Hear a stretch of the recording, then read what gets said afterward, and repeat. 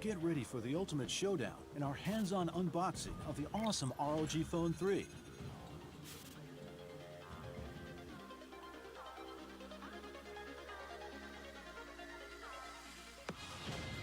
The upgraded Aeroactive cooler delivers more airflow. Next up is the newly designed Aero case. Welcome to Battle Royale. The match is about to start. ROG Phone 3 is a complete package with ROG stickers, the ROG Hypercharge adapter, a braided USB-C cable, and an audio dongle all in the box.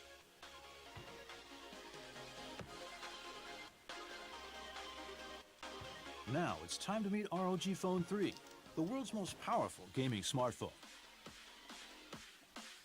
Check out the new AirTrigger 3, enhanced GameCool 3 cooling system, and triple cameras. It's time to start our journey. When you first turn the phone on, you'll be invited to join a mission with the infamous ROG character Horseman.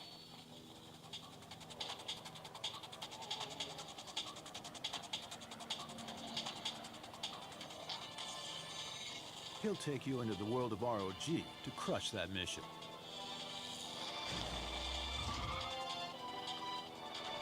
It has a 144Hz screen with lots of refresh rate settings.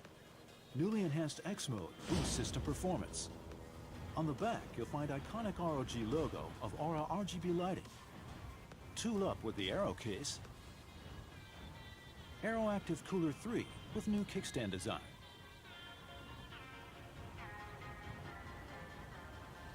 Sit back, relax, and enjoy the power of the mighty ROG Phone 3.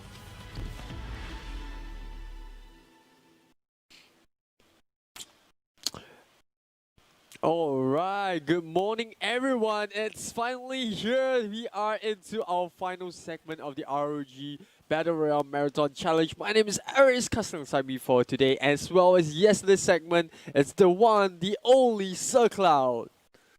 Thank you, Aris. Of course, this tournament is supported by Garena, as well as thank you so much to Republic of Gamers ROG for sponsoring the event, and of course, also to our organizers, Game Asia. So we are heading on to the final 6 hours. Man, can you imagine? These players, they have not gotten their sleep since yesterday. Oh my goodness. Yeah, we've only given them a very limited amount of break in between each of the segments, just to make sure, you know, they can get a little bit of food in, maybe the toilet break if they need to. And yeah, we had a lot of games. In fact, I was actually up in the middle of the night to watch some of the games, and whew, there was some pretty amazing performances from some of the players. So, I mean, there were also others where I think fatigue played a very big part. But for I think for the most of the competition, the most consistent plays that we saw from yesterday's segment, yep, they weathered the storm and they are now in our final 25. Yeah, I did see, like, even before we started the show, I did have a look at who were some of the players who were still in the list. I see Cheeseburger, I see Janik, but then again, of course, that was like the top 50%. So I don't know after this if they'll still be in. But I was also looking forward to seeing Swiftbee, but he wasn't in the top 50, unfortunately. Yeah, so unfortunately he got eliminated during the night. I think it was in the second segment that he was actually dropped out of the tournament itself. So a little bit unfortunate there. We won't see Sir Cloud cast without his cap. That is the personal mission failed for Swiftbee. But don't worry, we've still got fantastic games coming up for you right now. So for those who are new to the stream and didn't catch yesterday's segment, well, once again, a very big welcome to the ROG Battle Royale Marathon Challenge. And yeah, we are just going to go through the prizes really shortly. So if you watched yesterday's segment, you would know that there are a lot of prizes, especially from 11th to 100th place. The players will win various amounts of CP depending on their rankings. And then from the 4th to 10th place, each of the winners will walk away with one set of an ROG G-Shock watch. And in third place, they'll walk away with 100 Singapore dollars. Second place, 300 Singapore dollars. And in first place is the ROG Phone 3. Yeah, the ROG Phone 3, and of course, ROG G-Shock watch. Well, just saying, in case someone's watching and well, I see that Sir Cloud is still hollering at ROG to get him one watches, or maybe G-Shock can get us one of those as well. But Yeah, I mean, while we're on the topic, it's a very good time to talk a little bit more about the ROG Phone 3 because it is currently the most powerful gaming phone to use the latest Qualcomm Snapdragon 865 Plus 5G mobile platform with advanced 5G mobile communication capabilities, and it's built to satisfy even the most hardcore gamer. It features an amazing new 144Hz as well as a 1ms display that leaves the competition standing. And alongside upgraded features like the Air Trigger 3, you can find everything you loved about the previous generations, including the 6000 mAh battery too, and the unique side charging design, as well as the dual front facing speakers and a full range of modular accessories. And on top of that, it sets the new standard for mobile gaming. So it's really the future of mobile gaming, especially with the introduction of the ROG Phone 3. Yeah, and I can vouch for that because I myself use an ROG phone.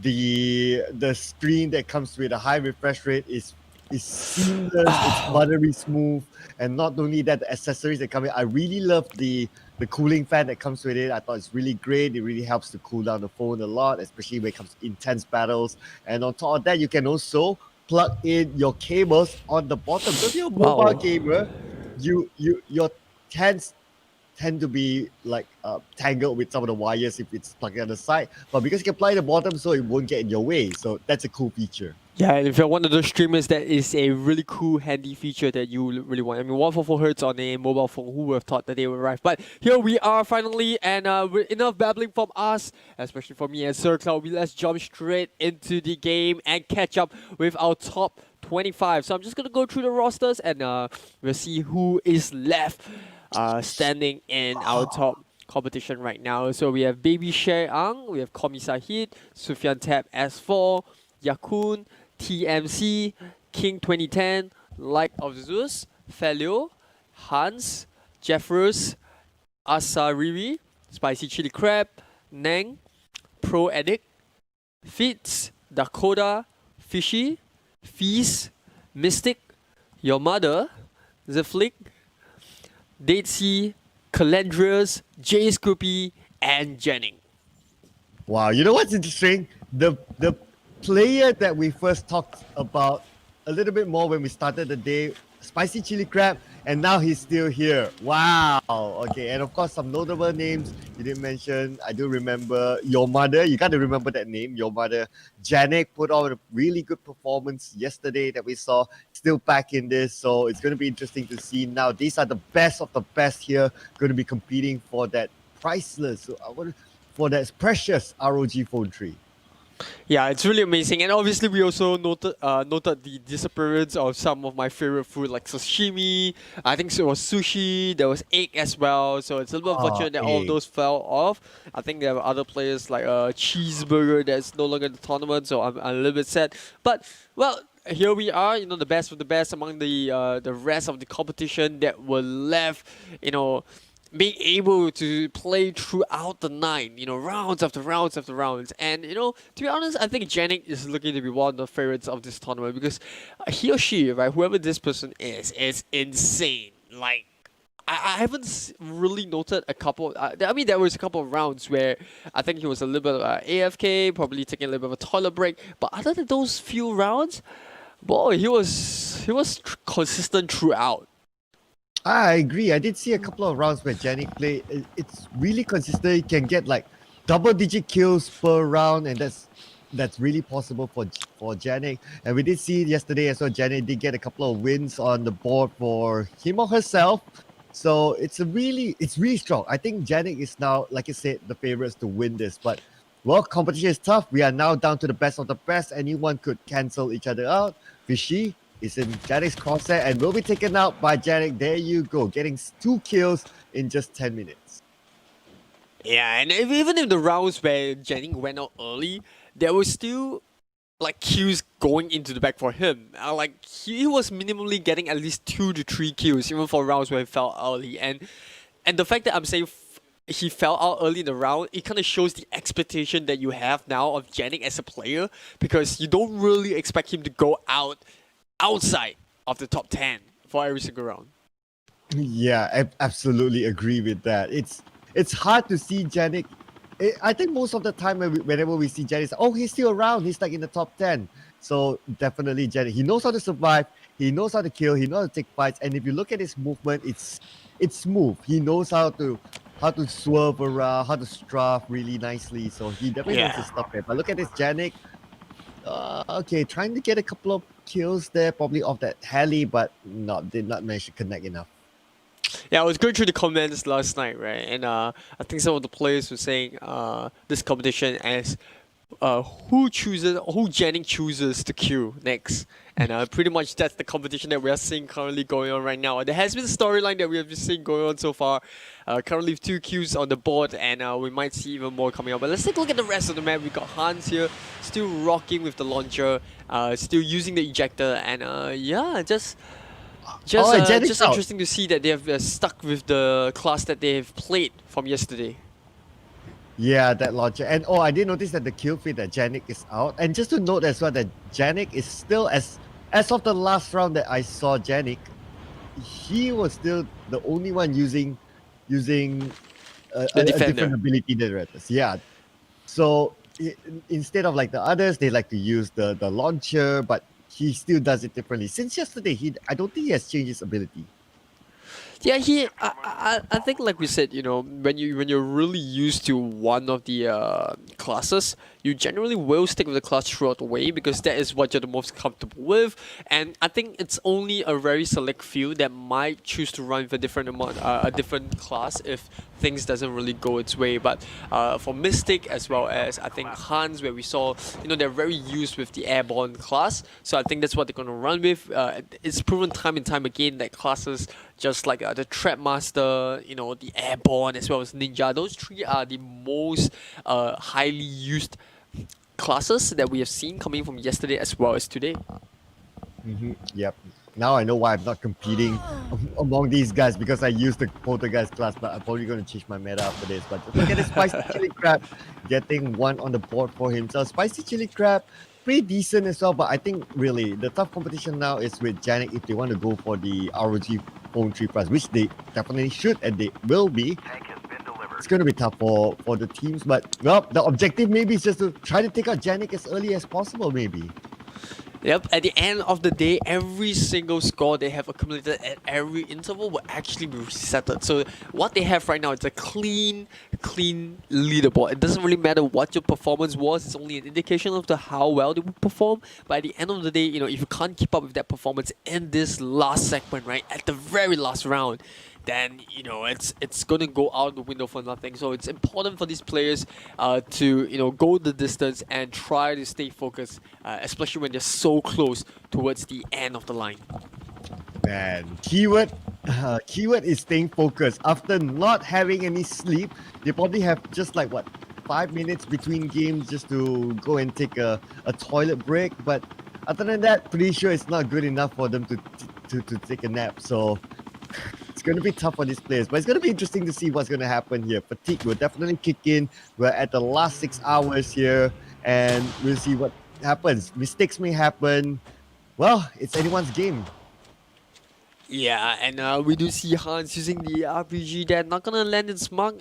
Fortunately for him, it isn't an FMJ, but there is also a trade-off. You know, for FMJ, there's a longer amount of period of time before the travel, slower distance, slower speed of the missile, so you know it's guided, and that is that trade-off. But the good thing about the RPG that it's really good for vehicles that, you know, that travel really quickly, like the Jeep and all of that, so you can actually take it out really quickly. So that is the trade-off between the FMJ as well as the RPG itself.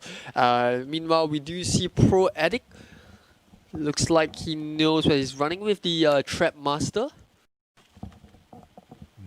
Looks like he does know. So Trap Master is just something that, although in the top 25 right now, this seems to be a popular pick. Although we did see that Trap Master towards the later stages of the game, it's not really as effective. It's probably more of an early to mid-game sort of ability. But yeah, surprisingly that top 25, they still pick the Trap Master. Yeah, I mean, it's always useful, especially if you're one of those players that like to hold up a certain area, because you then prevent players from ganking or flanking you from an unexpected angle. And yeah, it just reduces that one area that you have to be worried about. But here we see Hans at the top of the hill, trying to find Felio, but not really on point. Not really on point, but he's going to make it on point now. Landed around top of the roof. Failio is now exposing himself. Hans definitely know where he is. Failio maybe not too sure, but Failio looks like he knows. He's spotting Hans on the top of the roof, and Hans tried to take that shot, but then again, it does not connect enough. Hans is now down to 70% of health. Can he win this fight? There's a one-on-one Mexican standoff at this point, but Failio shows himself, and oh, that little bit of an elevation takes out Hans, and Failio wins the fight.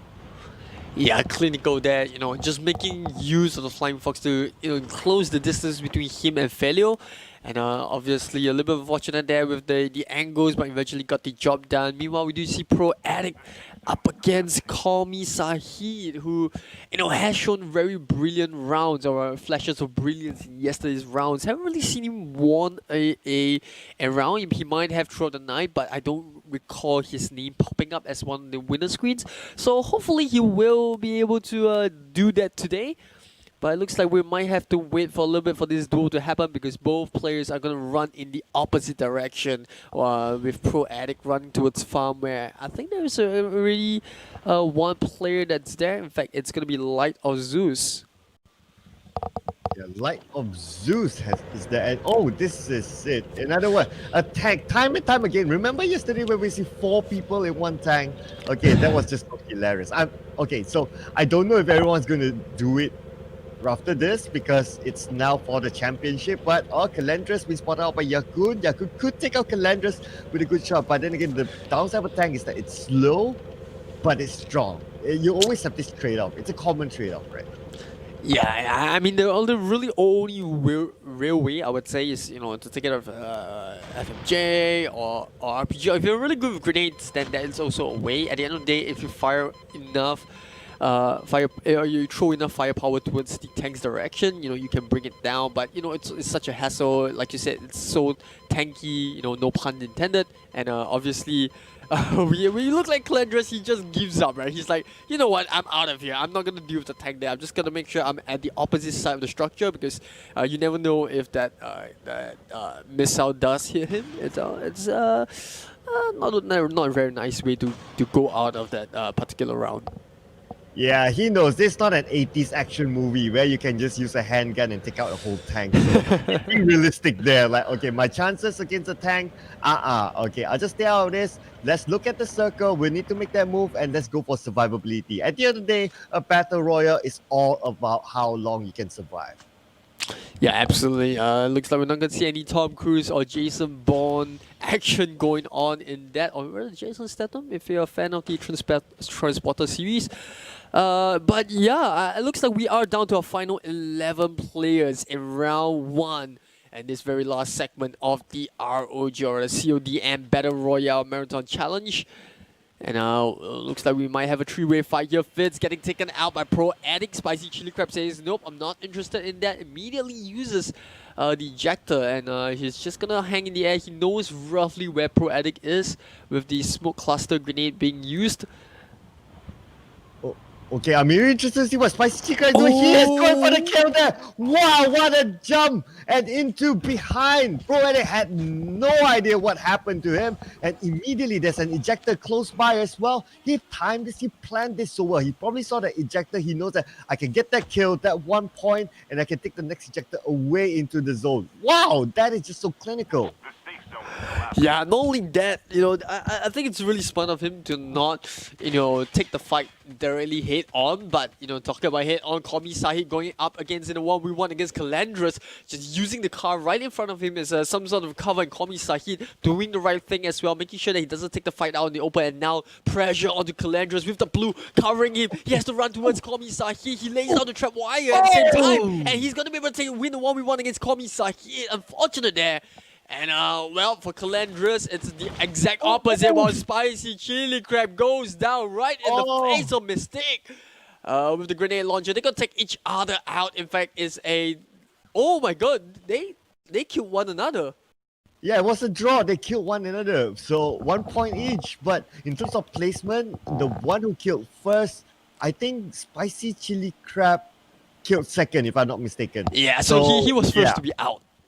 Yeah, he was second out because of the grenade launcher. It takes a little bit of time for it to travel and explode. So he got the second placement versus his opponent. So, yeah, maybe a couple of points difference there, but it should be okay. It's still the first round. Yeah, but well, things a little bit unfortunate for Calandros. Had to take those zombies out, and that's gonna review his position. Well, Yaku knows that someone's nearby as well. But look at those zombies. Oh, that might be the game-changing factor for him. But good reaction as well. But Yakun was the one that took him out, so he's gonna help his competition for a bit. You know, make sure those pesky zombies keeps the distance away. But King 2010 comes in just like a fly from above. But Calandros says, "No problem. I'm just gonna take you out in an instant." And well, Calandros will live to see another day. 8 HP, and somehow he's still alive. Oh, somehow he's still like after the zombie attack by Yakun. Well, he gotta buy Yakun a drink after this for helping him out. Without taking out the zombies, he would have been in big trouble. And now that's a name that we don't see very often, but managed to make himself into the top 25. Fazun. It's gonna be a challenge to pronounce his name, but Fazun it is for now. Flying on top of everyone, and he's the only one in the middle of the zone for now. Yeah, this is what we see, you know, with players that are using the airborne class. They try to stay in the air, you know, just to make sure that they get a little bit of the hang time and avoid all the fights. But now in this 1v1, that just might work out. Fidris coming in from nowhere, but Fabio with the reaction coming from the side, and he will clinch the very first win of this last segment. What? Oh man, that was just so okay. I know what he wanted to do. He wanted to land behind. He wanted to land the backstab on that last guy, but okay. Oh man, the shots did not connect enough. It was down to like what, the last 10% of health, and just feel so sorry for him. But then again, there was good reaction as well from Failio, who got himself that win in this round. It's a good start for Failio. 30 points on the board for himself plus kill points. So now it's going to be like, can he handle this? Can he maintain can he handle the pressure? Can he maintain it to the championship? Yeah, you obviously don't want to have a disappointing performance to follow up that stellar round that you had, by coming in first place. And what a way to come in first place as well. No need for the ejector, no need to really use his class in that play. Just pure marksmanship and reaction skills to turn around and take Fadris out in the way he did. So congratulations to Felio, but like we said, it's a marathon. So hopefully he will keep his performances up round after round after round. Yep, definitely. So, well, we did see great plays again. That's why it's so exciting to be looking at the top 25%, because just look at everyone is as skillful. Everyone is at the top of their game in terms of that. Now it's just a matter of like, can you stay focused after not having sleep for the past 18 hours, looking at a game non-stop, and probably maybe not even having proper meals. And yeah, throughout the night, oh man, it's just so tough. Just thinking about it makes me fatigued.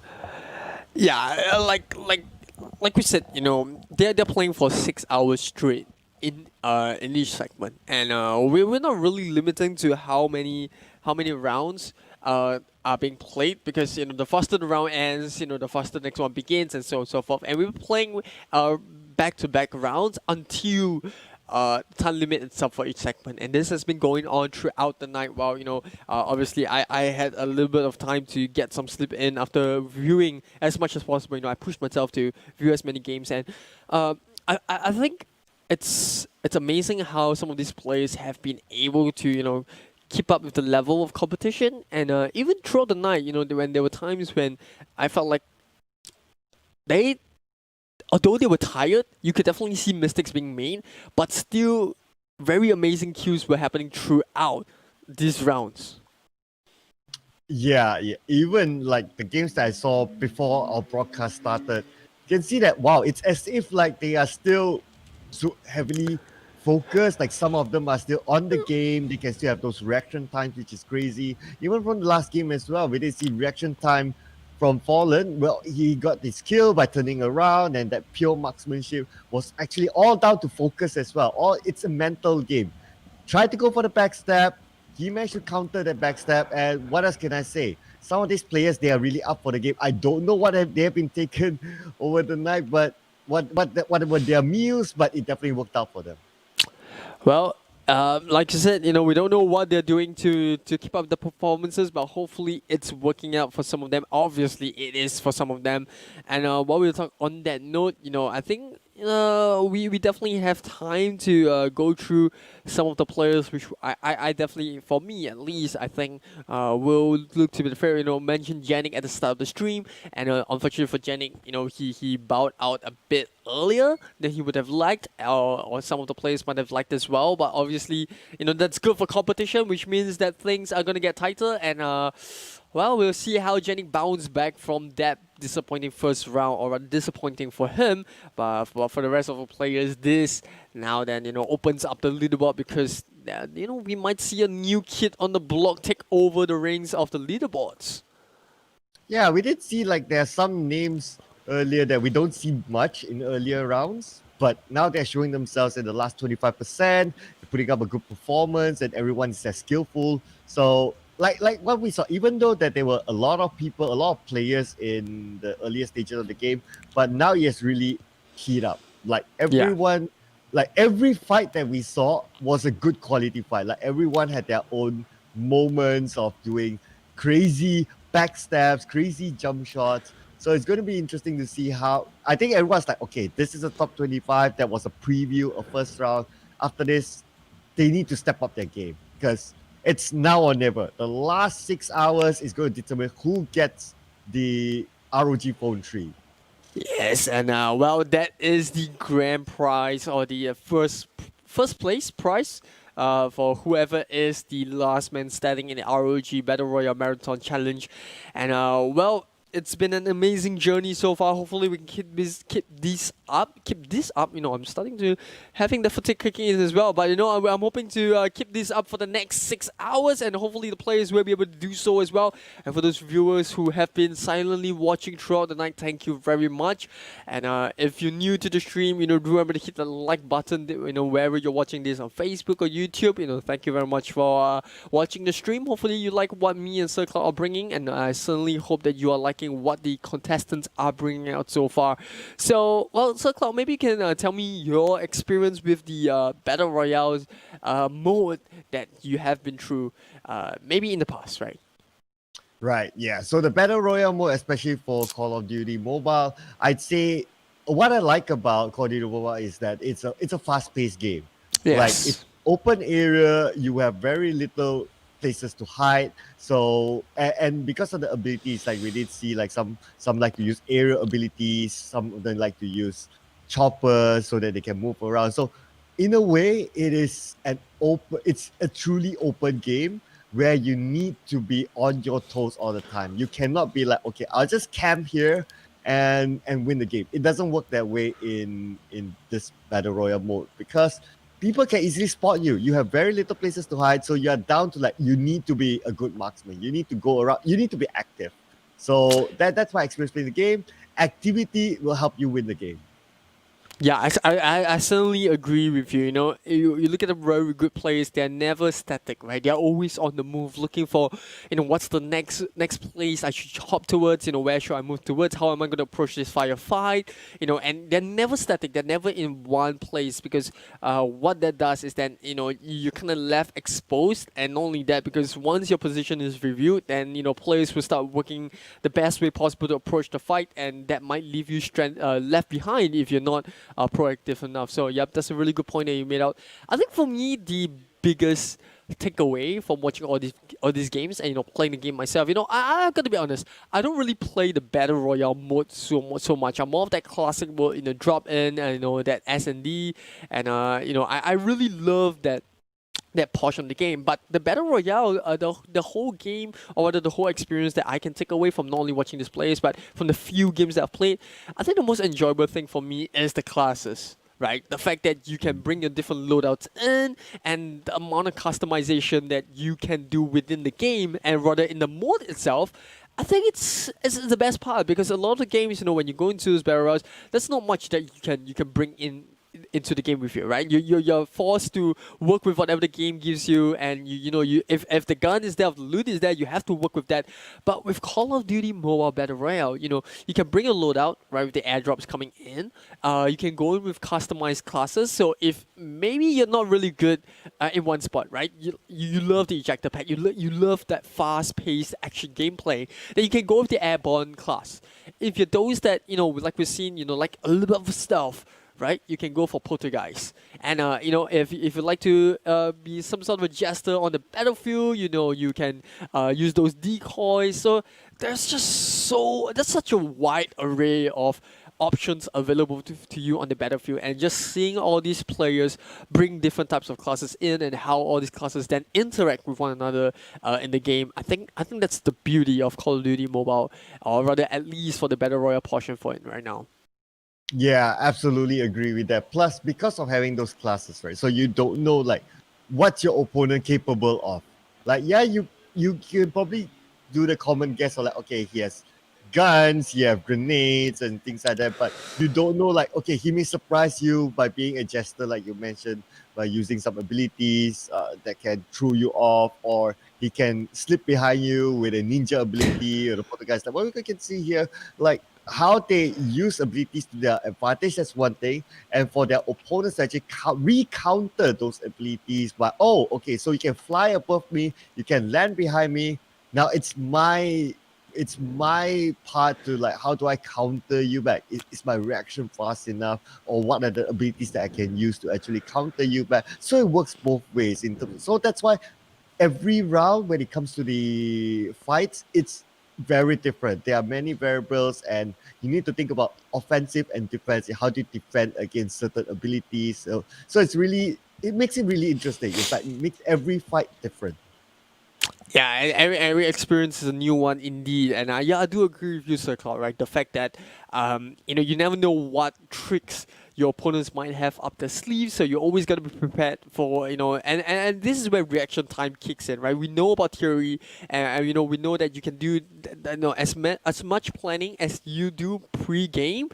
Once you're on the battlefield, and the fact that you are in that situation when you're up in a 1v1, things can change in an instant. So yeah, I'm definitely looking to more of this. I've seen a plenty of highlights available from the past 3 segments, and now coming to this segment itself, we've already seen an amazing round coming in from is it Fitz? I think it was actually Fitz that walked away with the win over there. Oh, Fitz. Okay. Okay. Probably it was Fitz, or was it Fallen? But okay. Yeah, it was probably even there. I remember it was the name starting with F, but nevertheless, that was only round 1. It is a marathon, as we all talked about since yesterday, so they need to maintain that. Will we see the same names again popping up in this next round? We need to wait and see, but looks like the next round is now up. This is round 2 here, ladies and gentlemen, and we are starting this off with 22 players in this round. Yeah, 22 players. One of them might just have maybe failed to join the lobby. I'm not too sure, but we'll let our admins handle that. They have been up all night, taking shifts just to make sure that all these lobbies have been run smoothly throughout the marathon. So, a really big shout out to our admins. These admins, they generally don't get a lot of credit. They run most of the behind the scenes. So a really big shout out to them, and obviously to the viewers as well. Especially if you're not a participant, big hats off to you. No pun intended, Sir Cloud, but big hats off to you guys that drop by the stream in the middle of the night. Yeah, that's really cool. Yeah, I'm pretty sure that there are viewers or friends of these players as well, rooting and cheering for them. So yeah, definitely a lot of credit to all of you who's watching out there, and your friends as well. Well, all the best to them. We are now down to the top 25%. If they're still in this, well, you can probably have an opportunity to maybe see what sort of meals you can get out of them if they do win some of the top prizes. Yeah, and now we're gonna see your mother, leopard crawling towards Dakota right there. But he does have the ninja class, so I'm not sure why is he leopard crawling, because footsteps in the you do have dead silence, so it's a little bit less audible. And when I mean audible, is in the footsteps doesn't really appear on the map as close as it would seem. And on top of it, I think he just wants to like reduce the amount of surface area exposed, and it's less likely to be spotted out. Yeah, that will probably be the reason why he wants to do that. But your mother, also one of those players who we've seen can put up a very good performance, and he definitely knows someone is in the building. He's in the same building as another one of his opponents. On the second floor, your mother looting, taking opportunity to switch up his equipment, getting the right stuff on board, and okay, I'm just looking at when he's going to go for the next floor. Yes, he's now on floor number 2, but then again, he's just on the left side, Dakota, right from your mother spots him now, but then again, he decides to not take that fight and jump out of the building, but Dakota, he probably wants that kill point, so we need to wait and see if the pursuit has started. Yes, the pursuit is in. Dakota coming from behind. Your mother is right in front, but the shots have not been fired out yet, but your mother is now being shot down from behind, but Dakota does not connect enough, down 10% of health, but not enough to take him out. Yeah, he tried to use the grappling hook to get out of sight, and it definitely did work. But here goes Dakota, like you said, up, and away to avoid all this fight. I think King 2010 was nearby. So, well, it looks like King 2010 wants none of this. So all 3 players will go their separate way. But an update onto the circle, we're going to see it close quite central with launch base as well as diners still in the middle of this zone. Very interesting circle. In fact, it's a pretty easy circle as I would like to refer to because not much rotation needed. But Jay Scoopy might be making a kill here onto Jeffers. Oh, Jay Scoopy now looks like he doesn't want to let go of Jeffers. Jeffers now one-on-one with Jay Scoopy with an AK on his hand. And Jeffers trying to slide away. Jeffers not interested to take this fight. He is in the low ground also. Geographically, he does not have that advantage. But he may want to switch that over with this compound that he's currently at. Jay Scoopy still trying to flank around with the AK, but does not spot it out easily. There you go, Jeffers. Right from it, the shots goes out. Jeffers now down to 50% health, managed to evade and go behind the building, but Jeffers really not interested to take this fight. Yeah, he just wants to keep the distance between him and Jay Scoopy. He's taking so much damage while doing so, but he's got that small pocket of time to heal up, and here comes the flashbang. That might turn the tide of the battle. Jay Scoopy down to half HP, but Jeffers not really landing his mark. He's gonna land another shield right in front of his face, and Jay Scoopy says, "Oh, I'm out of there," but the grenade will get the kill. The Kobe comes out of nowhere, and Jeffers, his patience has paid off, and he walked out of there alive. Wow, patience is virtue. Right timing with the flash, right timing with the nade. Wow, this guy is insane. Wow, absolute Kobe, as you mentioned just now. That was really good. He didn't need to use his weapon much. I don't think he fired any shots. He just need to time his flash and his nade, and he got that one kill. Wow, something new that we don't see every day. Absolutely, and well, Janik just being absolutely savage there with the grenade launcher. Gonna get a kill to Asarivi. And for the latter, a little bit unfortunate, not to... I don't know, I think going out to the grenade launcher is just such a cheesy weapon in my eyes, right? Because it doesn't really take much skill in a 1v1. It's the AoE, it's a little bit too huge. The rate of fire is too much for me as well, and there really isn't much counter per se to that particular weapon. So yeah, I don't know. I have got mixed feeling. It's kind of like a love-hate relationship with me and the grenade launcher.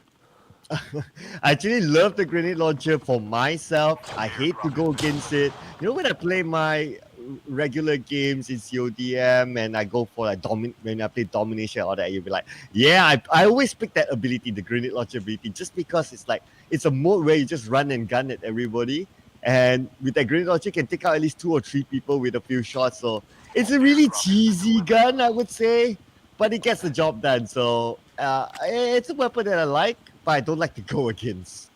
Yeah, absolutely. Like I said, it's a love-hate relationship. You love it if you're on that ability. You absolutely hate it if you're facing up against it. But here we do see Light of Zeus, just entering into side. He took a little bit of damage from the circle, but it's only tier 2. I don't think he will be in too much trouble. Dakota now using the ejector launcher, and well, he does have Light of Zeus just directly below him. There is a tank nearby. I'm not sure either of the players will want to opt for the tank. We have seen what happens when you stay in the tank for too long. You get taken out by FMJs and whatnot. So it looks like Dakota is gonna settle for being Batman for just that little more. Yep, he knows Light of Zeus is somewhere below him, but I guess his objective is now survivability. Now we're moving. Oh, Light of Zeus! He is in the water! Okay, someone's taking over the waterworks job from... hang on a second. Oh, Dakota's spotted it out in the water and takes it out with an 8K. Oh, man. Yeah, I mean, good, good mechanics coming with Dakota, and really determined to hunt down Light of Zeus as well, even when he decided to swim underwater. And well, this is just what the top players do, right? They never let go of their prey. Once it's inside, they always try to get the job done, and this is the case for Dakota there. First kill on the board, hopefully the first of many to come, but we are left with 17 players in the game right now. Yeah, absolutely. We can see, although with some of the fights like earlier, we thought that, oh, you're not interested, you're just going to run away. But most of the fights that we can see, wow, it's a bait to a certain extent just to get the equal geographical advantage or whatever that they think is best. And they make a U-turn and they get that kill. So wow, so these players, they are thinking like next level. They are not just thinking like, okay, just go in and shoot, but they know how to, okay, I'll bait you. Just because you're at the high ground, I'll bait you to the low ground, I'll make a U-turn and take you out. So these players, they are capable of mind games as well. Yeah, like, we have seen a lot of micro plays coming out from a lot of these players, especially for those that we deem as favorites. But, at the end of the day, like we said before, right? Every fight is different, every fight is unique. So, and with addition with these different classes coming to play, and the fact that, you have different abilities that might help you overpower a better opponent in terms of firepower, that's always interesting to see. So yeah, well, we're just gonna wait for the game to come back online, or rather come back into play. But looking at the round so far, I think the second round has been pretty lackluster compared to the first one. I think the first one definitely put out a little bit more exciting plays there, but I haven't seen too much coming out from the players that are using the ninja perk as compared to the first bracket, when a lot of these players were using the grappling hook to jump from roof to roof and just making all of these highlight plays for us. But I don't know, maybe the fatigue is starting to get to them. So, obviously using the ninja perk requires quite a bit of a reaction time to be able to, switch from the grappling hook, go into the second level, you take out, draw your rifle and get those kills in. So yeah, I think compared to like other abilities like the defender or, even for airborne, it's definitely harder to micromanage, especially with the fatigue in place. Yeah, I do think so as well, because it does take a lot of skill to handle that, use the ninja hook offensively. So I guess that's probably one factor. And one factor that I do think is that because the circle is in 100% of land, so the choke points are lesser. We can see the spread now, just having a good overview of the circle. Most of the players that are actually keeping a good distance of each other, as compared to if the circle goes towards Pier or Nooktown, then you will see at least at the bridges, that's where all the teams will start to meet there, and fights will start to happen earlier instead of later. Fairly just using the trip master there, or rather the trap master, and I like the way that he's placed the trip wires, right? He's put it in the X formation, because you never know if some player comes in from a certain angle, the trip wires doesn't really get activated. So he's gonna put it in the X to make sure that if the player comes in from either the staircase or from the windows, if you are a ninja that uses the grappling hook. So really good cover of the area, just to make sure that he's got every single angle accounted for. Yeah, that's definitely a good use of it. But of course, we are approaching the later stage of the game. Will it still be useful for him? We need to wait and see. But Jeffress is right in front of Felio, and Felio has the high ground. But none of these players, they have the circle. Only about 4 players. They currently have the circle, and maybe just one more on the edge of it. And we do see here the airdrop. Might drop right smack into the middle of the circle as usual, just to troll everyone and expose themselves if they want to go for the airdrop. Yeah, I like this circle, right? I like the fact that it's slightly south of launch base and that it's not on launch base itself. So it's going to be in a very open area. So despite the fact that you said a lot, some of these players might have the circle, it's still going to be exciting to see it, because, even if you're inside it, there's not much cover and it's going to be mayhem. Yeah, this is the open circle. I think this is one of the type of circles that you mentioned yesterday that you like to see an open circle. So, Yeah, I love well, it. yeah, you're getting what you're asking for. And now Janik managed to get a kill off. Call me Sahid with a very cheesy weapon, the grenade launcher. Failure with the AK right in front of Jeffers. Can he win this fight 1-on-1? And he will toss out the smoke. Oh, okay, onto Jeffers. And there you go. Tries to go for the. Oh, my goodness, it's a bang again. And well, we're blinded. Failure is blinded as well. He had to retreat into the building. Jeffers was also blinded, but okay, it's kind of like a stalemate for now. Everyone's trying to back off, but because zone management will be important. Yeah, Failure's got the trip wires down as well at the meantime, so Jeffers is going to be having quite a situation on hand if he decides to take siege. He's just going to go up onto I forgot what the name of the thing is, but he's just going to go up to the second level just to get a little bit of elevation there and have a better view of the terrain, and Failure notices that, and he's going to have a little bit of an issue here if he decides to take the fight. Oh, Failure, he manages to take the higher ground, and Jeffers is willing to give up just like that. I'm not too sure if that is the right decision, but for whatever reason, looks like Jeffers wants to get control of the circle back in his way, but Failure with the higher ground. This is why you don't give the higher ground, ladies and gentlemen. He's got it. Failure comes in with the AK, and he will get the kill in the bag. Oh man, Jeffers should have held his ground at the high ground. I totally agree with you on that. He had the advantage. He went up first, but he backed out, and Failure took advantage of that. And well, win is definitely to Failure. The moment he got that high elevation, he won that fight. But now let's move over to Hans versus Yakun. Yakun is in the building, and Hans just landed on top. They want their skills. This is what top players always go for. They go for blood. They go for the kills there. They go for the points. They know every point is precious at this point of the game. And now Yakun is just inside the building playing this very safely. Hans will need to show himself first because Hans is exposing himself on the rooftop.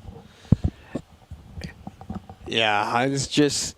Like we said, he wants the high ground, but I don't really love the position. Like you said, it's kind of exposed, but, well, it is what it is. He does have the ejector pad, so already ejector launcher, so if he really needs to get out, he can do so. The downside of the ejector is that it takes quite a while for the ejector to actually launch you into the air. So if you're not too careful, you do it in an exposed area, players will still have that small window of opportunity to take you out. But here we see Janik just being in the secret house at the top of the sky. Radar's kind of blacked out because they just want to make sure that no players abuse the fact that they still have that amount of advantage high in the end still. But he's got the Arctic 50. And this is a very good spot to be in, right? You got the highest point in the map. You got an Arctic 50. It's a one shot if you get a head in. I mean, what can Janik ask more? And it's in the hands of Janik as well. But here comes Value. He's going to contest the throne in the sky. And well, Yakun's taking out some zombies, but focus back onto Janik. The grenade launcher once again coming to play. No counter play to that. And Value is going to run straight into Janik's face and just say, "Thank you very much. I'll take just that." Oh man, Janik is just going to run armor with all the players with his war machine, the grenade launcher. I think almost every kill that we have seen Janik pull off at this round is all through using the war machine. And he's getting more. Just look at this, another war machine. That means his ammo has been reloaded. This guy is fully loaded right now. I'll be super scared to go up against Janik at this point. Yeah, he's like at Best Buy at this point. He's just, and he's taking his shopping cart, just going around, like picking up a lot of things, the Arctic 50, the RPG, I'll take AK as well.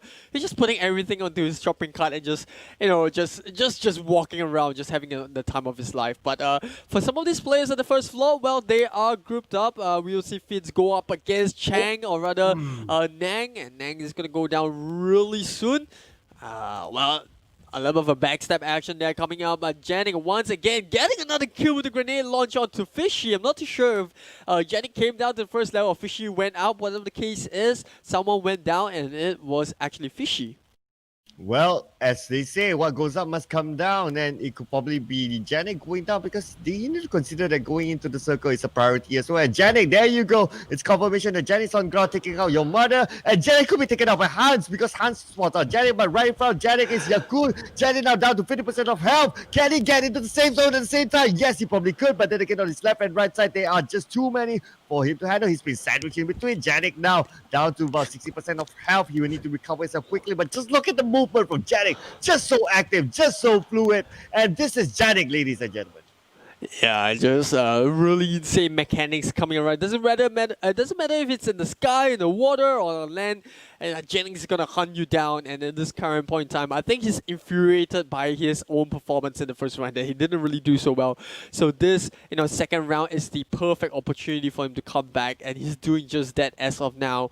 He's gonna try to keep the as much elevation as he can, which we talked about. He does spot a couple of players in the air, so I'm not too sure how they'll fare against Janik, but he's just been playing the patient game. We've seen this happen before, right? We've seen this happen in the first segment where he was against people in the air, and he's just gonna wait for them down to drop. And this is what's gonna happen right now. Oh, Hans! Oh, Will he ever come back? no! And then Logic comes in, but no!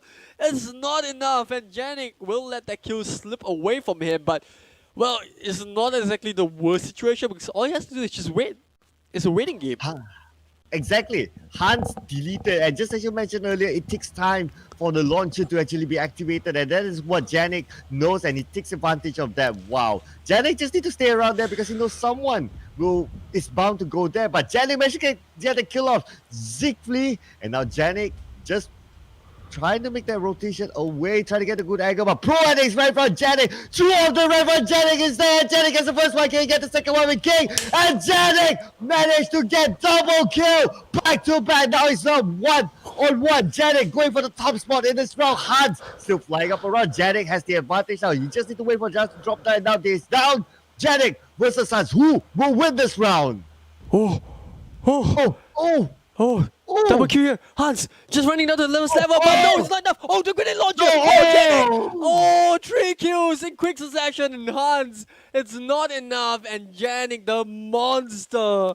Well, the last that I saw, he had 10 kills. After the encounter, I think he had, 14 kills? That is... Someone's got to call it nerf, right? Garena, listen to me, okay? If you look... The update that the game needs now is nerf to Janik. Right, just whatever he's using, right? The defender, the rocket launcher, whatever loadout he's using at this point in time, you got to nerf it. You got to nerf this beast that is Janik. The beast that is Janik. So there was like what, 13, 14 kills in that last round. Like, yeah, it went crazy. I didn't manage to keep my eyes on his kill, but it's about there. 13, 14 kills. It's more than half of the competition. He killed more than half of the competition. Yep. This guy is nuts. It's insane. Yeah, I think that exact moment when 2 players were on top of the hill and they jumped down, and Janik's like, you know what? I'll take both of them, thank you very much. Instead of only going for 1, he went for 2. And then Hans is like, well, while all that commotion is happening below, I'll just wait for Janik to take out the rest of the competition. I'll settle for 2nd place, thank you. And well, for Janik, what a comeback from the first game where he actually went out early. And now he's managed to bounce back really strong with not only a win in first place, he also walked away with, like you said, more than half of the number of kills in the lobby itself. So yeah, Janik is starting to look like an unstoppable force. We will have to see whether or not any of the players will have an answer, but yeah, I mean what do the players do, right Circle? Let me know, what can the players do at this point in time? Gang up, be in one tank, and try to take out Janik. Find where Janik is and take out Janik as a group. Even just now, 2 people right in front of Janik, they still can't take him out, but of course, to be fair, they were in the same line of sight as Janik, but Janik was fast enough to react for the 3rd guy as well. Wow, this guy is... It's ridiculous knowing that they haven't had a good rest since yesterday and he's still performing like this. Imagine Janik in a refresh mode, right? Yeah. He's probably one of the best players around, easily. Maybe, just maybe, right? As the day goes on, right, the more tired he is, the better performance is, right? Because there's always that theory that the more tired you are, the less you think, right? The lesser you think, you just shoot on sight. And maybe that's his secret success formula, right? I don't think, I just shoot. I shoot first, think later. That's kind of a thing that we always have a joke at, especially when you play first-person shooter games, right? You don't think too much, or shoot the opponent, think later. Whether or not it's our ally, we'll find out after the warfare. Yeah, that could probably be it as well. Plus, whatever Janik went through in the first round, it wasn't good for him. It's like awakening the beast. It's like, nope, I'm not going to have another round of this. I'm going to win back those points that I lost. And wow, savagely killing everyone that he can see inside.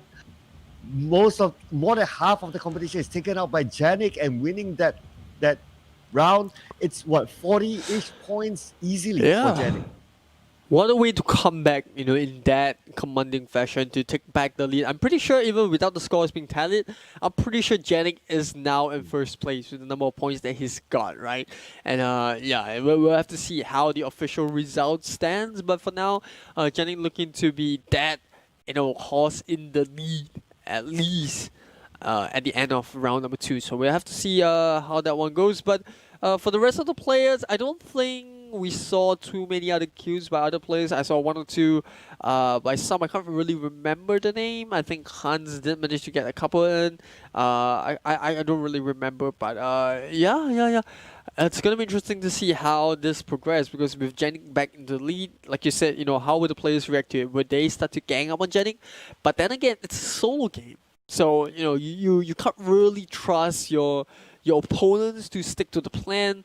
And for some of the players, they might just settle for second place. They might, you know what, I'm not gonna hunt for Janik. He's like a Terminator at this point in time. I'm not gonna take him down. I'm just gonna settle for whatever points it's available on the board. So they might turn on that truce or the alliance that they had with them. And at the end of the day, it's a free for all. So you just gotta keep on your toes and try your best in every single fight. Yeah, there's no way you can split the phone to say, okay, you take the phone, you take the casing, you take the battery. No, you can't do that. At the end of the day, it's everyone for their own, of course. But somebody stop Janik, really. And somebody I has totally understand why you kind of lost count of lost count of like which other players actually got the kills, because half of the kills was taken by Janik, and the rest of them had to be split out between 10 other players. So that's why we don't see much of the kill feed for other players. But Janik is he's just dominating the kill feed. I'll be super interested to see if he does actually take home this championship. But then again, we are just game number 2 out of how many more hours do we have here? 5 more hours. Yeah. So it could still shift.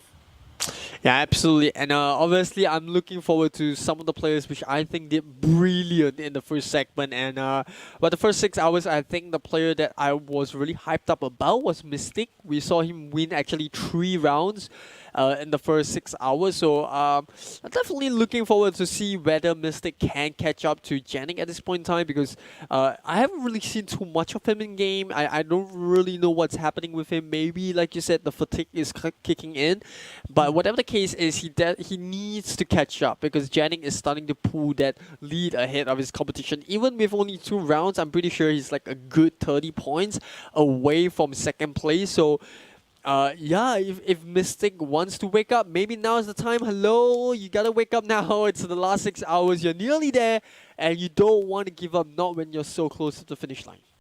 Yeah, you don't want to make any mistake as you move along with the tournament, right? I totally agree. I think did Mystic get 2 wins when we 3 casted wins. earlier? I remember it was 3 wins. wins. Yeah.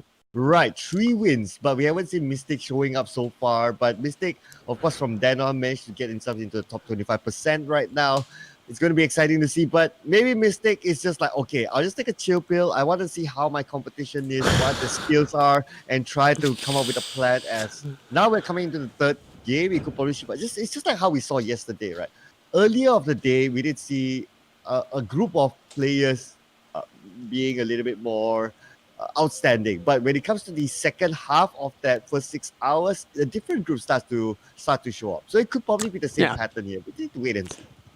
Yeah, it's a highly possible, right? But like I said, I don't think they are now gauging their opponent's ability so far. They have been playing with these top 25 players have been playing one another for close to 18 hours, right? 19 hours if you include the last 2 games.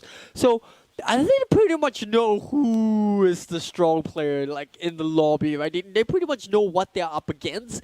Another question is, how are they gonna overcome this hurdle, all right? Especially for the weaker players in the lobby. I'm pretty sure all of them are strong, not only in the game but physically and mentally as well, because they've lasted for 19 hours. But going that final distance, right? Running that final mile, going for that last 5 hours. How are they gonna go up against the strong players? Because you know that you're not as good as them in firepower. You pretty much know where you stand in this out of these 25 spots. So, what is the strategy? What is the game plan? Right? What is plan B? Because obviously going up against them was plan A. If I take them down, that's the best results. You know, if I don't, maybe I can try to go for position points. But for some of these players, it seems like nothing is working out, right? You hide, Janik finds you. You go head on, someone takes you out. You know, you keep running across the map. They get taken away from the back. I mean, Circloud, what is plan B? I don't know really. If you ask me, like, okay, if you're top 50%, plan B could be like, just do the Swift beef. But now you're going for the championship. You can't do the Swift beef. If you do the Swift beef, yeah, you could probably survive a couple of rounds, but that won't win you the ROG Phone 3. And that's what these players want. That's what these players are here for. And you don't want to spend like 19 hours, 24 hours playing just to not going for the championship. So I guess they really need to step out the game in terms of their firepower. Spicy Chili Grab definitely starting off with really spicy, taking out Dakota. So Dakota was one of those players who actually lasted quite long in the earlier round, but this round being taken out by Spicy Chili Crab. So it could be a shift. It's still really anyone's game. You could bump into the wrong person and it could help you indirectly to take out one of the strong ones. So anything could really happen. Yeah, definitely. Like you said, anything can happen. And in fact, I think Yakun is running with the clown class.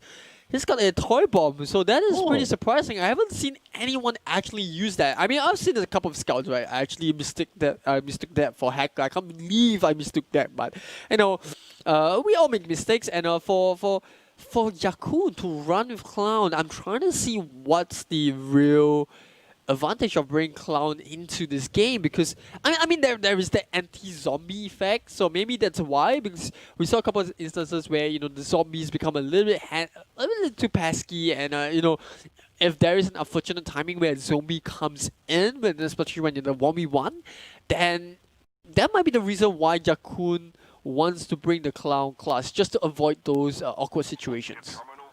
Yeah, and I guess this is what you talked about, right? You talked about a plan B. That could probably be it for him. Maybe he's just trying out something different. Because you know, like what people say, right? If you try something, if you do the same thing expecting different results, is basically the definition of insanity. So he does, okay, I'm not going to do the same thing again and again, trying to overtake my opposition while I know I can't with the same tactics. Let's just try something different. So that's maybe what he's trying to do. But look at this. Call Me Sahid, we spotted out by Jay Scoopy. This is not the first time they meet each other. As Call Me Sahid not interested to take this fight, but Jay Scoopy with a long range shot here. Will it connect on the Call Me Sahid? Nope, not yet. Call Me Sahid still trigger discipline, waiting for the right moment. This could be another bait for Jay Scoopy.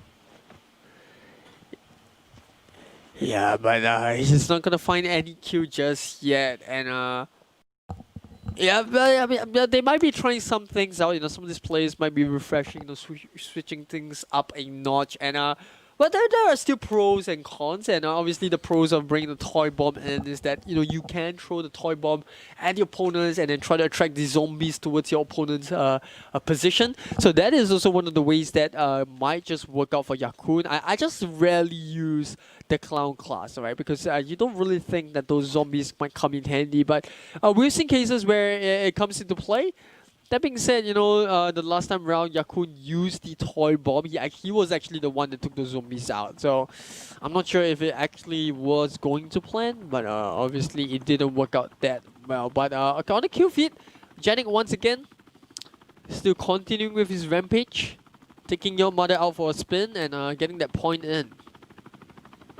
Yep, Janik definitely, he managed to get his first kill so far, and taking out your mother. Oh man, okay, the thought of it just doesn't stop me every time you say the player's IGN. But yeah, it is what it is. Janik managed to get his first kill, and Jay Scoopy looks like not interested to take that fight and make that rotation early on. Probably a good thing to do as well, because survivability, 30 points on the board for the first place, that is a lot more precious than maybe just 1-2 kills. But that could be, those kills could also be the differentiator of you winning the ROG phone or not. But Spicy Chill Grab will be taken out by Baby Shayang, and that's the end for him in this round.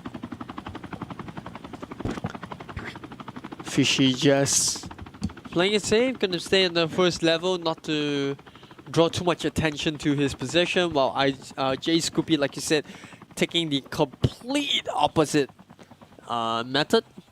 Just gonna land as high as possible at the highest point in camp. Well, there is a high heal, but you know, Oh, you definitely don't want to be too high up. And not too sure what that was about, but I think it was kind of like a zombie or bot. One of the case is Jay Scoopy took care of it, and well, obviously you can tell that it's not a player because he still has 0 kills, right? So obviously it's definitely not a player. yeah, not a player. It didn't show up in the kill feed. And Jay Scoopy, well, just making his next rotation fairly quickly as well. I didn't spend too much time looting at this area. But Jay Scoopy, now this is very interesting. He's just taking all the high grounds for now. So he wants the advantage one. He knows that there's an advantage there. But yep, that's okay for him. So Jay Scoopy currently, let's see, somewhere in the middle of the circle, so that's fine for him. And most of the players, they are in as well.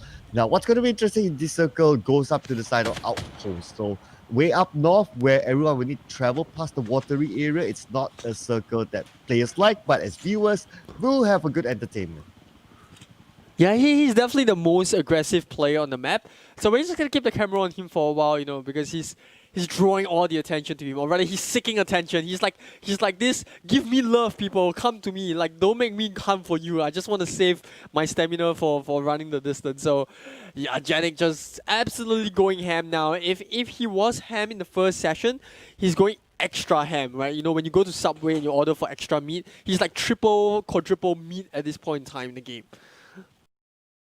Yeah, he definitely loves his meals. So he probably haven't had a proper meal ever since the tournament started. So I'm sure he'll be looking forward to a little bit of that. But then again, well, what he should be looking for is of course the ROG phone tree. So far, Janik started this off really well with the kill on the board for himself as well. And Fishy is close by with Janik, not the opponent you want to meet early on. But if you manage to take out Janik, that is a big statement, not only for Fishy, but also for everyone else as well. That, oh, okay, Janik has been taken out. Everyone can breathe a sigh of relief because now the competition is on for Janik. Yeah, Janik finally taken off the board. A little bit unfortunate there, but now we're starting to see more chances for the other players, and a little bit sad that we won't see the aggression from another player. Hopefully someone takes up the mantle of being that next aggressive player. But for now, we have to settle for a round without Janik while we are left with the last 17 players in this particular round. Another airdrop dropping for... I'm not sure where it's going to drop slightly north, so the only player realistically getting it is going to be none other than Janik. And, well, we do have Dead Sea gunning for it. I think he's in the sky.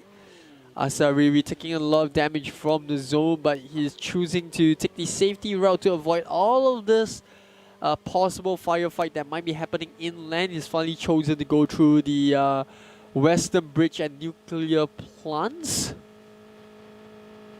Yep, it's a further rotation, but it's a safer one. So that's what they choose to go for, positioning points rather than trying to go head on with each other. Jay Scoopy now still with his chopper, still not leaving it back, and still taking advantage of the airdrop you can see here. And AK looks like will be taken out. And that's a good weapon. AK is always the classic good weapon, right? Like, it can't go wrong. The only thing is that you always need to be careful of the recoil. But other than that, firepower is good, and the rate of fire is great as well. So that's why you can see a number of these players, they choose the AK whenever they can. Just like Fairleo, we can see here as well. Yeah, and well, it does have a very high fire rate, like you said, you know, decent damage. So I wouldn't be too surprised, and especially if you're one of those players that has very good marksmanship, then the AK will be the perfect solution to all your killing needs. But here we see Asarivi, going for that loot. It might not be the wisest of choice, and Fairleo, he's just got that big boy in his hands. He's ready to unleash the beast, and here it comes! But Asarivi somehow survives that. How is he still alive? Well, whatever the case it is, he's running for it. He's gonna take shelter behind the jeep, running towards the houses, and he's even attracted the attention of Fishy, which isn't too far away, and now Fairleo has more trouble. Oh, the glide, but Fishy runs straight into the barrels of Fairleo and will go down, and that is 1 kill. But now Fairleo back to business, focusing and turning his attention back to his original target, which is none other than Asariri. Oh man, Fishy, what were you doing? He slid in front of Failure. So when you slide, you have a moment of split second where you can't have your weapon up, and that's what Failure did. He took advantage of that. He took out free kill for Failure, really. So Fishy, thank you very much. Well, it is what it is. Like we always like to say, and I guess in this case, a good job to Felio as well, and able to in being able to react as quickly as he did in that fight. But he has more trouble on his plate, or does he? Because it looks like he's poised for options here. He's got the FMJ against Ice Goopy. He's gonna take down the helicopter just there, and well, he can turn back his attention now once again back to either Asariri. I think got taken out just now. I didn't really pay attention. No, he's still alive, so it's actually Jeffries and Call Me Sahid. Oh, yeah, that's right. Jeffers call me Sahid. So, but they're playing by the edge of the safe zone for now. The vehicle, I believe, has been exploded. So, no vehicles there that they can use. Even if they want to, you don't want to ride an open top vehicle next to each other. You could be gunned down. So, everyone's playing this. Everyone's playing this in the state of awareness that they know that they're next to each other at this point. You can see Call Me Sahid is definitely aware of his competition. So, he's waiting for the right moment. Whoever opens the door, if Failure is it, then he can gun down Failure. Jeffers is the closest next door. Yeah, Call Me Sahid just taking the safer approach here. You know, he is running with the Trap Master class, so he can use those tripwires to make sure that he stays safe. But we have seen a couple of counters to that, right? And one of the counters is that you open the door, you pop a grenade in, and you still can deal with those sneaky trapwires there. So that is one of the ways that you can go about doing that. But for Yakun, well, he's in a 1v1 against the man, the myth, the legend, and the lobby headhunter, which is Janik, which is our current resident leader in terms of points. Yep, Janik, definitely the current resident leader. No doubt about it. Even without looking at the points tally so far, it's safe to say that Janik is probably the one topping out at this point. And now with the tank, again, we have seen Janik with a tank before earlier yesterday, and he did decently well. Managed to take a couple of kills, but he did not secure that win with the tank earlier. So he could probably want to do that this time. Like, okay, I want to show that I can get a win with a tank. So we need to wait and see if that happens this time around. But Janik, well, no fear, using the open road, moving into a position that he wants to be. It looks like no one wants to contest this for now, but Falio just climbing higher ever and ever more. So Mystic taking out Fitz, a little bit unfortunate there, but Falio just crippling closer and closer. Does he know that there's someone? Well, he does have the Trap Master, so he'll be aware that someone is near him. Very handy to have that coming into play, and now Falio just, now that he knows that someone is near him, he's just playing it safe. Yep, he can know someone is there playing it safe. Same goes for Siegfried. He's waiting out as well for the right moment. Siegfried has 1 kill on his name, so he definitely knows what to do with his gun. And now there you go, Falio with a jump shot onto Siegfried, who was camping all the while. And Falio wins that round and getting himself another point on the board. First point actually in this round. Yeah, the Poltergeist was on cooldown, so that was a little bit unfortunate. Well, I think that's why you don't use your skills too early into the game. Well, he might have an encounter where he used the active camo earlier, so I'm not sure what. But whatever the case, active camo was on cooldown, and he couldn't use that. And that's where we see the difference in terms of how the classes react to. But Jeffers now using the defender really well. Oh, the shoe comes up, and baby baby Sheung, no chance there. Jeffers on point, 1 kill, easy job. Yep, easy job there. Definitely from Jeffers, and also using the barricade to his advantage at the same time. So that was actually a really good move there. He was well prepared for that incoming. And now let's move forward to our next player. Again, Janik still with his tank rolling it into his opponents. We can see number 1 behind him. But, well, if you hold a tank, no one's going to contest you unless you have an FNJ or an RPG. But if not, you're pretty okay at this stage of the game. Yeah, and now Fennec just hello Savage. and goodbye. Man, how did he spot him from afar? Even like for us, we're looking at a full screen, but it's like we're just looking at the dot, and he's looking at the phone, and he can spot it out from afar, and with that one shot, thank you very much. That's all. Didn't even have to move a muscle there, and well, a little bit of a give there, a little bit of a buck here. DC just, it looks like he is in a flying fox position, but yeah, it's a little bit weird animation there coming out from DC, and well, he's got a twisted arm infection. Might want to have that checked out by a specialist, and DC just he's turning into a zombie himself. Oh, I know. He doesn't want to turn into a zombie, so he's going to take that flight up and away. But Janik now still with the tank. He's outside of the safe zone though, so Janik just scouting around, I guess, because he does sense that someone is close by. Yes, number 10 is close by, but he's up in the air. So this is where the tank will not be of any use if your opponents are too high above. There's no way. But oh, there you go. Looks like he may need to abandon this tank really soon. Incoming missile. Janik will need to jump out of this, and he will be on foot. Yeah, a smart call to bail out of the vehicle or the tank rather, because you know what, you don't want to die in the tank, and well, Janik knows just that. Komi-san hit now comes in for the high ground. He should be able to, but the shield comes down. It's gonna buy him some time, and now Janik sliding onto the side. Can Janik, the true master, come in? The smoke grenade comes out, but it's too late to deploy, and Janik once again outmaneuvering Komi-san hit, and that's his 4th kill.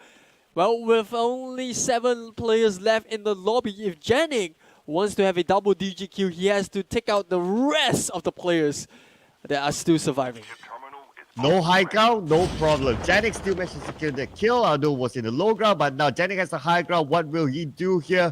And we can see, oh, this is Mystic. So apologies there. Mystic now with the high ground, moving on to the low ground, but oh, not interested to take that fight, and will go up, back into the air. Yeah, Jay Scoopy. Gonna take a look at the DayZ that I think also used the ejector launcher earlier. So we've got a couple of flying foxes in the air. Might want to keep a lookout for them, especially for players that are running with different classes other than the airborne. We do spot a dropout, a loadout or rather, in the middle of it all.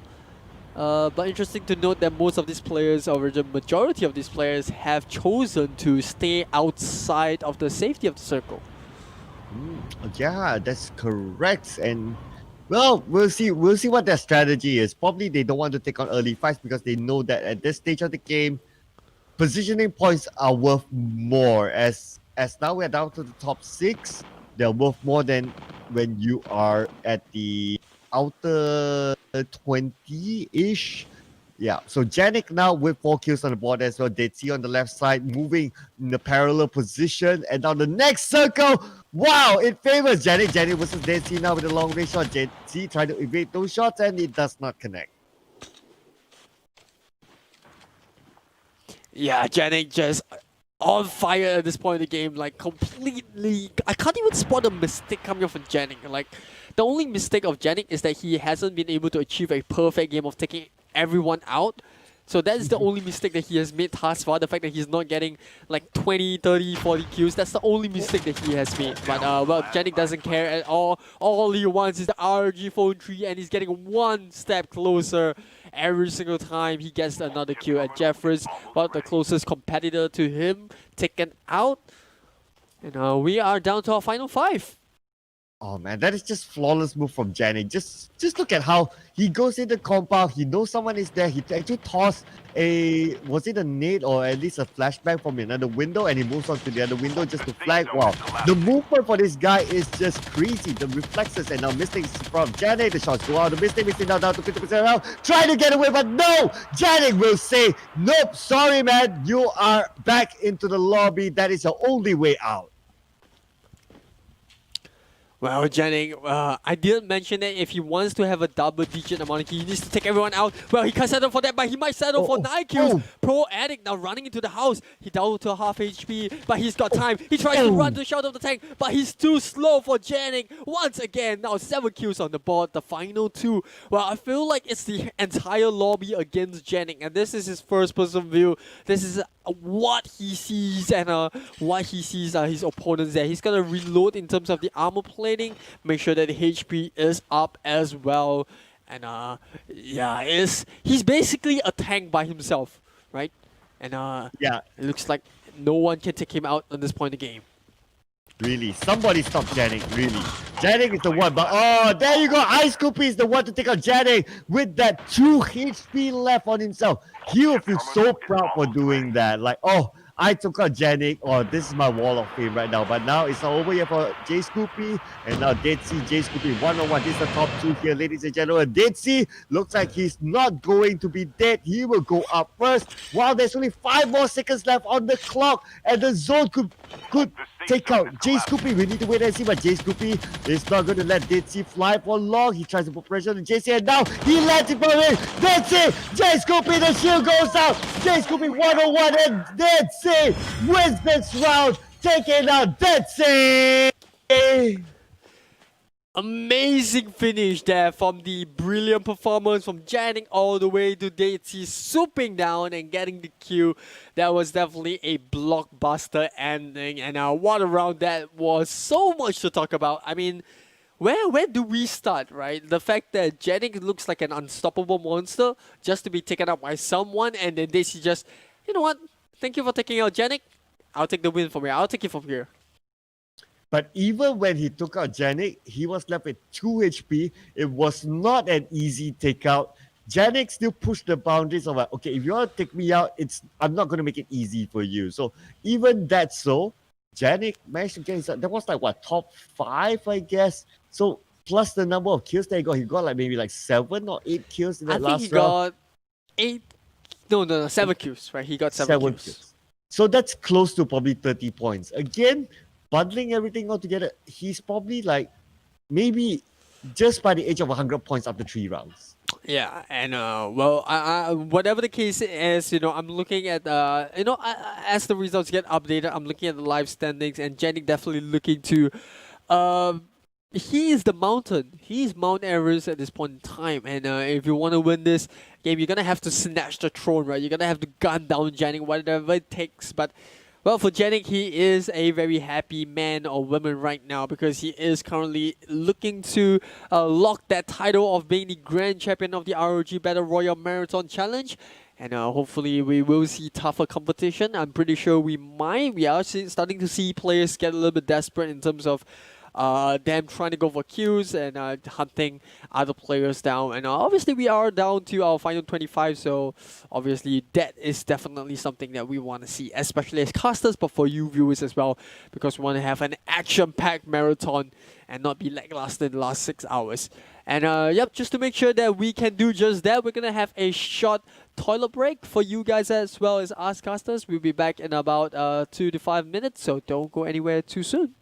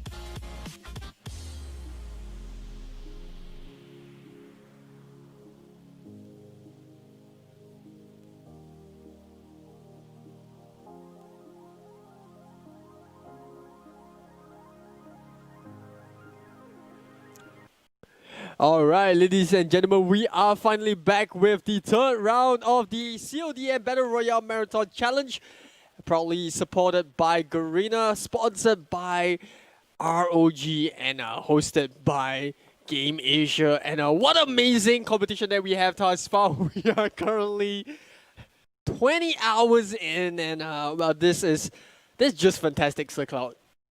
Yeah, 20 hours in. Who would have thought like there's this sort of unique tournament where it's a marathon, players can play for 24 hours for the title. Wow, it's just a unique experience, and it's something definitely that the players can take away as well. Like at the end of the day, whoever who's in this, they are all winners. Just to last 20 hours, everyone deserves a medal, and of course everyone gets something out of it. No one's going to walk away empty-handed, but whoever who actually wins this is like a big statement. Like, you won tournaments, but I won a marathon.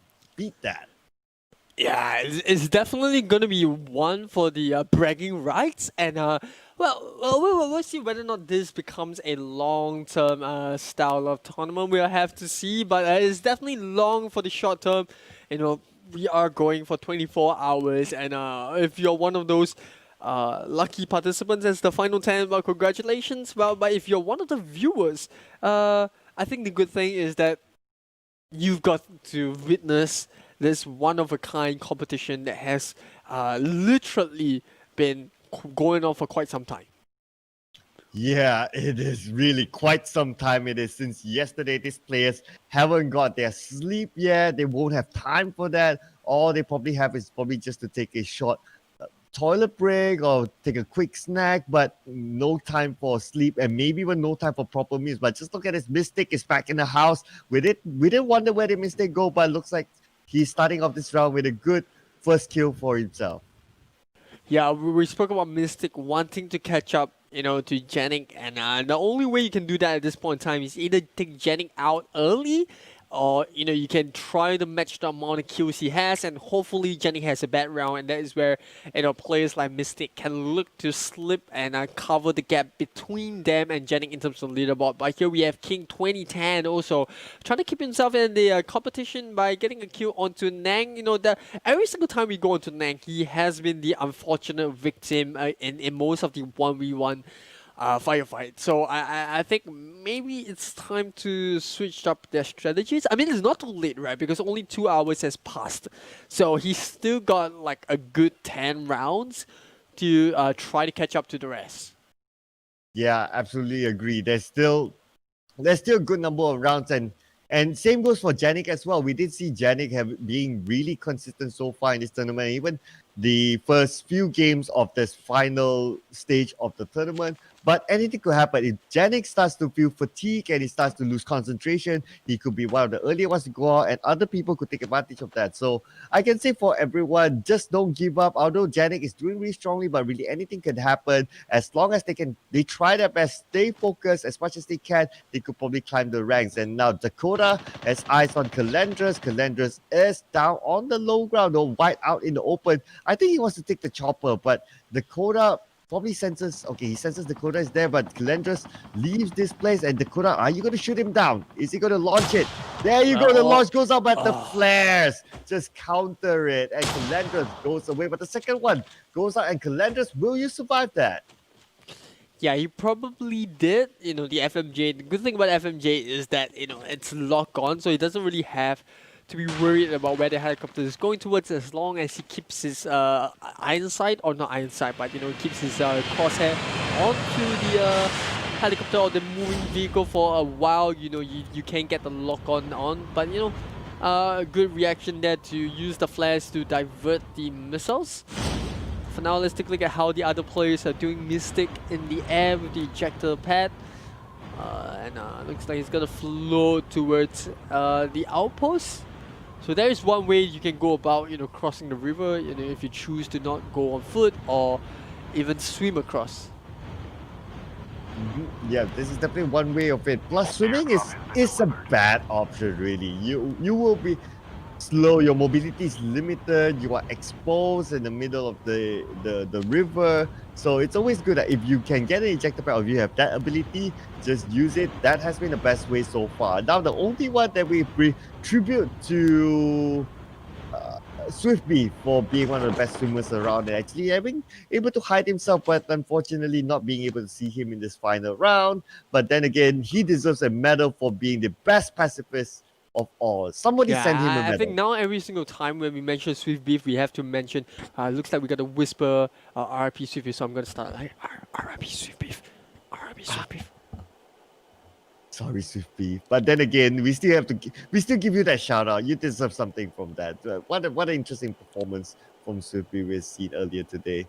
And this is Jeffress, not really doing the Swift Beef, but he's going to stay clear of the competition for now. It is still very early into the game, so you don't want to bow early. If not, you get minimal points. So Jeffress playing by the rule books.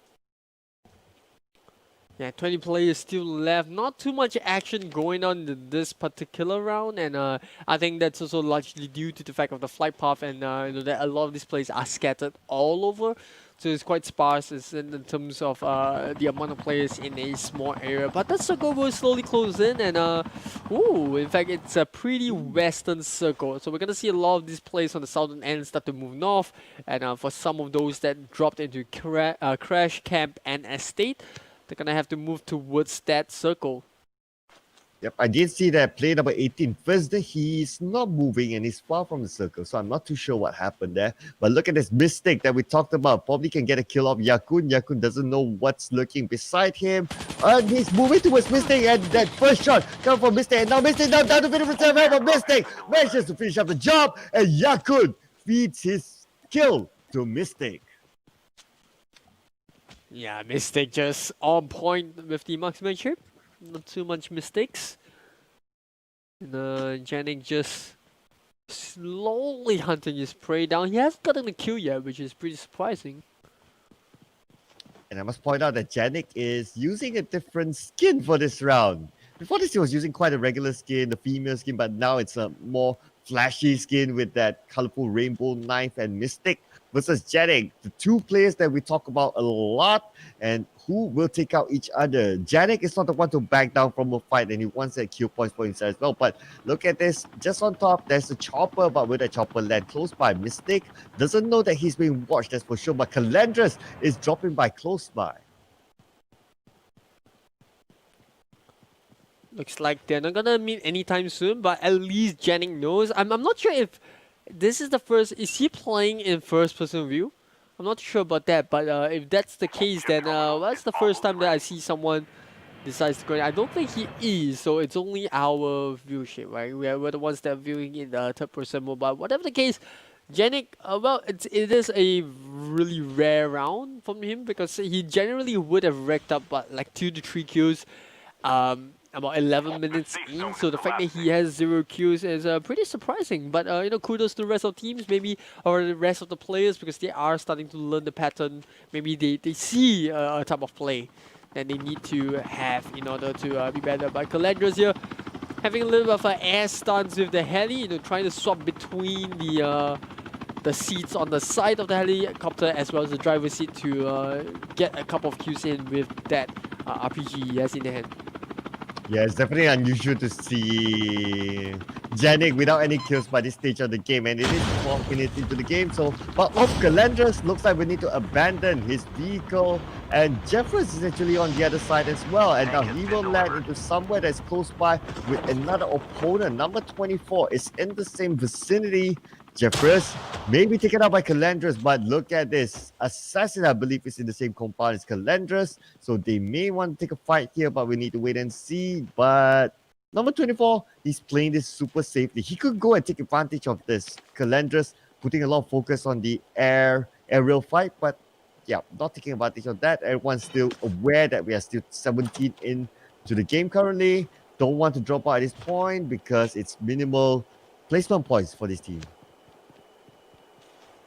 Yeah, you want to get the most amount of reward for the least effort, right? That's just human nature, and one of the ways you can do that in this game, well, you can try to stay alive to the last few members standing, and well, that will actually result in you getting very little kills, so that might not be conducive. But Asariri, he had the perfect angle, but he's chosen to not take the shot, and that might be partially due to the reason where he likes his area. He's got he's got around the trap wire. He's got a very good sight of his surrounding. His back is covered by the trip wires itself. So that might be one of the reasons why Asariri has chosen not to take the fight, but I don't know. I mean, like I said, I really love numbers, and the numbers actually do suggest the more aggressive you are, the more kills you have, you stand a bigger chance, or you generally have the better chance to be at the top of the leaderboard. So I don't know. It's just slightly disappointing for me when Asariri didn't take the shot because he had a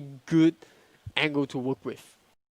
Well, for all you know, Asari saying, that G-Shock, ROG G-Shock is way more satisfying. So maybe he's like, okay, let's do enough just to get that G-Shock over the money that he could probably go. Or maybe he's like, okay, I want the G-Shock no matter what.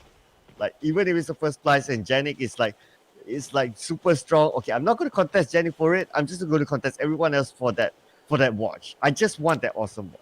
Just like what the ROG watch, the ROG G-Shock watch is definitely a really nice watch. I've seen it in person, so I can't say that I don't want one. I definitely do want one, and like I said, I have a right wrist to spare. So ROG, if you're hearing this, hit me up, and you can hit Circle out as well. So we are always available at your call. But now we are down to our final 17 members. While we were talking about the watch itself, I think a couple of members went down. Not too sure who went down, but yeah, still not too much action happening inside the circle. I think most of it has taken place outside of the circle itself.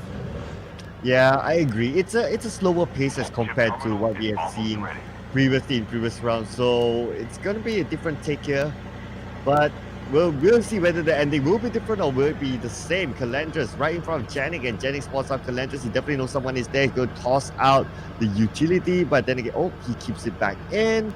He's probably going to check his surroundings first. Need to be aware of your flanks as well. It's not only a one-on-one, but it could be other people overlooking, and they could take advantage of that. Janik getting that vantage point onto Calandras and Jeffers on the left side in the house, but there you go. It's in the tank, and Janik actually rides the tank together with Calandras. Whoa, we've seen this time and time again, but it's the first time that we see in this final 25%. Yeah, I think Janik is the one controlling the tank, while Calandras is controlling the cannon. And yeah, this is going to be awkward. Janik is going to be the first one out. Instead, he chooses to take the sentry gun, but I don't think that is the goal that he wants to go for.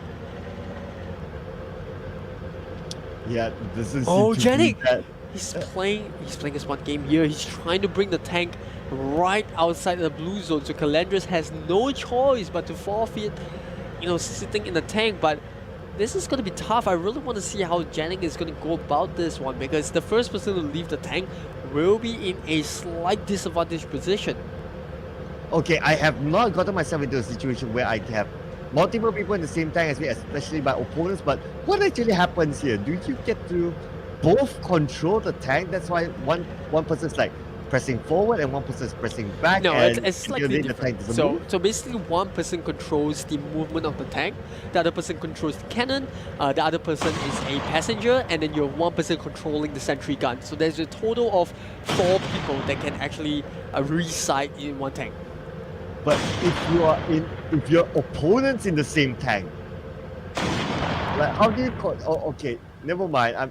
I mean, it's just wowing me. But look at this, Janik taking advantage of Calandras, and Calandras the first one to go out. Janik the second one. Definitely, Janik will be the one behind and can do that backstep. So, wow. Okay, it's an interesting take for me. Like, what actually goes on like in the tank? Why were they moving? Is it 2 people controlling the same thing? But yeah. It just boggles me sometimes when I see that.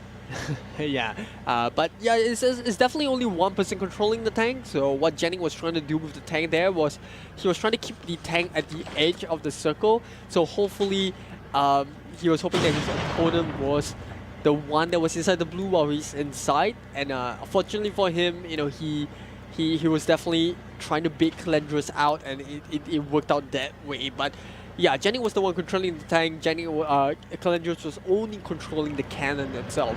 But well, whatever the case it was, Calandros decided to exit the tank, and I did say the first person to exit will be in a disadvantaged position. But look at the kill feed. It looks like Spicy Chili Crab takes out Janik. Okay, so Janik is out of this at 14 spots, so not the best of plays from Janik. Managed to probably only get one kill in this round, so well, that's a signal for everyone else. Now Janik's out of the picture with only one kill. It's opportunity for everyone else to try to take the top shot away from Janik. Looks like we got Fishy here, controlling the tank. And okay, so I'm a bit mistaken. Okay, it's one person controlling the movement of the tank as well as the cannon. So that was my mistake on my part. It's actually only one person controlling the tank and the cannon. The rest are all just passengers. The only other person that can control some sort of anything else on the tank is the sentry gunner. That is the only other option you have. Oh, and Fishy, just made Fishy taking out Call Me Sahid. And this is another scenario where we see Baby Sha Young in the same tank as Fishy. It always feels really awkward, right? Like your opponents, but you're sharing the same tank. And if you're the first one to jump on the tank, like what we saw earlier, Janik can actually take the one in the second one to jump out and do that backstab. So it's an awkwardly interesting position to be in. It'll be very interesting to see how would that tank fight ends up. You know, it's only for the first time that I've noticed his name is actually Baby Sayang. Because I kept thinking it's Baby Shea Ang, right? But you know, I just heard, yeah, it's actually Baby Sayang, and it's a play on the words because, you know, Sayang in, yeah, it's just deer in Malay. So that's a really good play on words there. And, you know when you call your baby, you know, Sayang, so good play on words. Yeah, he's definitely a very romantic person for doing that. But look at this, J Scoopy takes out Dakota, and J Scoopy with already 2 kills in his name. Actually, J Scoopy has been doing quite decently well, but he needs to rack up the points to get that top spot. Just Spicy Chili Crab, really being spicy with the warm action, taking out Dead Sea. And now Fishy still with the tag, and Baby Shaya right in front of him is J Scoopy, trying to find a good angle, and the shot goes up, but it does not connect. Yeah, it's not exactly the easiest thing to control the tank and at the same time be worried about your opponent's position. But like I said, you know, both players sharing the tank for now. And we got Spicy Chili Crab going for a little bit of an area drone race with Mystic. Both players choosing to take it to the skies and keeping on the edge while, yeah, they're just doing aerial stuff. They're just doing aerial stuff. They're enjoying the view from the top, that's what I can say. And it's probably entertaining for them just to see a tank try to take out Ice Scoopy, but they can't land their shots onto Ice Scoopy. Ice Scoopy is just going, aha, you can't catch me. You can't catch me. I'll just evade everything that you have and we just wait for the next zone. So, but Spicy Chili Crab is going to land through. Mystic as well. I think Mystic's going to land somewhere at the edge just to avoid this fight. Well, Spicy Chili Crab, let's just see. He's probably going to land nearby the tank and try to take out Baby Shaya, maybe? Wait and see. Well, but Scoopy is taking a lot of shots from those grenades, or not grenades, but those rockets coming out of the tank. And, well, what is this? Well, Fishy is going to be the first one out. He might be able to get a kill onto Ice Scoopy. The backstab coming in. Oh, shots misses it. He might just regret going into the tank or going out of the tank itself. He's taking a lot of hits coming off a Spicy Chili Crab coming off on the side. This gas grenade will be the one to pick him out. Ice Scoopy takes Fishy out. And now we're down to a 1v1 between Ice Scoopy as well as Spicy Chili Crab. Both really low in HP and they're just going to heal up just yet. The ejector pad is on the floor. Will they choose to use it? Well, Ice Scoopy chooses to go in a 1v1. And it is Ice Scoopy that will walk away with the win. And wow, what an ending. A 4-way standoff with Ice Scoopy choosing to not go for the ejector pad. Really good call there and eventually walking away with the win. Okay, I was just trying to be sure. Was it J Scoopy or Ice Scoopy? So as that I'm not sure. It looks like Ice Scoopy, but it could be J Scoopy as well. Okay, when the banner pop out, I felt that it's more like an ice scoopy. So let's Oh, it's an settle ice this. scoopy. Yeah, it's an ice scoopy. Yeah, So I've got confirmation. It's actually ice scoopy. okay, there you go. Thank you so much. So it's I Scoopy, not J Scoopy. Yeah, the fonts that you kind of look like a J there, but yeah, it's an I. So, well, I think this is the first win that actually we witnessed on broadcast together. That Yeah, I Scoopy it actually got is. himself that win in a round. And on the opposite end, Janik was one of the earlier ones to bow out with only one kill. So that's a signal again to all the players to say that it's still anyone's game. It definitely is anyone's game, you know. Like we always like to say, you know, there's always time left, and we are currently 2.5 hours into the marathon, or rather into the last segment of the marathon. So there's 2.5 hours on top of the 18 hours, so that makes it about 20.5 hours. So a really amazing amount of runs. We are down to our last 4, and hopefully these players can keep up to the standards they have been upholding up to now. But yep, the first win for Ice Scoopy that we have seen on stream, and it's always a refreshing result for us casters as well as the viewers. And not only that, the player himself. The player himself would feel good from that. So, yep, it's going to be anyone's game, really. It's now down to the last 2.5 hours. That's an average of maybe, let's say, let's see. So, probably like in an hour, you can play like 3 games, 4 Yeah, games, depending I on mean how they fast still you have finish. like 3.5, so 3.5 times about 4 games. That gives you about 12 games left. 12 games then. So it average Yeah. about 12 games then. So they have to do the math. Like, okay, if you want to catch the leaderboard, how do we do it? 12 more games, what is the target points that we'll need to take? So everyone's going to start counting right now. That's for sure. Absolutely, and well, I've got the results on my hand right now for whoever is in for at the end of the third round, right? So in 20, I wouldn't go for 23rd place. That's just too much. But maybe I'll just announce the top 10. Right, so Okay. from the top 10, at the end of the third round, so this doesn't include the results that we saw from the previous round itself, right? The round that Ice Scoopy won. But I'm pretty sure that Ice Scoopy would have improved his position. And well, in 10th place is actually Ice Scoopy, who actually did pretty well. So I'm pretty sure with that result itself, with that 4th round win, he would have propelled himself. But prior to that, he had 40 points, tying it with 11th place Hans with also 40 points. He in 9th place, we have Calandrus with 42 points. Asarivi in 8th place with 43 points. 7th place, we have Datesy tying it with 6th place Mystic with 44 points. And we have King with 46 points in 5th place. 4th place, we have Yakun with 54 points. We have Pro Addict in 3rd place with 55 points. 2nd place, Fairleo with 56. And Janik in 1st place with 83. So it's 56 and 83. So Yeah. it's okay. The math is in It's about 20 17 points. 17 Oh, no, points. 27 points. 27 points. That doesn't sound too bad. Like if Janik bows Yeah. out early in the next round and maybe like the second place got the win, it's an immediate takeover from the top spot. So it's still really anyone's game. As much as we see Janik perform like a monster, well, it just shows us that it's a marathon for a reason. Like anyone can overtake each other at this last sprint.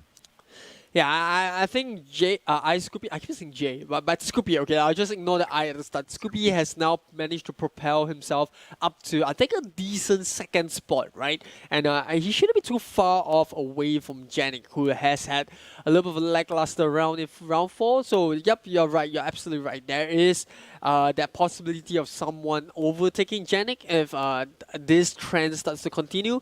And this is definitely encouraging for a lot of these players, because if you look at the top 10, right, I mean, out of the original players that I had in my list that I thought would make it to top 10, I mean, I mean, no offense to these players, but you know, players like Fairleo, Pro Addict, you know, Yakun, you know, even for players like Asarivi, you know, if you were to ask me who were to make it into top 10 in the very last hour, they would not be in that list, right? And look at the original. If you go back to the original first 6 hours when we started casting and to now, it's so good, or it's so nice to see like a different list, because Now we are starting to see who are the true warriors, who are the true marathon runners, and who are the true players that can go the furthest distance.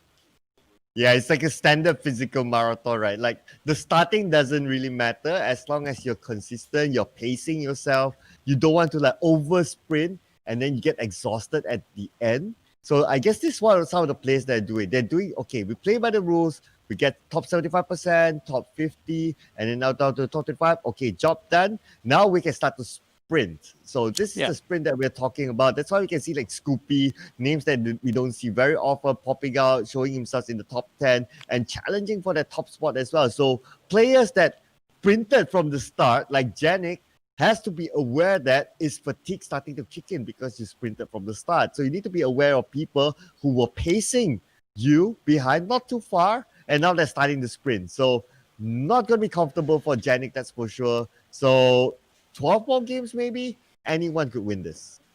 Yeah, definitely. And well, like you said, maybe Janik is adopting the method where he wants to just sprint, as fast as possible and just get the humongous lead to a point where nobody can catch up. But like you said, we are starting to see a lot of these players manage to keep up with pace with Janik, and also that is also partially due to Janik not being able to perform at this what we assume would be his high standard, where he's getting double-digit amount of kills. 5 minutes in, he's already got 2 or 3 kills on his board, and those are the rounds where we kind of looked at. Okay, we know Janik is gonna have a good round, but for that previous round, no kills 5 minutes in.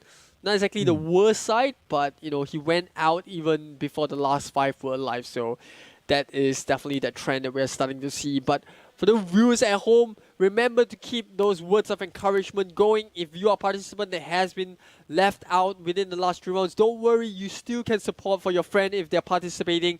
Give them a shout out. I'm sure they will be keeping their eyes in the comments when they are in the lobby or when they are in between their mini breaks. But one thing's for sure, I'm definitely not seeing too many players standing still in the game anymore, right? When we were in the first 6 hours, we saw a couple of players just standing still and taking those short moments of break. Definitely not anymore in this last segment. I totally agree with that. Yes, we do see some of them maybe just like at the first circle, but other than that, most of them, they were active, they were moving around, and not many people were doing the swift beef. Actually, no one was doing the swift beef. Everyone was active. Everyone was either laying traps around, waiting for the right moment for people to come in and take advantage of that, or they were just going around gunning everybody, like trying to find targets, because they do know that the final sprint, all points matter. Everything's reset to 0, so all points matter. Everyone's trying to go for it. So I guess these players are really aware that, okay, like you said as well, some of them may want to try adopt the strategy of let's sprint as far as possible, hoping to get that distance. And when it comes to maybe the last 2 games, we can chill. But is that the case? We'll need to see. Yeah, I think even for players like Janice, even if they will sprint all the way when they're down to the final 2 games, I don't even think they rest on the laurels, because why would you, right? You've got the lead, it's better to just keep sprinting all the way if you are one of those players, right? Because you don't wanna slip up and then give a chance for your second place or third place opponents to catch up if you're caught slacking off. Yeah, it reminds me of this folk story, right? Which is the story of the rabbit and the turtle, whereby you're the rabbit and you're sprinting all the way, and you decided to just chill at some point, thinking that you have won it, and then the turtle just overtakes you, right? So it really you can't keep your guard down. First blood.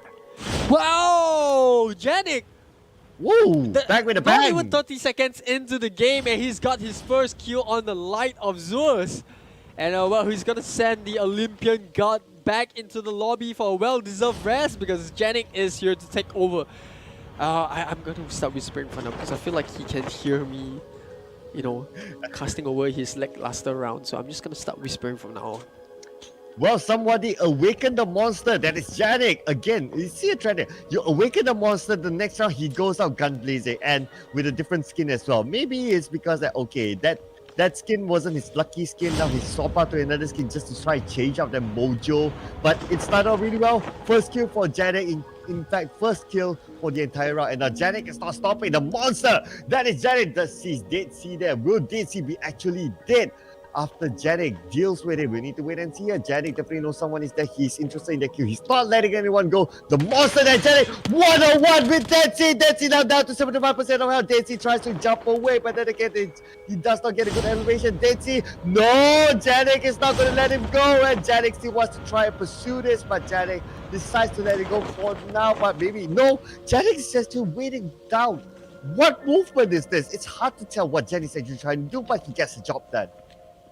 Yeah, I mean both players not really wanting to give up this area fortress, so they're just gonna have to share the spoils with Jen taking up the upper half and Deadzy taking the bottom one. But it looks like Deadzy will secure the heli, and so that's gonna leave Janning with whatever remaining spoils that is left. And he's gonna be a very happy player. He's got a backpack. He's got a level 3, not only the level 3 backpack, but a level 3 vest alongside that. So that is always nice to know. So dominance has been established, and I think this is the preferred drop out, or rather the preferred drop zone for Janik, and that is to go up in the Flying Fortress, get as much as possible, the secret place as some players would like to refer it to, and then after that try to establish some sort of a dominance, get a good amount of loot, and then start going for hunts. Which is a pretty good thing, because this season is actually called the Hunt. Yes, it is called the Hunt. Yeah, that's correct. And just so happened that Janik is the real hunter here. Just look at how he doesn't let go of his opponents until his opponent is forced to leave that area. That's the only way that Janik is like, okay, you leave because I want this place to loot for myself and I want to be in that prime position for now. So, well, but Zigby looks like he is in a sticky situation here, literally sticking to the wall. Yeah, and well, in another situation we have Baby Sayang just looking at the staircase. Okay, so playing this safely, being aware that it's only still 22 left, but yep, here we go. The circle again is quite similar as the round before. It's a kind circle. There'll be 100% of land towards the end of it. And the players, well, they will have a lot of ground to play with. So we may expect maybe more fights towards the later stage of the game. Probably something similar to what we've seen in the previous round. Calendra's now taking the chopper. It's gonna have a little bit of a patrol around the circus area, just making sure that there's no one in the vicinity. He's gonna spot out Jeffers in the middle of the open zone. He's gonna abandon the alley right here, coming in Batman style, and he spots out Jeffers coming from the side, taking a little bit of a spray, doesn't really land the mark. And I'm sure the tripwire is not gonna help much, but he's gonna lay it down nevertheless. Jeffers just hopping around the caravans, and not too sure about that marksmanship over there. Calendra's not exactly hitting his target, but in fact he's the one that's taking a lot of damage. He was actually down to 18 HP. And Fishy, he heard all this commotion going on the back line, and he might be able to third party this fight. He gets it. He's gonna take Jeffers out, and now he even might be able to come in for the second kill. He knows where Calandras is. He's gonna loot for a little bit, go on a shopping spree, rewards of the spoils, and he gets a level 3 vest. Oh man, it's not over yet. Looks like toss out the next utility. Fishy just turning around and round, and Calandra's right from him. Fishy with that shot does not connect yet. And Fishy is still playing tag with Calandras. Calandras tried to get that kill off Fishy. Fishy managed to get a kill steal off Calandras. It was actually meant for Calandras, but Fishy just had to butt in at that wrong moment while establishing his parameter. At this point, Fishy keeping a good distance on Calandras, getting that one kill, good enough for me. He's a happy man. He will stay away from Calandras for now.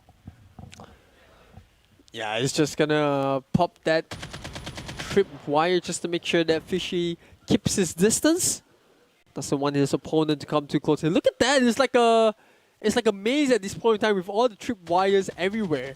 And Fishy is making the wise choice to get some sort of an elevation. He's gonna. Was Fishy using the ninja? I didn't really pay attention to that, but whatever the case is, both players not really wanting to have a close combat per se. Yeah, I think he was. Yeah, there you go. Confirmation that he is using the ninja. So Calandras, he is keeping that distance away from Fishy. Now, Fishy's the one being interested in trying to get Calandras, but are they going to part ways here? Yeah, the smoke may popped out, so I guess Fishy will part ways from this part onwards. And I did notice that Janik managed to get another kill for himself with a vehicle run over of one of the other players. Yeah, a little bit unfortunate. Fishy. Good use of the grappling hook. At this point in time, just, every single time I see a ninja, talking about ninja, we might see Calandros come back for a second. He tries to go onto the backstab. That was really sneaky come for Calandros, but Fishy might be the one with the better marksmanship. Both of them going head to head, but I don't see too much. But it is Calandros that comes in, and he will take his revenge for Fishy, who took away his initial kill. He will walk away, the eventual winner in that three-way standoff.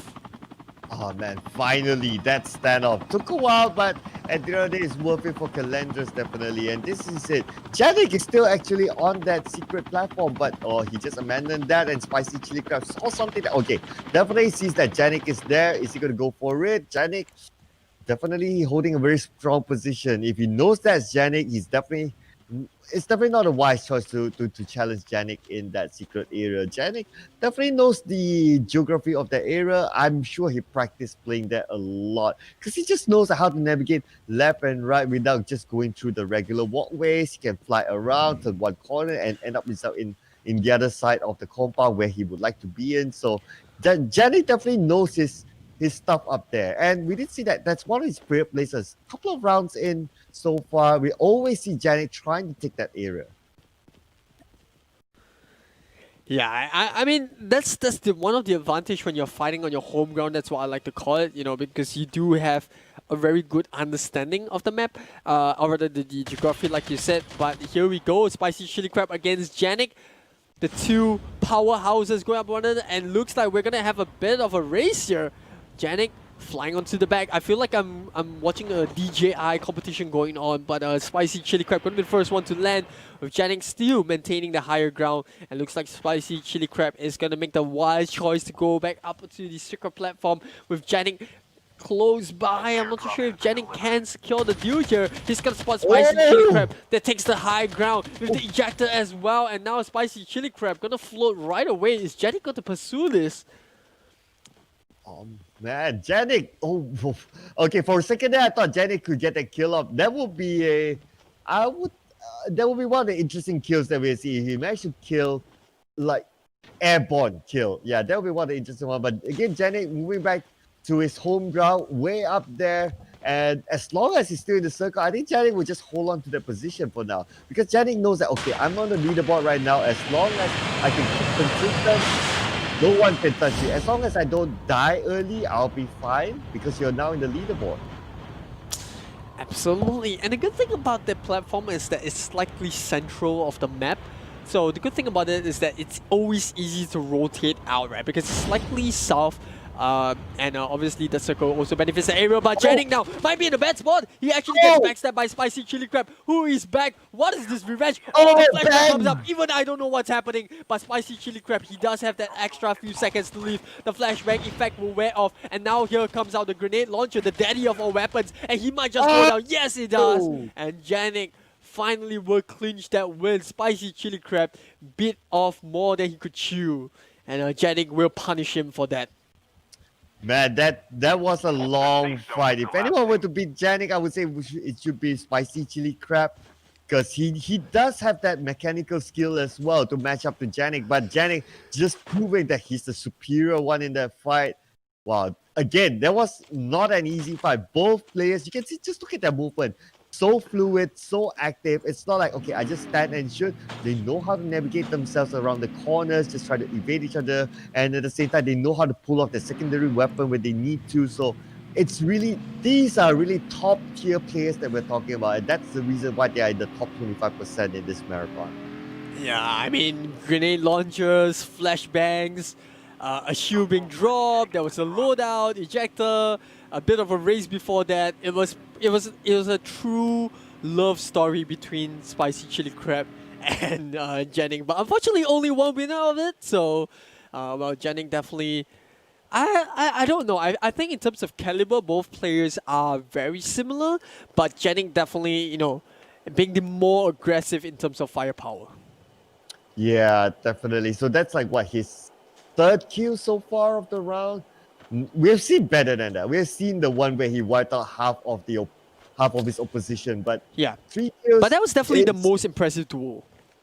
Yeah, that was one of the most impressive duel. I agree with you on that. So, because the skill level that just matches up between the two players, wow, it was entertaining to watch for sure.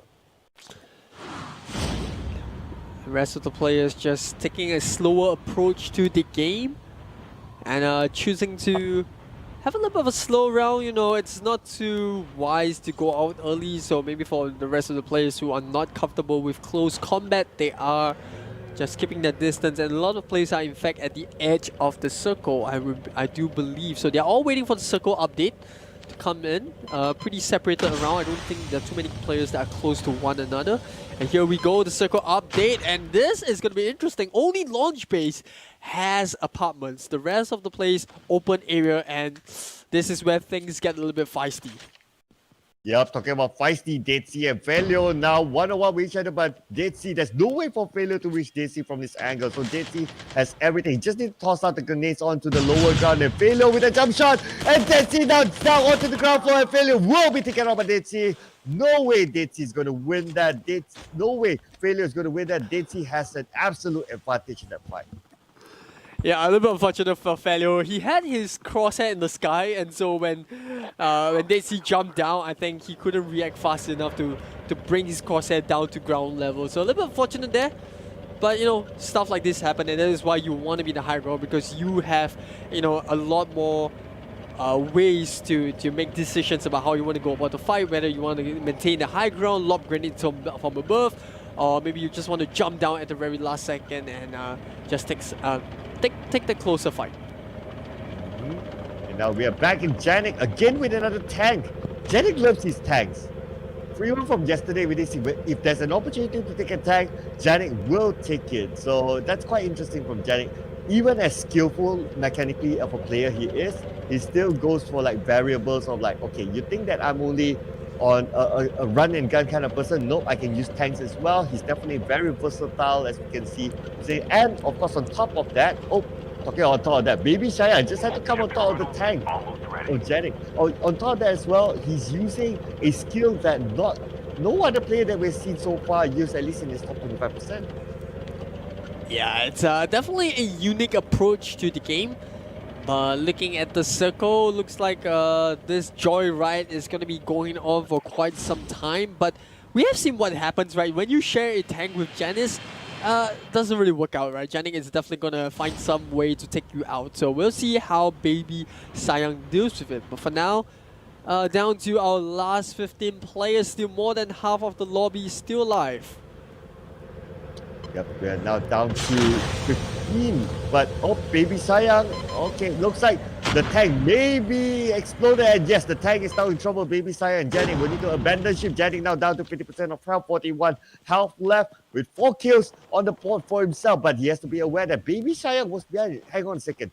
Did I miss that Baby Sayang actually died in the explosion earlier? Yeah, he did. Oh, Baby Sayang yeah. actually went down. So a little bit unfortunate that actually went out of the tank. It was actually Janik who had the better response. You know, he knew that the tank was going to blow up and he reacted to it. Okay, so that was good timing there. But Janik now being pestered by the zombies, the one that you don't want to be, especially if you have Yakun lurking inside the compound. And now Janik knows that Yakun is there. Janik versus Yakun. Janik flies into Yakun, and Yakun is in the compound. 1-on-1 matchup. And look at this, the war machine. Oh, wait a second. Dead Sea coming in from behind.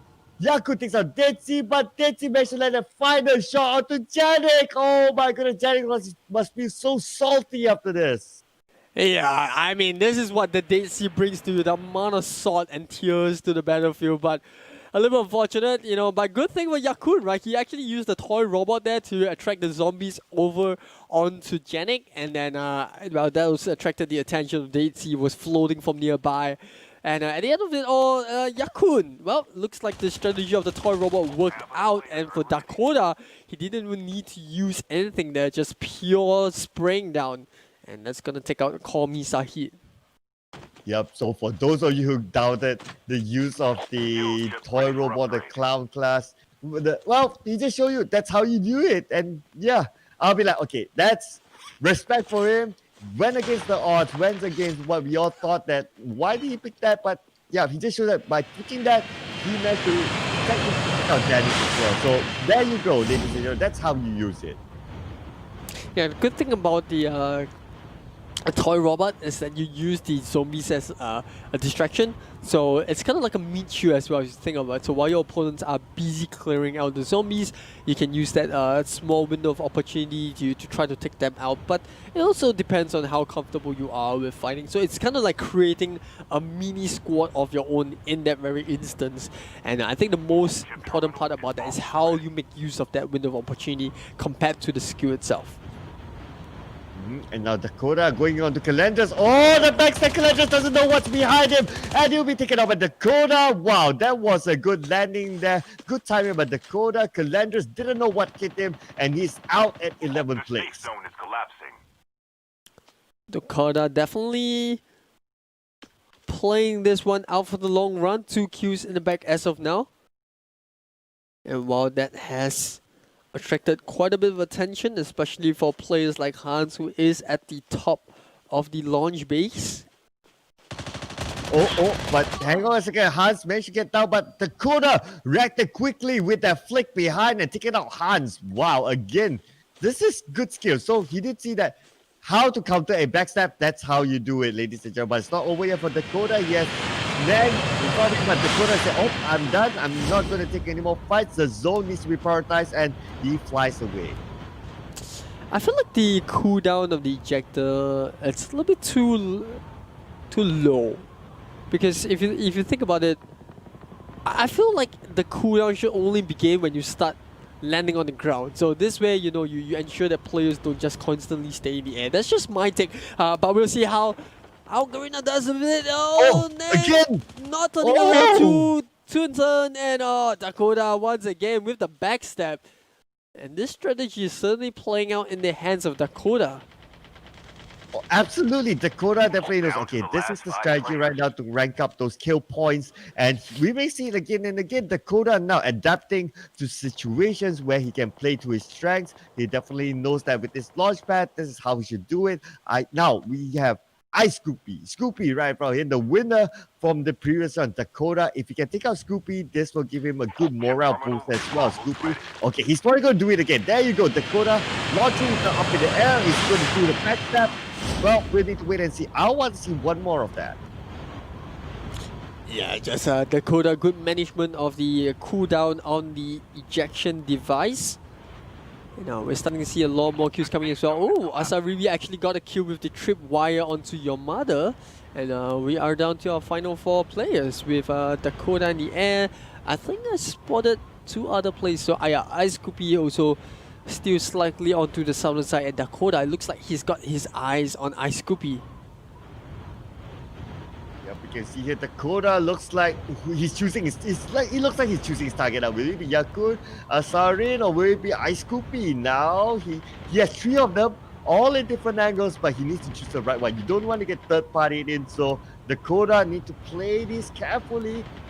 I know he wants to do that, but okay, we need to wait and see now. Ice Scoopy, Asari, now who will be his target?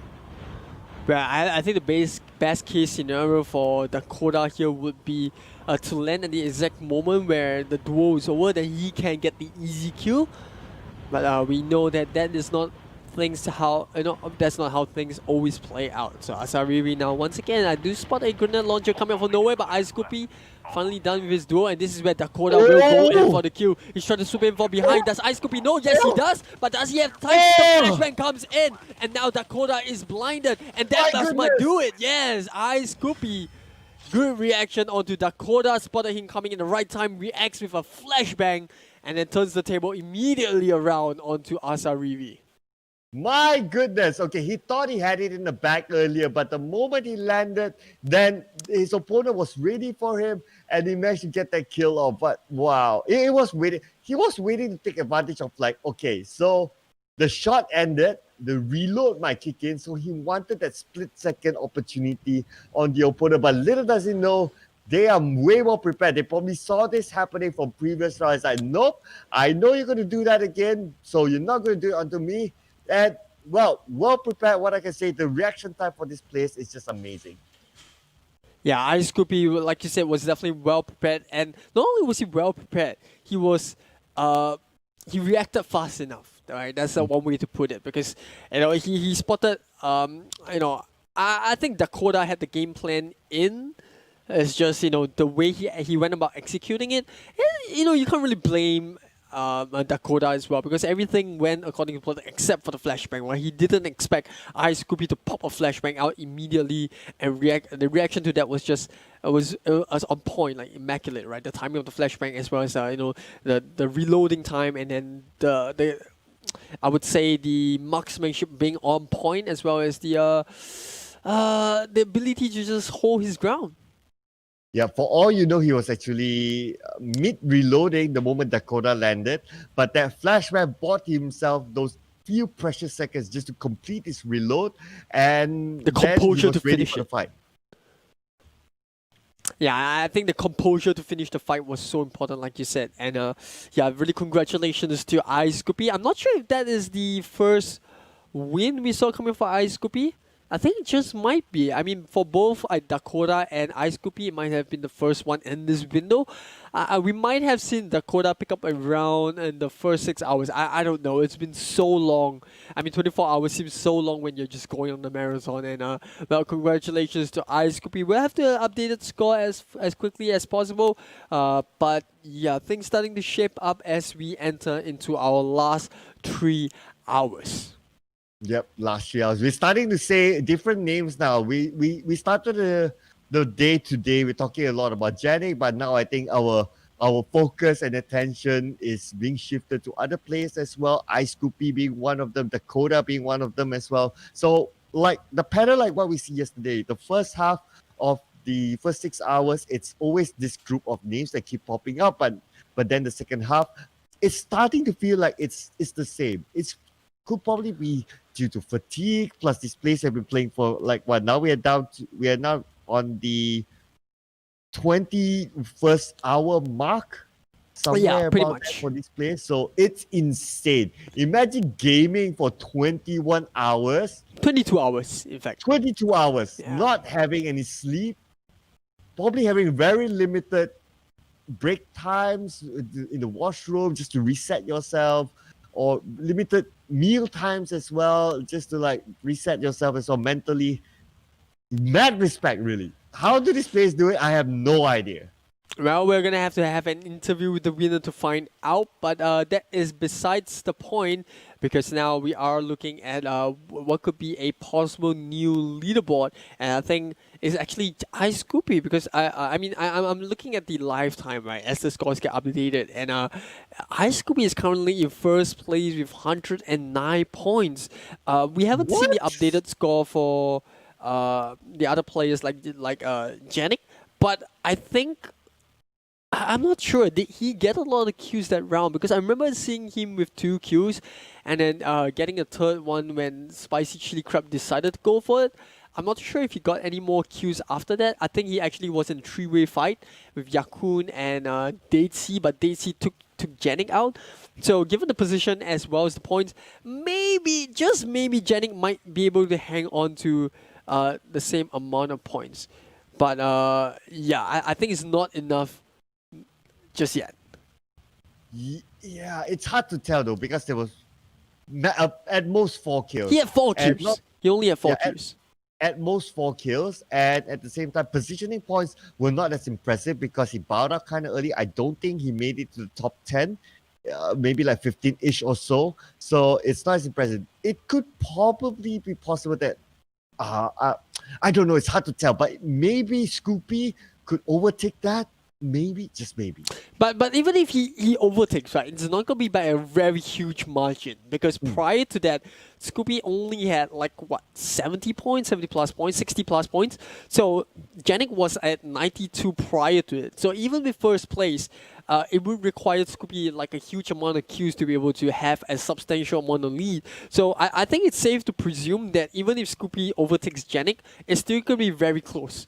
And so we are starting to see players at the bottom half of the brackets, or rather even in the mid-table, having a shot at the title if they can get the round in. And this is the case for Scoopy. I'm really happy, because I think the way for a neutral party and as casters ourselves, we want to see, very close fights. We want to see, the competition be very tight, and this is always nice for the viewers as well because, if you're not taking any side, it's always nicer to see a 2-horse or even a 3-horse race.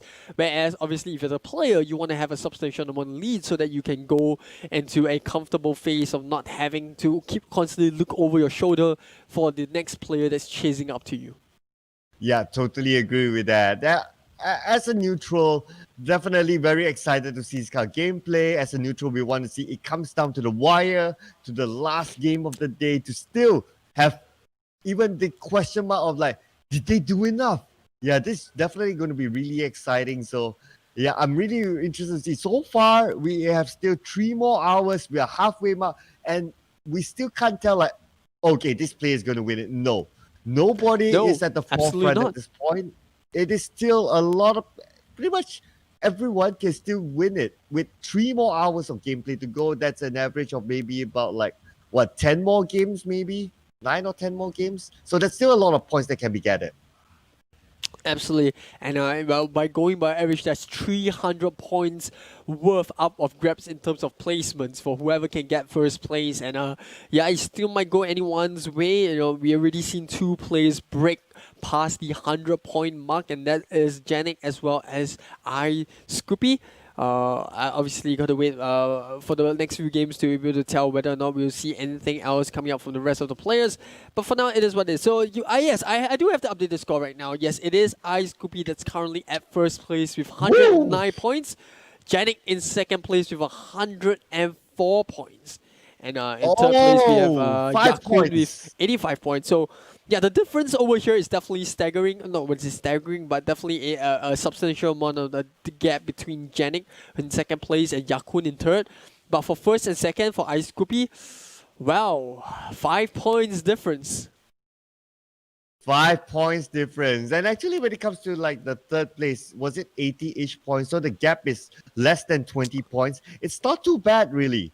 Just one win from the third place can go up and overtake the first place. So, and of course, it depends what happens with the first 2 players as well. But that just shows that the gap is actually not that big. It still can be anyone's game. And of course, we will need to answer that question in the next round. We're jumping into the plate here, ladies and gentlemen, restarting the round again with all the players in time. We are 22 this time, and the flight path will begin from Frigid to down countdown. Yeah, I mean, I'll be very honest, Sir Cloud. I wouldn't be too surprised if this marathon comes down to who has the most amount of kills. Because remember, if both players have the same amount of points, then, we will look at the next deciding criteria, which would be the total number of kills, right? And well, if that is the same as well, then we'll look at the performance of the last round. So that is how we go about calculating the points and deciding who is the winner of the marathon. But yeah, like I said, it is very possible situation where we have to look at the total number of kills. Yeah, it is very possible. Plus, you are playing for the championship, so you definitely need to pick up as many points as possible. You can't be content with only placement points if you want to go for the precious ROG Phone 3, of course. So yeah, you definitely need to go for it. You have to have a balance of both positioning and also kill points. But the circle again, this time centered around the area of Sakura. Could it be there? I want to see a circle in Sakura because it's going to be interesting with that water around Sakura. Will be challenging for this place, especially if the circle actually ends up right in that small little island in the middle of Sakura. That'll be nice. We also have 3 players dropping very close to Crash with a Pro Addict between Ace as well as someone else. I think it's Cass.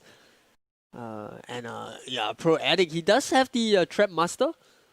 So the tripwires are going to go up pretty soon. He probably already used one. It was already on cooldown, so he might have laid one. No, he hasn't laid yet. So it's on cooldown. He'll probably lay one pretty soon. And this is a very good one. He covers the entire first floor. So the only way someone can take him out if someone has Ninja or the Ejector itself. Yep. He definitely knows his stuff there, showing his expertise around how to lay out the tripwires. And normally, even if I play as well, I lay out a tripwire, okay, just at one door. But now I'm learning stuff from this from these pros to say, oh, you can actually cover 2 doors. You want to, well, okay, that's pretty interesting there. But oh, spicy chili crab taking out Janik. Oh my goodness, that's a big turn of event. Oh, that is definitely a storyline. Janik going out that early in 20th place. Well, if I am looking at the kill feed and if I'm Scoopy, this is the perfect opportunity to pull ahead of Janik because, you know, the players obviously can see who goes down and, you know, I'm sure that if Scoopy is paying attention to the kill feed, he's looking at Jenny's name pop up. And more importantly, looking at Jenny's name pop up on the right side. Well, that is definitely motivation for Scoopy. That is definitely motivation. That is like he's telling us, all right, boys, game on here for the top spot. Not only that as well, it's a signal to at least maybe the top 5 or even the top 10 to say that, okay, game on, guys. Janik is out and Janik is not being consistent. One round we see him out, the next round we see him doing fairly well.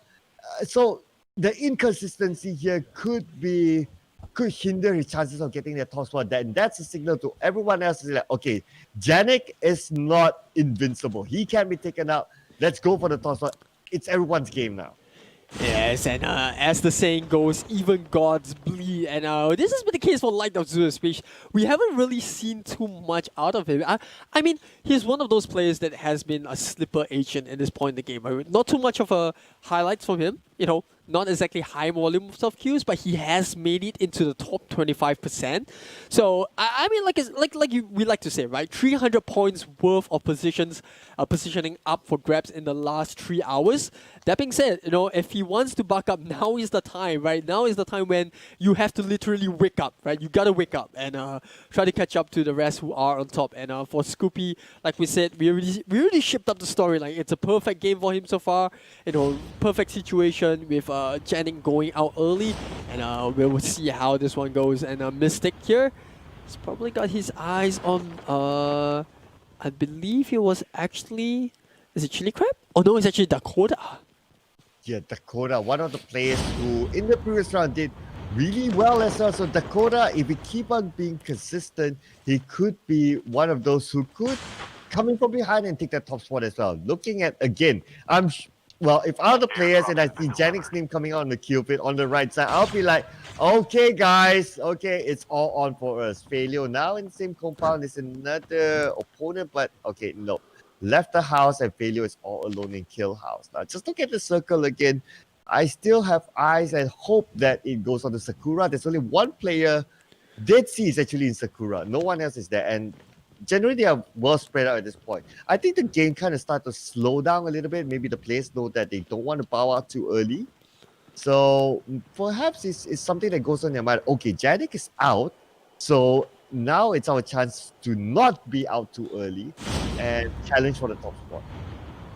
Yeah, but at the same time, if everyone adopts that strategy or that mentality, we will see a very lackluster performance, especially for players that, you know, not too comfortable with going to firefights, because then you might just be more reserved, you know, you end up hiding for the rest of the rounds. And like we said, as important as it is to get placement points, you know, on the other hand, Q points is also 50% of importance, because, like, even for Janik, right, if you think about it, the reason why he's been consistently getting first place in all of these rounds prior to this is because he's been taking out the toughest opponents, right? In firefight, he's been coming on top. So every single time you remove a tough opponent, you bring yourself one step closer to not only getting a first place, but also getting points through Qs. So yeah, I think it goes hand in hand. You need to have a good balance, and yeah, it's definitely down to these players to decide what kind of strategies they want to adopt, and you know, what kind of right balance are they looking for in this game. And talking about balancing, Kalendra's one of those players who definitely need a lot of balance here in terms of trying to get the kills, trying to get positioning points as well. So for now, he seems like he's going to evade the fights. He's aware that there's still 17 alive. He's going to go to nuclear plant, where so far no one is at here. Could he use a little bit more loot? Maybe yes, but that is just far away from the middle of the zone. So not many players actually like to play in the middle. That's what I noticed. Everyone likes to play from the side, coming in at the later stage. Definitely. And well, talking about Dakota, well, well, not Dakota, but looking at the other players like Fitz is currently in 17th place with 51 points, tying with two other players in Komisai Heat and Your Mother, with all three players having a low volume of kills, in fact, in this last quarter with 3, 1, 1 respectively in that order. So yeah, I mean, at the end of the day, despite only having 57 points, they're not too far off. If they can get a win in the next two rounds or within the next two rounds with maybe a decent amount of kills, maybe double digits in one of them, or maybe even 5, they can propel themselves up to, maybe a minimum of 5th place. So that is a good start, right? That is as a good goal, because there is a long-term goal, right, which is to win and get the ROG Phone 3. But in order to get there, you have to have a short-term goal of knowing how to, juggle the points. But yep, a little bit of unfortunate there coming off the game. Even the game is feeling the fatigue at this point in time for 24 hours straight. Rather for 20 hours straight so far. We are currently in that vicinity. 22nd hour! We are in the 22nd hour already. So that is pretty impressive. But don't worry, we still can get back into spectator mode, so don't worry about that. We'll bring it to you very shortly. But yeah, I mean, Sir Cloud, give me your predictions. Who do you think is gonna? I mean, we both have the access to scoreboards, right? We know that Jay Scoopy prior to this round 5 points ahead of Janning. Janning going out really quickly in this round itself, so that is that competition settled for now. You have Yakun in 3rd place, 85 points. Asari 4th place with 82 points. Pro Addict not too far behind in 5th place with 81. So I would say the scores between like 1st and 2nd, 3rd and 4th, 5th and 6th, they are all very close, right? It's in pairs in terms of like how close the players are in terms of points. So what would be the right strategy for at least those in the middle and bottom table? What do you think they should do now? I want to say that just go for the kills, but then again, they risk going out early as well. So I'm not. It's hard to tell. It's tough, right? right? It's always tough when you're the player. Yeah, it's tough when you're a player. Like, okay, you want to go for the kills, but if you're the one to bow out early, maybe that's what Janik tried to do, and that's what Janik is, right? He tried to go for the kills. Yes, he is a very skillful player, but we have seen that maybe he tried to go for the kill against Spicy Chili Crab, and he bowed out early. So even a player like Janik, if that can happen to him, no disrespect to the others, but that's also to say that, okay, so you can't just like think that, okay, I'm just going to run at everybody and win every fight. You have to still play cautiously at some point and take the fights that really matter. So I think the best thing is this: take the fights that really matter, and if possible, try to get those third party in, like what we see in some of the rounds previously, and try to get that kill steal away from others. I think that will be the best thing to do for now. Yeah, that's a really good advice. Try not to take fights head on, and try to get any third party fights, because that's really your best shot, right? If you're a player that doesn't really like head-on conflict, or you're not too confident of your firepower, then third-partying a fight is definitely one of the best solutions to that. Because on one hand, you take out a player that's already preoccupied with a fight, and you also don't really have to put yourself in the risk of getting in between these two while they're trashing it out. So let's take a look at what we have right here with Cass currently in the middle of the bus station. There is Fishy in the heli that just flew past. Like of Zeus is just camping nearby. And speaking of Like of Zeus, he's currently in last place with 30 points. A very, very rough position to be in. Yeah, it's rough position for him, but I don't know if it's anything to do with his number being 100 there. That's literally the last number that you can get if you were to be in the lobby. But yeah, maybe it's something to do with like you need to shape up your feng shui a little bit here with Cass. Not too sure, but yeah, maybe. I'm just saying. Yeah, I mean, Light of Zeus just camping himself. They actually spot the legs out there. At the right corner of the screen. Oh, and now Cass is trying to go in for the kill. Does Light of Zeus know? Yes, he does. But Light of Zeus, can he react in time? No, he isn't. The camping method doesn't work out once again. He's going to go out in 16th place. Not enough points there. And Cass, on the other hand, he is mid-table, but he's definitely doing a lot better with that hunting down.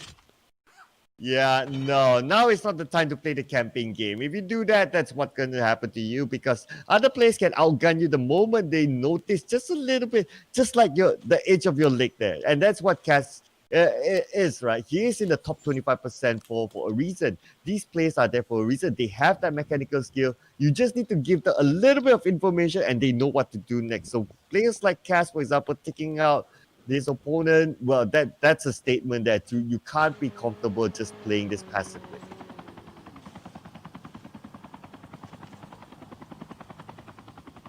Yeah, and Yeah, I know. Dakota, We're gonna see Dakota play a little bit on the high side right now, and yeah, a little bit of a tough spot to be in, I would say. But you know, like we like to say, right? As casters, we always look at the optimistic point of thing. I think there is a chance to still be back in the game. And for DayZ, well, that chance is very realistic. He just managed to take out Dakota, one of the top dogs in the tournament right now, and. I mean, both players are pretty high up in the rankings. Obviously, Dakota in 11th place with 62 points. He's definitely closer to the top than DayZ, who's currently in... Hold on, I gotta... Oh no, DayZ is actually higher. So DayZ was in 6th place with 74 points. So that now then further cements DayZ's chance to make it into the top 5. yeah, that could probably be it. Again, we can see like what we talked about earlier, right? Second half of the last series, things start to switch up. We see different names starting to pop up in the kill feed, and getting those names and also the names up in the final top 5 or final top 10. So it's refreshing to see that. It's a pattern that we've seen even in the first series of the tournament as well. So this is something exciting we'd like to see. I like to see names that we haven't really seen getting the wins. Like Jeffers, for example. I don't think he has gotten a win as long as we were on the broadcast. So if we can see these kind of names getting those wins, that could actually close the gap with the top end. Well, no one's comfortable to the end. And that's something that we as viewers, we always want to see that sort of like down to the wire matchup, as we mentioned earlier. So I think we will get that. We will get that looking at how the gameplay is so far. Yeah, I'm absolutely with you on that. And so like you said, no, as casters, all we can do is just watch on the sidelines and see how the game progresses. Well, Circle update coming up right now. A lot of players are already in it, so I don't think that's going to be too much of an issue. Yakun trying to shoot all these ducks flying in the air, but he's not going to find anyone with that M4. Yep, Yakun now trying to take prime position because he has high ground now against Hans. Hans below here, he spots out Hans. And now the shots go off for Yakun, breaking down to Hans. Nope, not yet. Hans trying to go against the high ground. Yakun still has the high ground advantage, but no! Hans being the better marksman. High ground, no problem. I'll take you out.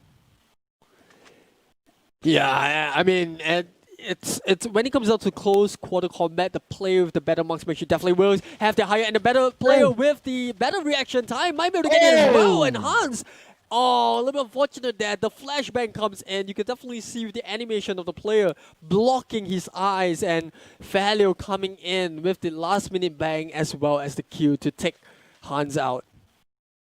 Man, they all want this high ground. That's the thing about being a high ground. Yes, you have the geographical advantage, but it's also a point where everyone will be eyeing, although it's not exactly in the middle of the circle for now, but at least till the next round, players like Falio who managed to take this high ground can say that he's safe, but unless another player, Pro Addict for example, who's closest by, he wants to take that. But I do think that the possibility of this high ground being valuable after the next circle is really low. We need to wait and see. And there you go. It's a confirmation that the circle moves away and actually falls onto Cass. Yeah, like that is it is what it is. So that is a little bit in a bad spot, and now Calandris taking Scoopy out. You know, after what I would say is exactly an amazing round because he only got 1 kill, but nevertheless still a good round for him because of you know, the fact that Janik went out early. So definitely this round would have propelled Scoopy slightly higher, I would say, and that would have expanded that lead. But now Falio just camping all the way in the high ground and just taking that pacifist route. Yep. He has the high ground, so he has a little bit of an advantage. And just to scout out to see if anyone's making that rotation, especially on the road where it's common for people to pass by. But oh no, he's been spotted out. Failure. We need to abandon ship at this point. But it's time as well because 30 more seconds till the next zone closes in onto him. Now Vinzo is just in front of him. Hopefully it's not from the pan to the fire for Failure. Yeah, Failure just having to give up that high ground. I don't think he'll be too happy about it. But, you know, that's the beauty of Call of Duty Mobile in the Battle Royale mode is that, you know, there are players with this thing called ejectors. And, yeah, like, for players that love the high grounds, that is that counter to the high ground campers because, you know, with the ejector and with the airborne class, you can spot out these campers who are hiding at high grounds, and that's I just love. I feel like this game is balanced to some points. It's just so infuriating when you run to trap wires at certain points of the game. But on the other hand, when you see moments like this, I feel like there is always a counter to every single strategy out there, and it just makes me so happy. Yeah, definitely is. But can Finzo counter Failure here? And Finzo goes into the compound, but he needs to check his flanks because Failure has another visitor probably coming by in from another angle. But these two players, they are not in the same zone. But Failure still wants to go in for the kill. Finzo is just beside him.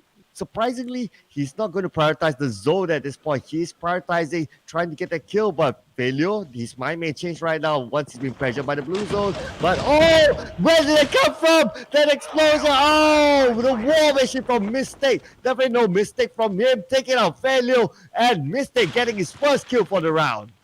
Yeah, Mistake actually used the ejector there in the air to use the rocket launcher and actually kill someone. That was very impressive mechanics, but more importantly, it also shows the difference in terms of how the class actually plays out because Mystic, you know, since he has the ejector, he doesn't have to be worried about giving away high grounds, and that's what he's gonna do. Immediately lands with the grenade launcher, goes down in the 1v1. He has the better advantage. He's gonna spot Feast, and that's gonna be another kill. But right behind him, Dead Sea coming out of nowhere. Oh, this is gonna be three-way fight. Pro Addict actually clears that and down to a final three-member Mystic. Now in so much trouble, but Pro Addict, oh, the greediness to actually reveal his position, but despite all of that, Mystic will still be standing. I'm not sure what the official decision or rather what the decision of Pro Addict was, but whatever the case, then this is turning out to be an exciting ending.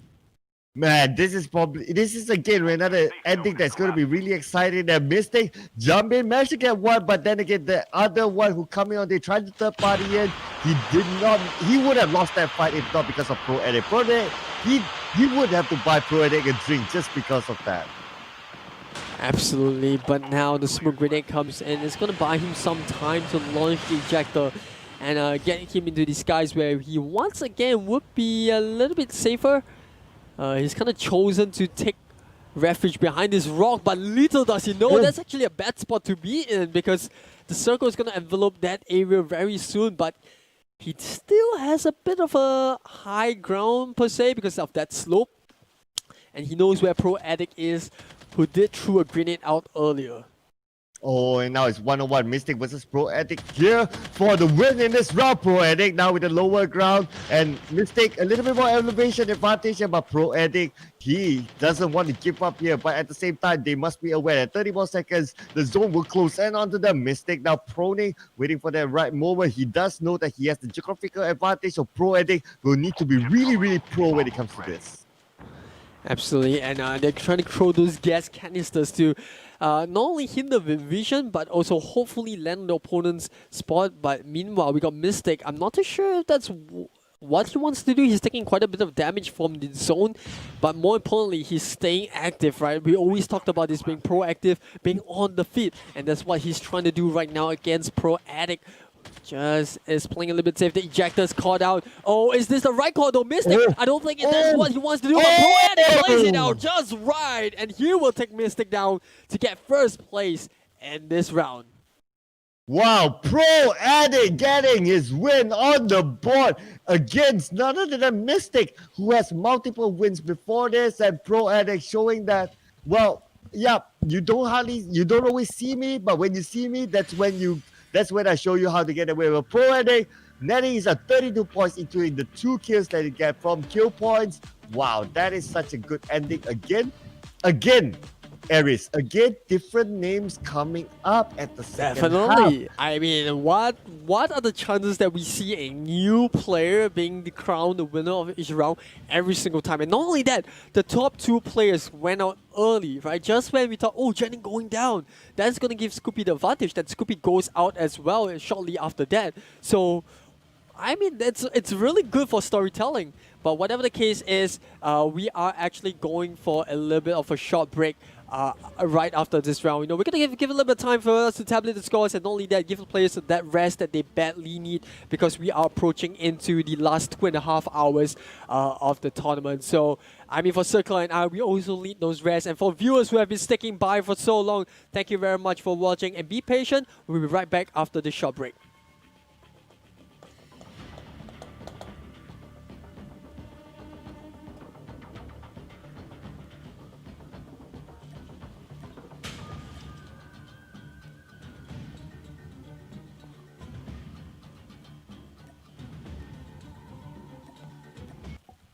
Get ready for the ultimate showdown in our hands-on unboxing of the awesome ROG Phone 3.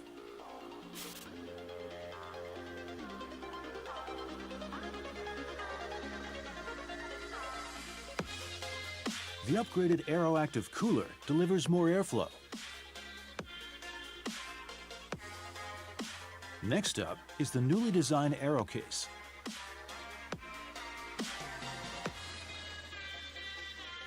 ROG Phone 3 is a complete package with ROG stickers, the ROG Hypercharge adapter, a braided USB-C cable, and an audio dongle all in the box.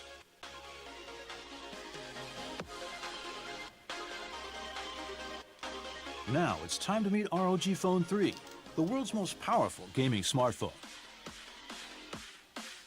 Check out the new AirTrigger 3, enhanced GameCool 3 cooling system, and triple cameras. It's time to start our journey. When you first turn the phone on, you'll be invited to join a mission with the infamous ROG character Horseman.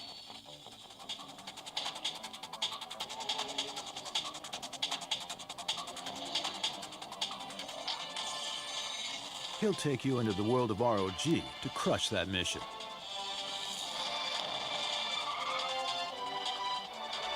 It has a 144Hz screen with lots of refresh rate settings. Newly enhanced X mode boosts system performance. On the back, you'll find iconic ROG logo of Aura RGB lighting. Tool up with the Aero case. AeroActive Cooler 3 with new kickstand design.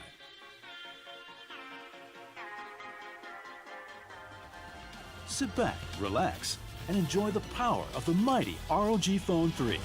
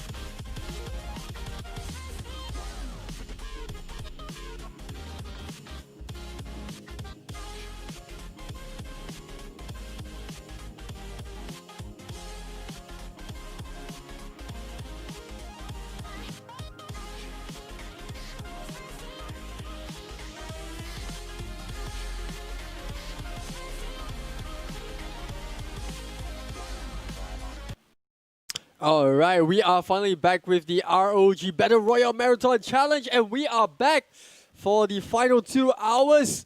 And casting inside me is Sir Cloud.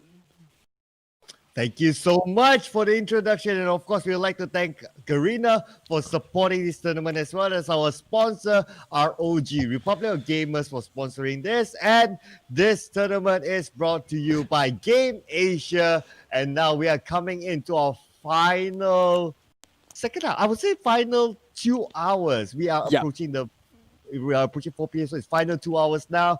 It's going to be a sprint here for all these teams. Absolutely, and I'm dying to find out the scores that we have for the players thus far, and obviously I'll review the results along the way. But from what we saw coming into that game, I'm not sure if we do have a new leader. I still think that Scooby is currently still in the lead, given that the second place Jennings was a little bit too far off the board, I would say, and he was actually off quite early. So yeah, just take a look at these scoreboards right now.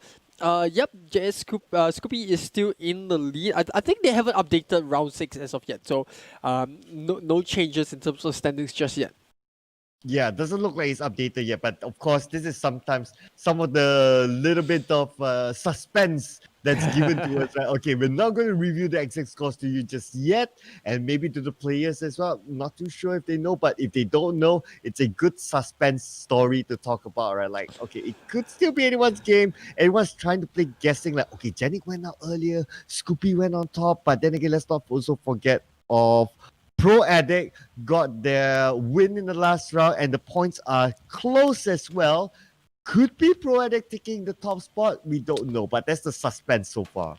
Yeah, that might be possible. Like I completely forgot that Pro Addict was in 4th place prior to that round, and the fact that, like you said, he managed to get the 30 points from the placement, so that might just do the trick for him. But 2 more hours to go. Plenty of rounds in store for them, or at least a minimum of at least 4 more rounds. So I'm pretty sure things will change, and it really comes down to who's going to be able to have what have the ability to draw whatever energy they have left out of them to be able to go the distance. Yeah, absolutely. So, well, just think about this. It's now like, what, 22 hours that the players have been playing? Pretty much. When we're just counting, right, from 20, 21, 22, now it's 22 hours, pretty much 22 hours, with minimal break in between. So imagine what this place may feel. That's why some of the players, like Janik, for example, is starting to be a little bit inconsistent, as we can see. One round being bowed out early, the next round coming in back as a beast. So in the previous round, Janik went out early. Will the next round Janik come back as a beast? We don't know yet. It's yet to be seen. But if Janik continues to bow out early again, well, it's just opening up a lot of room for other people. Absolutely, and I think the players are already in the lobby, so we can jump right in and take a look at how the flight path will be looking. And this is the flight path. Wow, very similar transition. Thank you very much, production. We do have a downtown flight path dropping all the way to Sakura.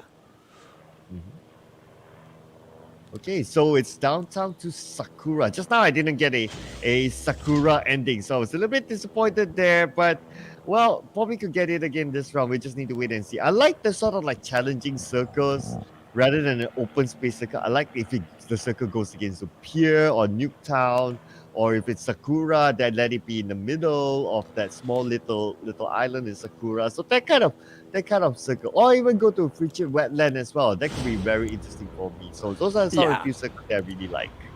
Frigid Wetland is a challenging area, right? Because you have these small bodies of water around, and you're not comfortable with being able to handle water fights like we saw some players do.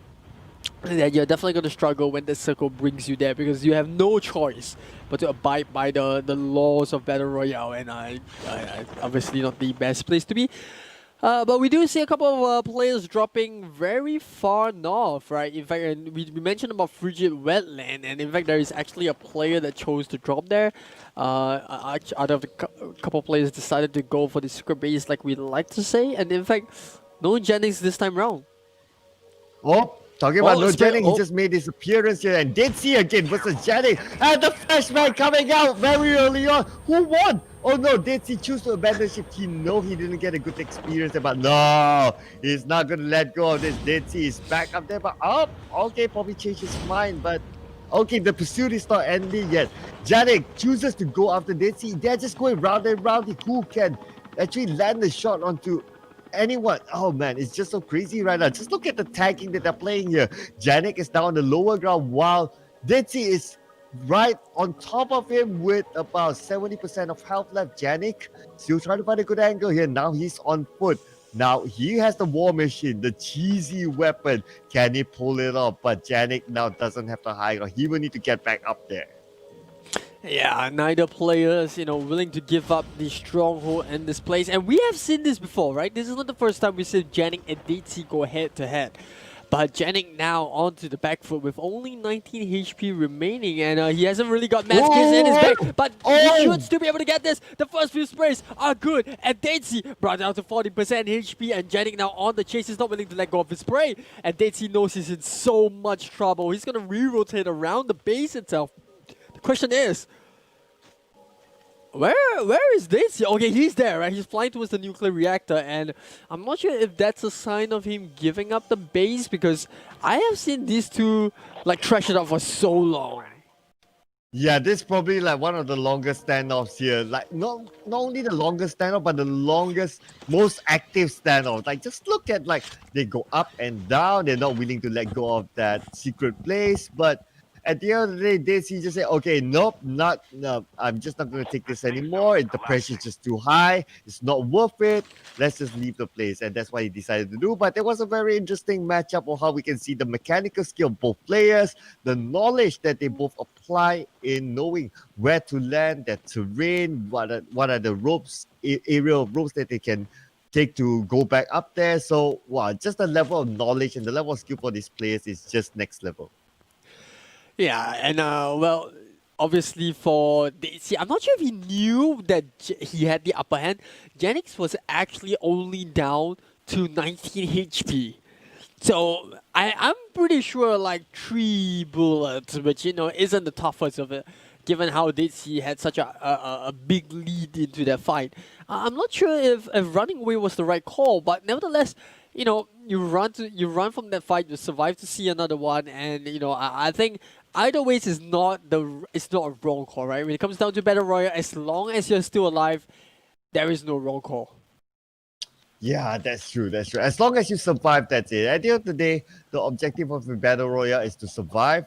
Is it worth to really pursuing it to get that one kill? Maybe not. Plus, look at this. It's 5 minutes coming to 6 minutes of the game. We are still having 22 players in tag. So everyone is still in the game. First Blood is still not out yet. So the level of gameplay is really stepping up for all these players. They know that it's the last 2 hours. And if they had a peek of the leaderboard earlier, they know that, okay, so it's still a lot to be played for. Everyone can still go for the ROG phone tree, that precious ROG phone tree. Or maybe some of them might say that, hey, I like to have the watch instead. But nevertheless, ROG phone tree, to me, it still tops the watch, nevertheless. Yeah, absolutely. And we're gonna just casually get into the helicopter. I really love the fact that they helicopter changes skins the moment you go in, depending on what your loadout is. You can definitely tell who are the cashers and who are not. Yeah, that's right. So if you're familiar with the other players, right, you'll be like, oh, he's using that skin, so it's probably that guy, right? Like you can see. But the one player that changes skins, I do notice a lot, is Janik. He's using a different skin every few rounds, so he keeps himself fresh in that way. So I guess having been playing for 22 hours straight, you want to keep yourself mentally fresh as well. So at least if you have a different view, it gives you that little bit of it's a brand new game, so I need to have a refresh mentality instead of seeing the same thing over and over again. Probably it just takes you out of that concentration. Yeah, and not only that, maybe there's a little bit of superstition coming to play. Like for example, if he's not doing well that round, he tells himself, okay, maybe I need to switch skins. I'm just a little bit of reason as well. And what better way than a marathon to show off your range of skins, right? Oh yeah, that's quite true, right? So it's like, hey, I got skins, you don't. I got tons of it, and I got all these premium skins as well. But talking about skins, here is the chopper with different kind of designs, as you can see. And the three of them in the same area, but looks like Spicy Chili Crab decides to whoosh away, not going to take any of these fights. 7 minutes in the game, only one person is out. Competition is tight. It's only in Call of Duty Mobile where you will ever see someone in a flying fox suit chase after a vehicle. That is so. That's a James Bond level of like Mission Impossible level of stunts. If that were to happen in real life. Yeah, imagine like you spin around there using a flying poster and you land up in the fan. Okay, I'm not sure what will happen though. I haven't actually seen it myself. But if you were to land on top of a active helicopter, would you die immediately? Logically? No, I don't think so. I mean, it might be possible. To be honest, I haven't tried it, right? And I definitely wouldn't bother to try it because I've seen what happens when you try to do that, in other games. So never ends well. Never ends well, but look at this. Oh, I did notice Jenny actually showed the kill feed. Actually, he died through a suicide or an accidental use of his weapon. So not too sure what happened there. But Janik is definitely out at 21st place. That's for sure. And now it just opens up again. If everyone sees the kill feed, everyone goes, oh, again, Janik is out. This is advantage. Let's do it, guys. Yeah, and Scoopy here, he's going up against Hans. He doesn't know it's Hans, but this is also a good time for him to remove one of the really good players. In fact, all of these players in the top 25 are really good if you think about it, right? Because they made it to the top 25%. But obviously we have, within this top 25, we also have a certain level of tiers that we kind of look out for. And one of them is Spicy Chili Crab getting taken out by Feeds there. Very disappointing round for Spicy Chili Crab, who, prior to this game was in 10th place. Yeah, absolutely. So, Spicy Chili Crab having one of those up and down moments, really not really consistent enough. He's okay every time we see him, but he doesn't he doesn't have that X factor to okay, let's just wrap up the game, let's just finish it all up and get that win and get a little bit more points on the board. He's okay. So, being in that mid tier, the last 2 hours, it's good timing for him to sprint. So at least he's somewhere at the mid tier. It doesn't give him okay, we're too far behind. Looking at the kill feed that Janik is out as well, Spicy Chili Crab will be more motivated to say, okay, I have a shot now at the ROG portrait. Absolutely, and we're gonna see DC in the sky. Took a bit of a flight. Nothing spotted out Captain, so looks like we're just gonna go for more joyride. But he did spot a loadout there available for him. Chose not to go for it. Yep, they see just hovering around, just trying to scout out to see whether anyone's around here. So far, this precious high ground spot is where Deadsi likes to be at. We have seen time and time again, he likes to pick that hot high ground spot. But then again, maybe he changed his mind because he did notice that the circle is not there. Picking another high ground, as you can see, just scouting out if anyone's around to add. Oh, an airdrop is not too far away. Could he be tempted to go for the airdrop? Yeah, that was the original airdrop that he actually flew by. I'm not too sure why he didn't want to go for it for the first time around, but well, whatever the case is, it's not too late to go for it. Meanwhile, we do see Calandras up against Falio, and they actually see one another. Calandra's gonna be the first one to spray. Not exactly landing his mine. I mean, there's quite a bit of distance, and Falio is also using the Defender class. So that is extra layer of wall, right? To replace the broken wall in the building.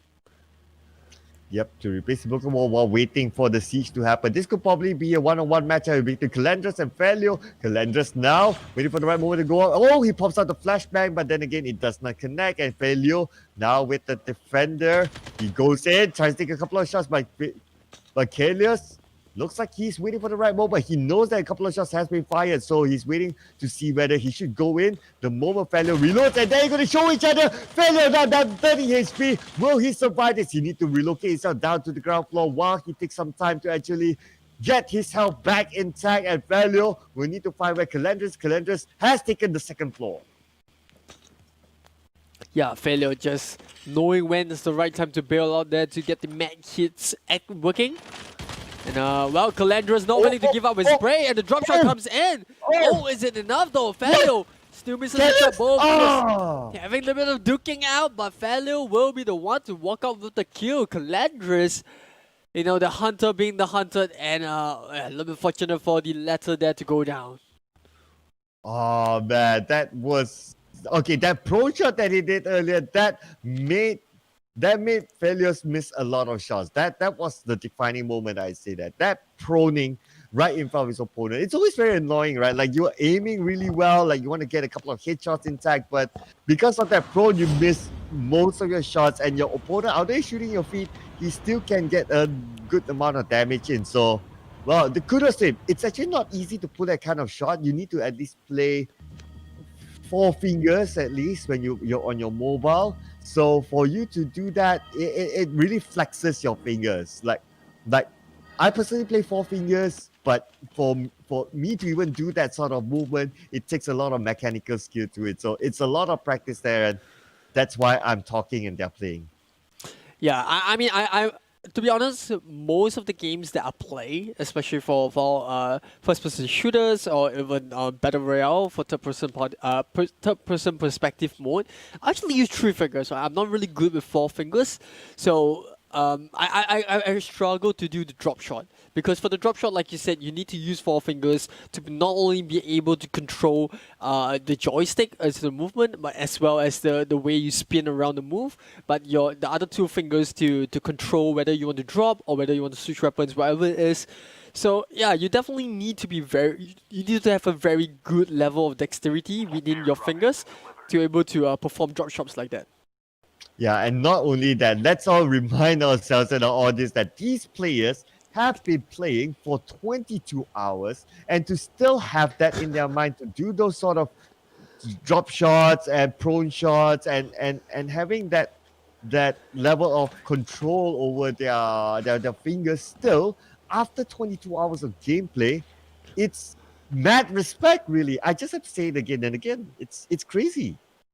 Absolutely, and I think for some of these players, when you play at a very high tier, it sort of becomes second nature. You know, you don't have to think about it. It becomes your reflexes. It becomes part of you.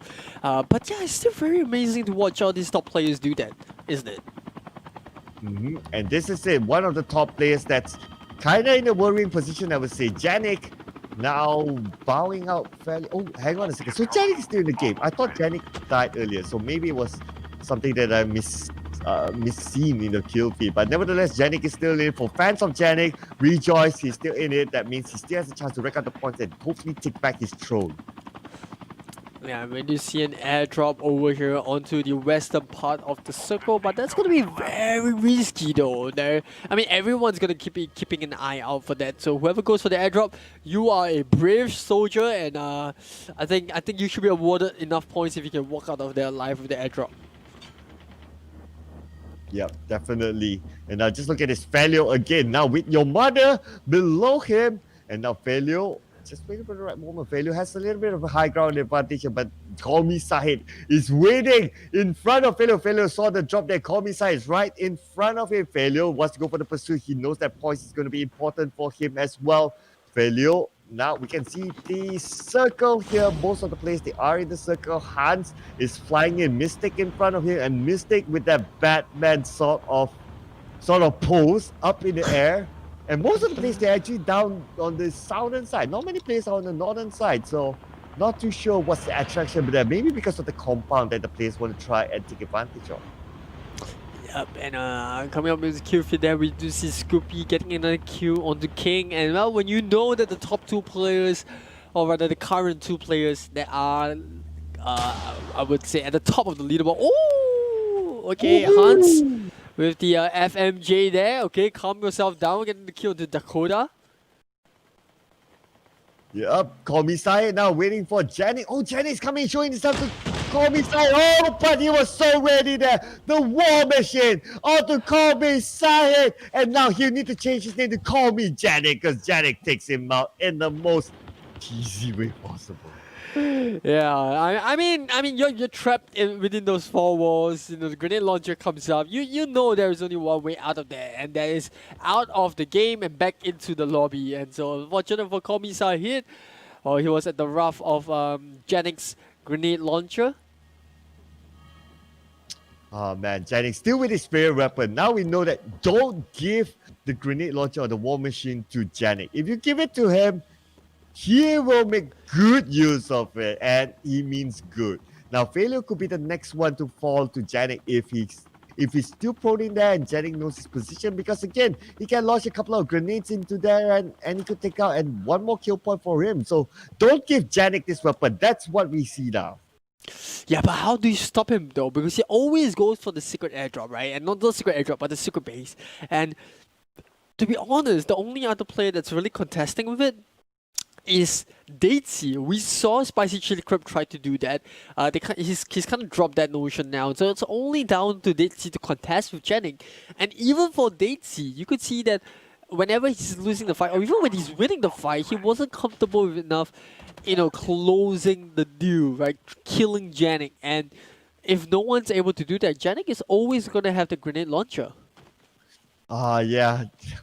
I don't know. Maybe they just need to have 2-3 people up in that secret base and try to take over that location from Janik. But then again, one thing about being players is that, yeah, we as viewers, we get to see who's who and where their positioning is at. But for the players, they don't exactly know. Plus, Janik smartly plays it. He switches his skins every few rounds, so people can't tell is it Janik or anyone else. But look at this. The war machine goes out again at the flash, but he does not manage to kill off Failure, but Failure will not be up for long. Janik again with the cheesiest way possible, securing that kill, but who cares? As long as you get the kill on the board, you do whatever it takes. Absolutely, and like they always say, if you can't beat them, join them. Right? If you really do think that his class and the way he plays is broken, you should just do just that. And the fact that no one is able to replicate, well, some people are able to keep up with, but the fact that no one has been able to replicate the level of aggression and that play style that he's doing, and like that he's doing right now, right? The fact that no one is doing this. That just goes to show that he is a caliber higher than a lot of these players. Yep, definitely. And now Zeus is now in the crosshair of Janik. Janik now trying to make that rotation, trying to go for the flag here onto Zeus. But at the same time, he must be aware that he's not in the safe zone for now. But Janik, again, playing this smartly, not being overly committed. But he may cut off Zeus just right in front of him. He is prioritizing the zone for now while checking his flags just to make sure that, okay, nope, I'm not going to get caught off guard by Zeus. But well, that gives him a freeway pass into the safe zone, and this high ground is his for the taking. Yeah, this first person view really gives a different perspective, right? Imagine playing in first person view. This is what you can see. It's so limited. You have to constantly switch angles to make sure that it's covered. But looks like Janik has his eyes onto Baby Sayang, who actually took a light of Zeus there. Oh my goodness, Janik. Rare mistakes coming out, not really landing his mark, but he's going to try to amend for it by closing the distance between him and Baby Ang. And yes, he will get the kill. Baby Sayang will go down, and we are down to our final 3. Janik now, all guns blazing, trying to get whatever points he can, and he's actually hunting down the last 2 preys in Ditzy and Mystic.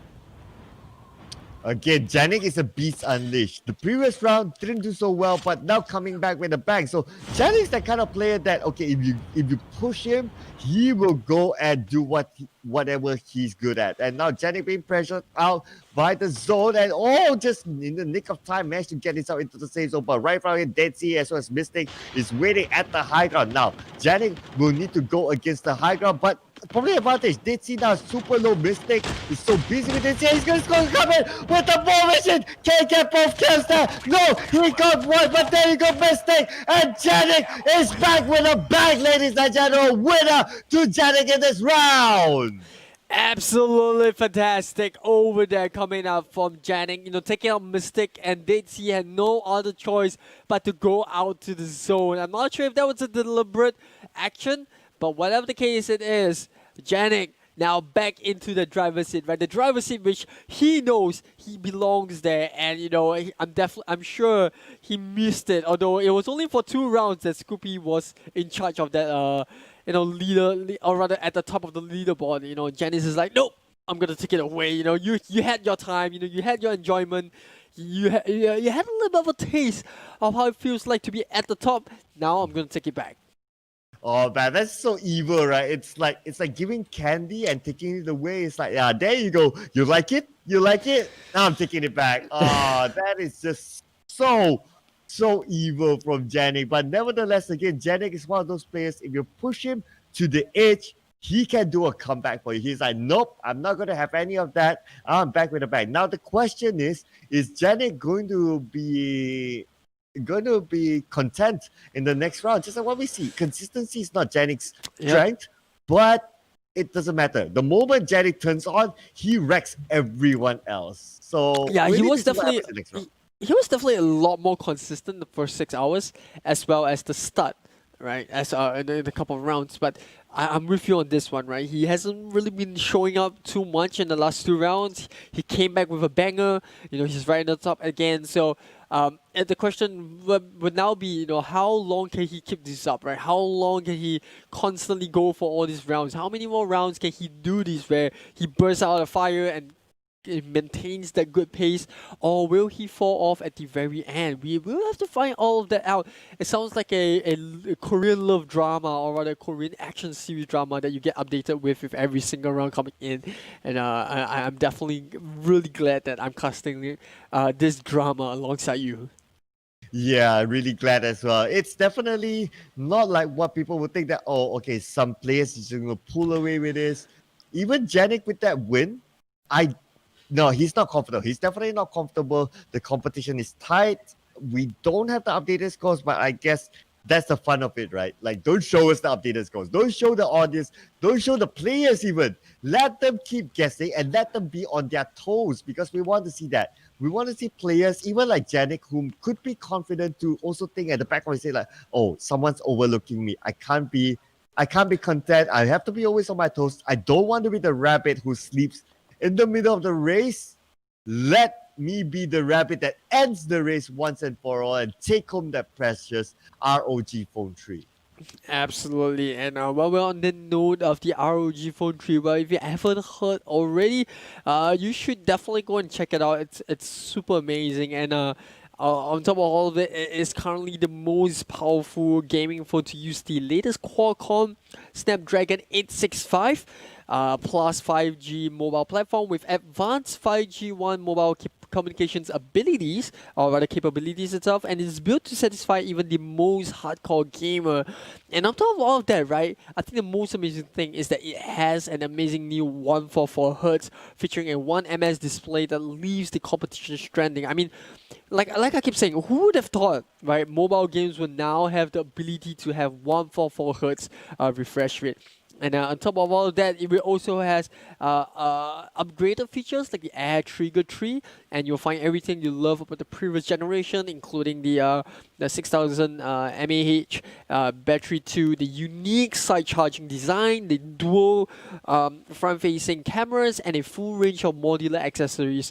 And yeah, I think it's really cool. Like you said, the side charging design is really important as gamers, because you know how the charging port gets in the way when you plug in those wires. And as a streamer, when I stream my mobile games, sometimes it gets in the way, right? Because you have the adapter coming in the side, and sometimes adapters can be bulky. So by putting it to the side, it gets out of your fingers. You definitely won't feel it. You definitely feel the wire there, but it's it's not going to be in the way, which is what a lot of phones have trouble with, especially for streamers. Yeah, absolutely agree with that. That is probably one of the best features that the ROG phone has, in my opinion, as well. And on top of that, I have tried the high refresh rate. It is buttery smooth. It's like I can't describe it. It's like you have to feel it for yourself. And sometimes when you look at like people try to capture the moments, it doesn't give justice. It's like if you try yourself with that high refresh rate, you will know that, oh, this is smooth. And especially when you're playing a game like Call of Duty Mobile, where it's a shooter, it's fast paced, you need that smoothness to have a little bit of an edge on top of your opponents. Skill wise, yes. Imagine everyone's on a similar skill par. Like everyone's a Janik, everyone's a chili crab. what would make the difference is that who has a smoother screen, who has a smoother, lesser latency, and there you go. You have an edge on top of your opponents, and that's what will help you to go higher and higher in terms of your ranks. Absolutely. Like when it comes down to the tip top, where you're talking about the best of the best, then that's where all this, minute features as well as the slight differences and your mobile device that you're using will give you that edge needed to overcome the competition. But enough about the phone itself, because we are leaving the viewers, thirsting for more. And if you want to check out more the ROG phone, you can always check out ROG website. And if you're watching the stream on Facebook and YouTube, well, thank you very much for joining us alongside us. If you are new to the stream, remember to click the like and subscribe, or even share this stream with your friends.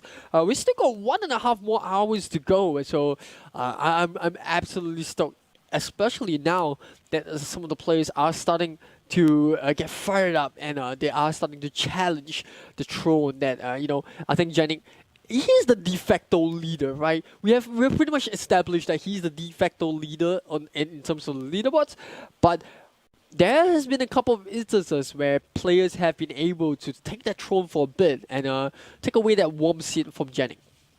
Yeah, that's true. Yeah, he has been, but he's not like comfortably up there as well. So it's still a number of players as well that's still up there. So just looking at the previous numbers and those who are up there as well with him, we have Jay Scoopy, we have Yaku, we have Assassin, we have Pro Addict, we have Dead Sea, Mystic, Value King, Spicy Chili Crab. These players, they are in the top 10. So top 10, well, I'm just looking at the previous numbers. Not only the top 10, actually maybe up to top 50, because we could have like maybe 5 more games, 5 or 6 more games, depending on how fast the game goes. So if we do the math, and if they can get maximum points, even up to top 15, they are able to take over the first place. But yeah, it's still pretty much, the main thing is that Janik is not comfortable. He will need to keep his game up. And now we'll jump into the next game. We will see if Janik remains consistent from his win in the previous round, or will it be the same story again, that Janik falls back up and he will come back as the hero in the following round. Let's watch this together, ladies and gentlemen. Yep, we are here currently in the battlefield, and I definitely do feel like a lot of these players are starting to not only feel the fatigue, but the extra motivation, right? Because sometimes it's all about willpower. When you're talking about going the distance, it's all about mental. If you ask marathon runners, they will always tell you, it's so important. The mental aspect of a marathon definitely plays a bigger part to the physical. If you can push yourself hard enough, I think you can break whatever mental barriers that you have within what you can do physically. So I think when it comes down to a gaming marathons like this, especially at the top level, the mental aspect will definitely play a big portion to that. Absolutely agree with that. Plus now it's 22 hours, 23 hours, coming to 23 hours, so it's going to be nuts for all these players. But look at this. Looks like Light of Zeus, he has 2 more visitors with him in the same vicinity of bus station. So now Light of Zeus, he is in the underground area. Asasariri is just in the same compound together with 1 more. I believe he should be right on top of Light of Zeus. So will he show the light to his opponents? We need to wait and see. But then again, he only has 1 weapon and no other utilities, so he need to play this smartly. I guess actually there's not much loot in the underground area, so it's a decent start, but you need to find a way out of this soon. Absolutely, I'm on with you on that page. 21 players still left. 1 player going out really early. A little bit unfortunate there, but that's the case of Battle Royale. And Janik immediately picking up pace from momentum from last game, picking up the kill onto Fit. I'm sure that the ladder will not be too happy about that, but it's always like that, right? And I love how Janik is always unpredictable. You never know whether he's gonna have a good round. You never know whether he's gonna have a bad round. But whatever the case, he's one tough opponent, right? He's never gonna give you an easy kill. Yeah, never. He's never gonna make it easy for his opponent. So even remember when he got killed and we managed to catch it on camera.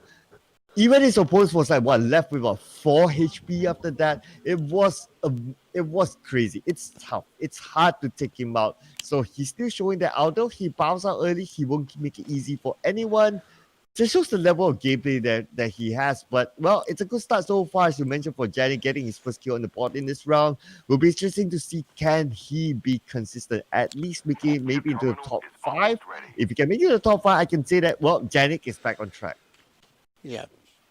And we have like a Zeus that has constantly dropped into bar station regardless of his results, regardless of whether someone hunts after him or whether or not, he runs into anyone else. He always drops into bar station. So that is an indication that he's very comfortable with this part of the map, and maybe he has that fixed strategy. But I gotta be honest with you, Sir Cloud, I feel like that strategy hasn't been playing out according to the way that like of Zeus would probably have liked to, because he's currently at the bottom of the leaderboards, and he's been struggling to get a lot of these kills that he desperately needs. So maybe I think it's good to change. Maybe you can drop there, right? You can still drop there if you want to, but you gotta switch up your rotations, and I think that is a very big part of the play where a lot of players tend to neglect, because they tend to loot for too long and they neglect their rotation, and they when they try to make that last minute rotation out from the town, they get caught out or they run into someone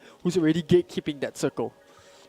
Or maybe a change his class, but look at this Janik again with his favorite weapon, the War Machine. Again, it's Dead Sea versus Janik, and now Janik has an upper hand. Dead Sea is now super low. And the flash, what's happening here? And Janik has been flashed, and Dead Sea still about 10% of health left. He needs to find a good recovery here, but Janik will not let it go. He knows that there's only a little bit more life on the side of Dead Sea, and now they've landed in a similar spot, but Janik with the pursuit going back up, and it's 1-on-1 right here. Dead Sea not going to make it easy. Dead Sea goes back down to the next floor, and now Janik still pursue. He wants that kill point. Not only that kill point, he wants this area for himself. Nobody's gonna come in. And Janik now trying to take down the chopper. Will he be able to do it? Dead Sea trying to fly away, but when the shots connect, but no, Dead Sea could have managed to escape from here, but Janik is still the winner in the secret area again. I am the king of the skies, and this is my base. This is what Janik has been pronouncing round after round and round. And you gotta give credit to Dead Sea. He's not going down without a fight. He's not having, allowing Janik to have that base all by himself. And the fact that Dead Sea can't get out of there alive for 3 rounds in a row right now, I think you gotta give him some credit. There were a couple of instances where he nearly took down Janik. So it could have gone either way. Whatever the case it is, it's always entertaining to watch these two go at it at the start of the round. For sure, they are going to clash each other because they just want those loot high up in that air. Yeah, but yeah, it is. It is very entertaining to see those two going at each other. It's almost something that we can expect during the early stage of the game. So, but well, did he actually switch it up in the next round? Because for the record, did he have not won a duel battle in that area versus Janik? So, but then again, yeah, if you want to take off, if you want to win the top spot, you need to take out your opposition. And if you can take out Janik early on, why not, right? So he could probably be thinking to himself like, okay, maybe I should just try it, go for it again. If I can escape after that, fine. But if I can kill Janik, that's the big bonus, because that means that himself, including everyone else, can overtake him in terms of the overall charts. Yeah, and this tango between them, I am looking forward to the next time they'll tango in the next round. I'm pretty sure they'll go for it, unless either of them wants to change their mind. But if the past is an indication of the future, I think we will be seeing these two reunite in the airbase once again in the upcoming round. But coming back into this current one, we are down to 19 players, still a lot more of action yet to be seen. In fact, it's been one of the quieter rounds, I would say. Yeah, rounds are starting to be a little bit more quiet, except for the expected aerial battle, I'd say. But other than that, I agree with you. Rounds are starting to be a little bit more quiet as we approach the later stage of the game. Perhaps as well, players are starting to be aware of their positioning in terms of the overall charts. Again, it's all down to the overall charts, right? That would affect the gameplay of the players. So they will start to think to themselves that, do I want to play a little bit more aggressive, or do I want to play a little bit more safe? And for the most part, it is just most importantly is try to survive. We are like 8 minutes into the game. We only have 3 down. It's almost a similar story like the previous round. Yeah, you look at the circle right now. It's still pretty central. A little bit of the nuke town covered in it. Pure is also inside. We do see circles and dog inside as well. A couple of players might choose to gatekeep those circle, but it's still early, so it's kind of gamble now, right? Players that go into nuke town, are they willing to risk the fact that they have to travel out of it if it pushes them out, or are they just gonna stay in it and really just hope that the circle goes all the way towards the southwest side and push all of these players from the mainland towards them? I would like to see that. I would like to see again in Newtown Pier Circle. But what's interesting for me is that number 6, Your Mother, he chose that little island on the left side of Newtown. So not too sure how long he's going to stay there. Of course, it depends on the circle, but we'll be reviewed with the circle really soon. But before that, Mystic is flying over Baby Shy Young. And now Baby Shy Young is in the building just below Mystic. Not too sure if Mystic knows that Baby Shy Young is there, but he could probably go for the backstab. We have seen Mystic do that before. He goes down, if he knows where his target is, go for the backstab and secures his kill. He's good at doing that. Yeah, and it is always a good thing to enter the circle first, but you don't want to enter into an area that's too centric, because then you risk being in a hot zone when everyone starts to come in from every single angle, because the more central you are, the more angles you have to look out for, because anyone can come from anywhere. But those are just certain strategies that players tend to adopt, and as casters ourselves, we always want to enlighten the viewers who are not too sure about what kind of strategies are available to them, or any players that are new to Battle Royale. You can always check out our YouTube channel on Facebook. You can always check out all the plays, amazing plays that the pros do. Or if you're watching the marathon, you've really seen what the top players can do when they adopt their best strategies in play. Yeah, and talking about play, looks like Spicy Chili Crab have been taken out at 17th place fairly early this time. Not good news for Spicy Chili Crab. The last time we saw the chart, Spicy Chili Crab, he was at number 10 2 rounds ago at least. So that is not good news for him in his pursuit to get the top spot. But look at this, the circle have shifted to the main island. Somewhere around dock right now is the middle of the circle. So that will force the 2 players who was on Nuketown to move into the other circle. Your Mother is actually one of them. And we can see one on the minimap. Number 25 is just beside him. So they could meet up at the bridge as a choke point. We need to wait and see. Your Mother has a grappling hook. Not too sure what does number 25 have, but if he has a launcher, they could probably fly to the other side, but if not, very likely they will meet somewhere in between, and they're getting closer and closer to each other. Yeah, and I think Your Mother has done his his or her due diligence. I don't want to assume gender here, but regardless of the name, but it's doing his due diligence. Checking the area. I think he wants to go for the airdrop, and I mean that's a smart choice, right? And it is a risky one.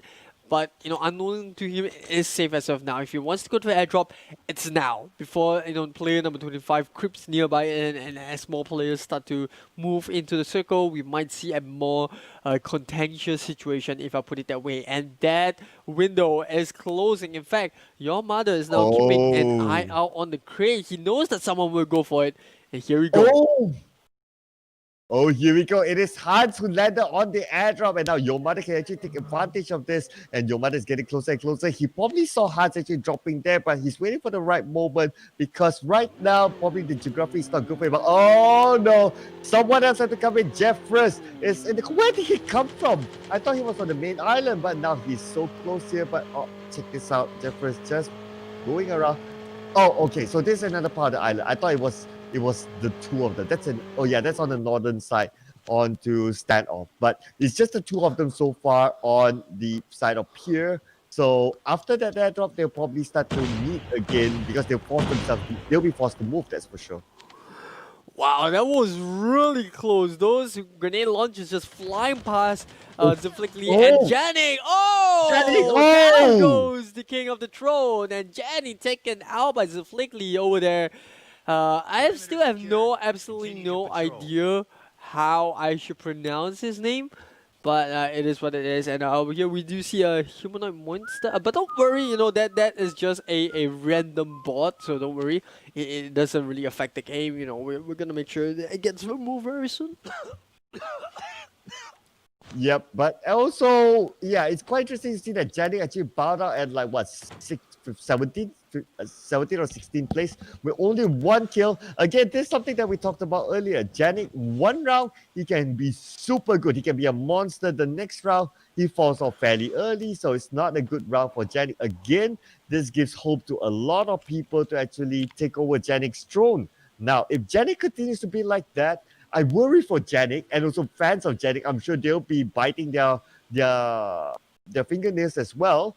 That if Janik doesn't maintain his consistency at the last, because you don't know when is the last game technically, right? Because we are based on the time. So any one of it could be the last game, and if that last game happened to be where Janik falls off early, then that's it for Janik. So they cannot be content, especially Janik. Yeah, it definitely put things into perspective when you put it like that. But it also highly depends on the players that are very near to Janik's position in terms of points, right? For example, Scoopy.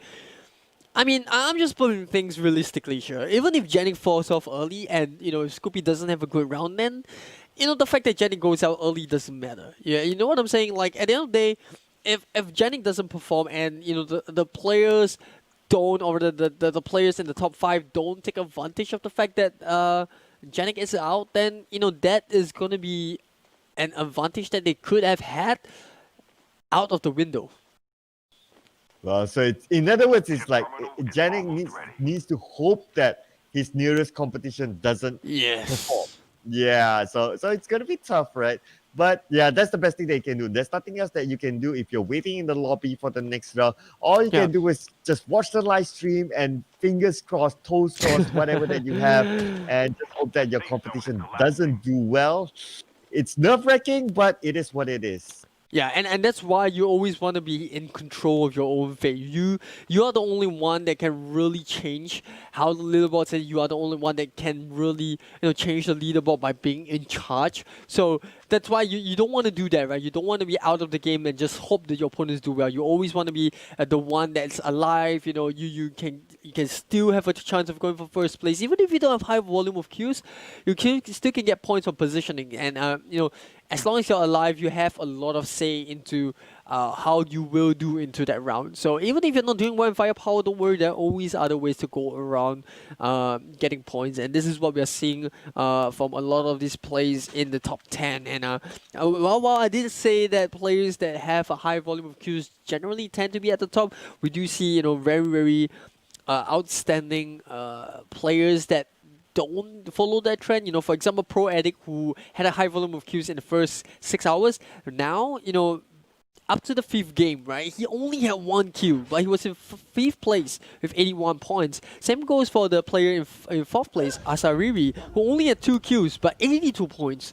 And then in 3rd place, you had Yakun in 85 points with only 3 kills. So it's not exactly the case where you must go out for kills, you must be super aggressive, but I think it's about playing smart, and playing smart, playing hard obviously is the best thing to do. Yep, but look at this, and Calandris managed to secure himself another kill for his actually the first kill in this round. But I do agree with you, Aries, that okay, so if we look at the meta and the point system, 30 points for that top spot is really rewarding. It's very high. So if you can just snatch away that 30 points consistently, I'm not putting it. It's a tall order, but it's not impossible. Imagine you get 3 rounds in a row, 30 points. That's like 90 points straight without having to kill anyone. So that could probably just launch yourself up to the top spot, like even if you're like from mid-table and so on. But it's not impossible. It's tougher. It's not impossible. But you're right. The math does shows that if you can place yourself well without needing too many kills, you could still be up there challenging for it. Yep, and given that the table is as volatile as it is currently, with other than Scoopy, Scoopy and Janik being the two more consistent players, then yeah, it does give a lot of these players a lot of hope in terms of how you can get yourself to top 10. And remember, 4th to 10th place, they still get the ROG and G-Shock war. So that is still a very sweet prize. In fact, to be honest, I mean, let's be honest, right, Circle, we've been going out to, we've been calling out to ROG, we've been calling out to G-Shock. Why not we call out to the players in 4th to 10th place? The fact that we've been supporting them so much, in case you have too many watchers at home, I don't mind taking it off you, right? I'm doing you a favor. Think about it. You've only got two hands, and you only got 2 wrists. I don't mind helping you wear one. Oh, I don't mind as well, definitely. But what Glenders won't mind is another kill. But no, he's been taken out of this round. Yet the early advantage, but not towards the latest part of that fight. But yeah, I wouldn't mind though if calling out to your players out there. We'll be supporting you guys, especially those players that we've mentioned your name a lot, and we hope that you do well. But if you end up with a G-Shock, which is great, you know you can pass it to somebody, and you know it's us. We'll give it a lot of love. But looks like King has no love from Failure at all. Failure with that sneaky play there managed to win that fight, and Nang. And so wow, and now it's just fight after fight. Everyone's so close to each other. Yeah, and then we still have this random humanoid monster walking in the middle, and this is funny to look at, right? Because we know he's not part of the game, and you know he's just out there somewhere in the map, just all by himself. Yeah, I guess it's an interesting feature sometimes. It's like, hey, you can catch people off guard, and maybe, I don't know, it becomes an extra distraction, but that's just part of the game as it is. And now Mystic, well, we've seen it again. Mystic launching himself on air and coming in on behind of someone. Pro Addict could probably be the next one, but this time not behind. Mystic, actually not going for the fight. He's going for another launcher straight up. And just playing it safely because, I guess because it's aware that it's outside the safe zone, there's still a good number of players around, so it's going to play this smartly, I'd say. Yeah, I'm just having a little bit of fun with the the animation, because sometimes the players, they get stuck in all these funny poses, and it's just so funny to look at. But yeah, Valio over there using the psychosis at the moment. I think he's caught in a firefight with Fishy. And given that we are down to the last 5, all this commotion going down is going to give Mystic the distraction needed for him to creep behind someone. And I think he actually spotted out Pro Addict. Again, Pro Addict, someone who has won a round in this final 6 hours. So Mystic, no, he's not going to have any of that. He prefers to stay out of this.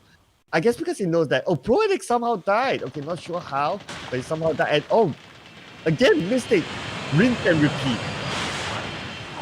Yeah, no need to be part of the fight, but he might just be taking too much damage from being outside in the blue, and now he has no more choice. He's got to land right behind Fanio. That's enough distraction. The psychosis comes up, but it's not enough. And Mystic, out of nowhere, comes up John Cena style, and that's going to be Mystic once again making that appearance by being the winner of that very, very round. I didn't expect that. I thought the reason why Mystic wanted to land quickly was to recover himself because he took too much damage from outside of the zone. But, he thought like, hey, it's one more guy. If I can end it, why not? And that's exactly what he did. Again, we see time and time again, Mystic is someone who won't do any mistake when it comes to doing that flying backstab maneuver. Wow, again, that secured him 30 points in this round. Mystic, he's going to place himself highly. The fact that Janik is out, I'm just looking at the charts before this. Yes, Mystic is actually in the top 5 the last we saw the chart. So it's again a possibility that Janik may lose the top spot. Yeah, and obviously not only Janik, but Tsukubi as well. I realized that his name fell quite early into the game. Obviously not in the top 5. And then we also had other top players not really doing too well as well. I mean, Failio, not too bad, 2nd place. And in fact, prior to this game, right, both Mystic and Failio, they were in 7th and 8th respectively with 72 and 70 points. So this is a good round for both players, right? Both players will now look to propel themselves up into the top 5. And yeah, this is definitely looking to be a nail-biter finish coming out from all the participants. But I'm not sure. Is it actually enough points coming in to overtake Janik? Well, we will have to see as our lovely admins add those points up. All we can do is speculate. But I gotta say, it doesn't really matter to me who is gonna be at the top for now, because at the end of the day, whoever's at the top, they deserve it. Okay, I just refreshed the scoreboard, and guess what? This is out of how many games? Okay, so it's being updated as we're speaking. But then Yes. again, based on what I'm seeing here, Mystic is topping the charts at this point. Janik's score hasn't been updated yet, so there's a possibility that Janik may take over or Mystic may still hang on to it. But that just shows that again, Mystic is up there now. J Scoopy probably went down. Maybe it's being updated as we're speaking. Okay, so I'm looking at the same scoreboard as you, right? And Mystic, 8 flights in, he's got 160 points, right? And Janik and Scoopy, they both have 145 and 140 points respectively, but they haven't had the points added from that particular round. I gotta be honest with you, I don't think they had enough points there to overtake Mystic, right? The fact that they didn't really manage to get a top 5 finish means that they won't be able to get at least 20 points from that round. And not only that, they didn't really have high volumes of kill. I didn't really remember seeing Janik and Scoopy's name being popped up on the left side of the screen. So with all of the information that I've gathered from that round, I don't think it'll be enough. I think Mystic should have just done enough, right? Not a lot, but enough to be at the top of the table. But once again, even with all of that being said, you can definitely tell, like from one round, the fact that someone from 6th place can jump all the way to the top, that goes to show that anyone, right, anyone, as long as you are in the mid-table or you are doing decently, you're not being left too far behind, you definitely still have a shot at that 1st place. Yep, and not only that, just to point out that Mystic having 12 kills as compared to Janik, 33 kills, and Scoopy with a not updated 14 kills.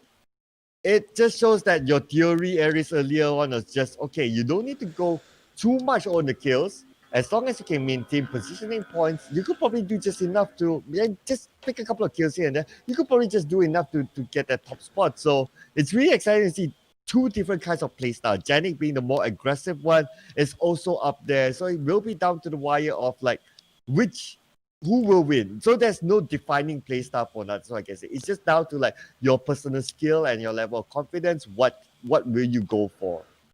Yeah, I think the only player that I really truly feel a bit I feel like justice hasn't really been done to it is Spicy Chili Crab, because you look at the game thus far, he's got 12 kills prior to that round. He's doing really decently in terms of firefights, but he's only got 78 points. So that is the one player which I think, he's that one outlier in terms of math and statistics. He's that one outlier where he's doing pretty decent firefights, but he hasn't gotten enough points for positioning to put him in that top 5 spot. Yeah, I think what Spicy Chili Crab, at least what we have seen when we caught it on camera, is that he can take fights, he's mechanically good, but he can't seal the deal.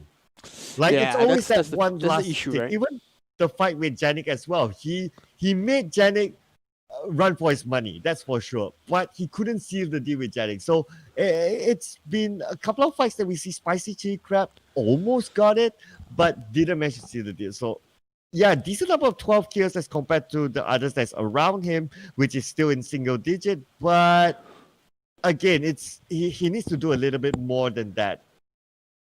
Yeah, like they said, it doesn't really matter, whether you do well or not, because at the end of the day, champions or the winners, even when they do badly, they come in first. That is the most important thing about a competition or like even a marathon like this, right? It doesn't really matter how you do well at the start, what they do in the middle, it's how you finish. And even if you had the best start or you have a very strong middle, but you can't finish the game in first place, or you can't seal the deal like you said in a lot of these firefights, or you can't win the rounds because you've been going out too much after, you could pretty much get 12 kills, right, at the first half of the game, and then you die in 10th place, it's still not good enough because the first player is going to get 30 points.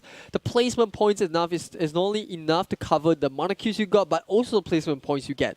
So you got to have that right synergy between balancing whether or not you want to go for placements or points, and sometimes it just so happens that you're better in one, you're not as good as in both. So I think this is where we're starting to see a bit of a power struggle in the top 5, and I want to see how spicy chili crab, which I mean I've been through this, right? I spoke about this, I warned myself and you about this.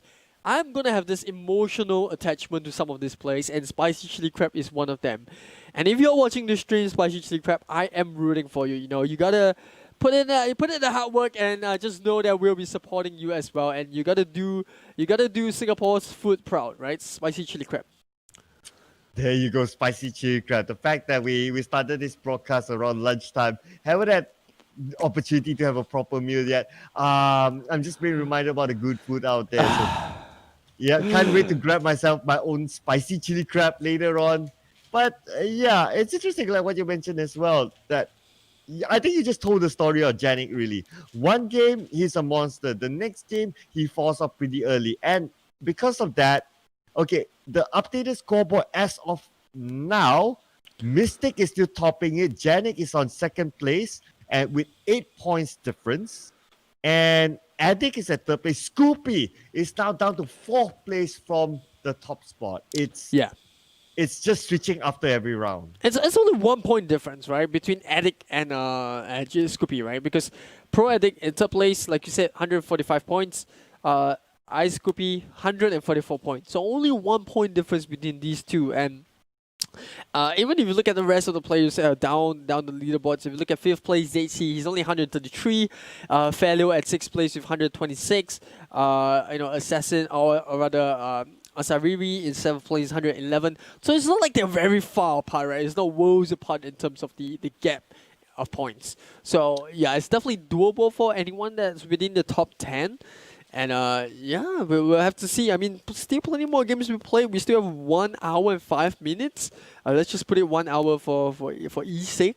So yeah, 1 hour. You can have up to 4 games if the games end really early. But for what we see, a lot of games now are starting to drag to that final circle, to that very, very final ending. Yeah, so the map is starting to kick in again. So 3 games, 4 games, maybe, depending on how fast the games are being played.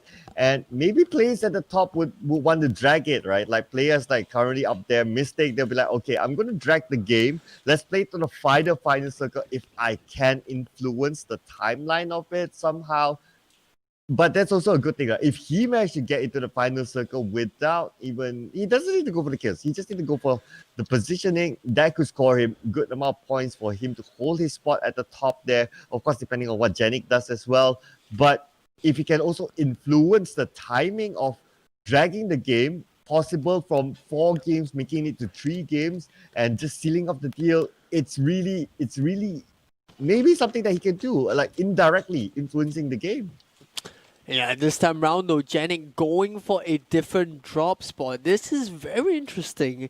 Has he switched up his static? Once again, a different character model, right? A different character model, a different suit, but still sticking with the defender class. So we know that is one thing that's consistent for sure. So you might be right. He's changing his costume just to make sure that no one recognizes him or no one in the lobby recognizes him. So they won't try to go the extra effort to avoid the fight. But regardless of that, changing his drop spot into outpost, what is your take on this? Oh yeah, that's interesting. So he normally tries to go for the secret base, but I'm pretty sure this is not influenced by the circle, because by the time they drop off, you wouldn't know when the circle shows itself. So I guess it's interesting. So Janik is somebody that, okay, so far what I can see based on his behavior of changing up his skins, he wants to be unpredictable. He doesn't want to be like, okay, so now it's been a few rounds, he's been in the same spot. He could probably think that, okay, people may gang up onto him and people know that Janik is the one to be taken out if anyone wants to have a shot at that top spot. So probably he's like, okay, no, I know I'm popular. I know everyone wants to have pictures with me, so it's okay. You can have pictures later after I hold that ROG phone tree. That might be possible. That is a very interesting analysis, and definitely will think about that. It's pretty cool though, right? Imagine players just wanting to be taking a picture of him.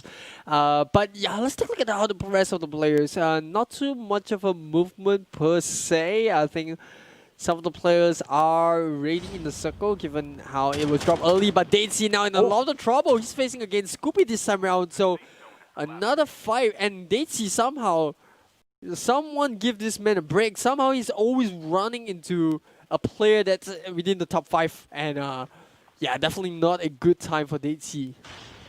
Yeah, it was, let's see, it was Janik at some point, and now it's Scoopy, and now Daisy just in front of Scoopy. I don't think he knows where he is, Scoopy, with the shot fired out, and Daisy moves back up into the top floor. So Scoopy, will you want to go for it? Oh, there you go. Looks like he's trying to get away from this, and he could probably be gone. Yeah, pretty much. Or maybe he's waiting for Ice Scoopy to show himself and he wants to go for the backstep. But regardless of the case, Ice Scoopy doing a very good job of making sure that no one can backstep him. And he's doing just that by hiding inside. But that's not exactly a place that you want to be in. Daisy with the wall back through the wall. And Scoopy now dropping very low. The flashbang comes into play. And that's what you get as a defender. The flashbang coming in. And with the reinforced state, you won't get affected by your own flashbang. And that's a really good kill coming out from Scoopy. Well, Daisy always, like you say, have to bump into this top player. So it's a bit unfortunate to him that he's always being kept at his toes. But this is another player that's not doing too well. First Din, I don't think he has gotten any kills. The last time I saw the charts, it's either no kills or it's very minimal, maybe like 1 or 2 kills. But he's not in a good position. Now, Janik on the other end has a lot of kills. Let me just have a quick peek again just to see. Is Janix actually on the top killer board? And just a quick scroll. Yes! Janik is actually the top killer among the other players. So that the stats just show that you don't want to pick a fight with this guy. Yeah, whooping 34 kills prior to this match itself. And he has pretty much almost 3 times the number of kills of the next closest person. Well, at least twice, right? Because the next closest person is actually Scoopy himself at 14, tying it with Falio, who both have 14 kills. Whereas for Janik, he's the only one that has broken past the 20 mark. In fact, 30 mark at 34 kills. So yeah, definitely on you with that one. You don't want to run into Janik early into the game. But if you do, you got to make sure you take that beast down. Because the longer the fight goes, I feel like he is a very good player in terms of fight management, and he knows how to drag the fights on his advantage, to rotate around the terrain so they can always have an advantage one way or another. But both Scoopy and Janik taking the defender class, and this is what you get out of the defender class, right? They get flashbangs, they don't really have to be affected by flashbangs, they take reduction in terms of damage to utilities, and all of this very good stats in firepower, or rather firefights. This is the reason why they're so good in taking 1v1 duels. Yeah, he knows how to build on momentum, that's for sure. And he knows how to be like, okay, if the fight starts to drag and be long, he is still that player who is on his toes. You know, like some players, like if the fight starts to drag, you start to lose momentum, your mental strength is being challenged at the same time, and you give up at the end, you sort of like make mistakes. But Derek is no. We can see how he actually defended against, let's see, it was Chili Crab at some point, and it was Dead Sea as well. He always knows how to like maneuver around, and at the end of the day, it's down to the mental strength of the player. The player is just like, okay, I'm done with this. No, this playing tag, it's not my kind of game. I'm done, and just relocate himself to another location. And that is the winning formula pretty much for Janik in terms of dueling with other players. Absolutely, you gotta do whatever it takes to have that advantage, and Janik is the master of that. If you look at the numbers for now, a little bit of I think we do see a drop coming up. I'm not sure if player 21 was where he is, but he's so far south. I'm not sure if he can make it out of it alive, but he has a chopper, and somehow Mystic, I think he might have decided to go for the sticker base. But whatever the case, it's only a tier 1 circle. I think he should be able to get back into the safe zone just in time to heal up.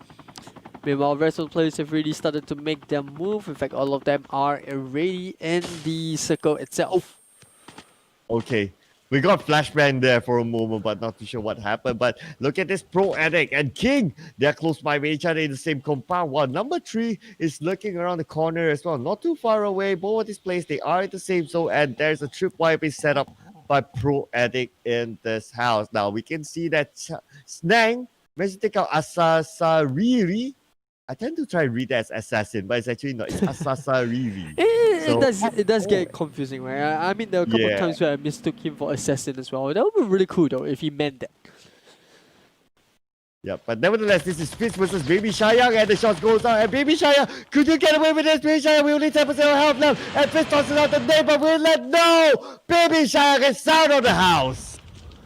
Yeah, like Crimea River, because Fitz is not going to be able to get that kill that easily. He's got the defender perk, so unfortunately he won't be able to chase after Baby Cyan, but all he can do is just to, keep an eye out, make sure he's looking out for Baby Cyan if he does ever pop down, and, he does have the defender perk, and I think the one good counter that I've seen a lot of these players that run the defender class is that when they're going up against players with the airborne perk, when they come down from the ejector, they immediately pop a flashbang, and so that turns the table immediately because then they have the time to find out where their opponent comes from when they are flashbang.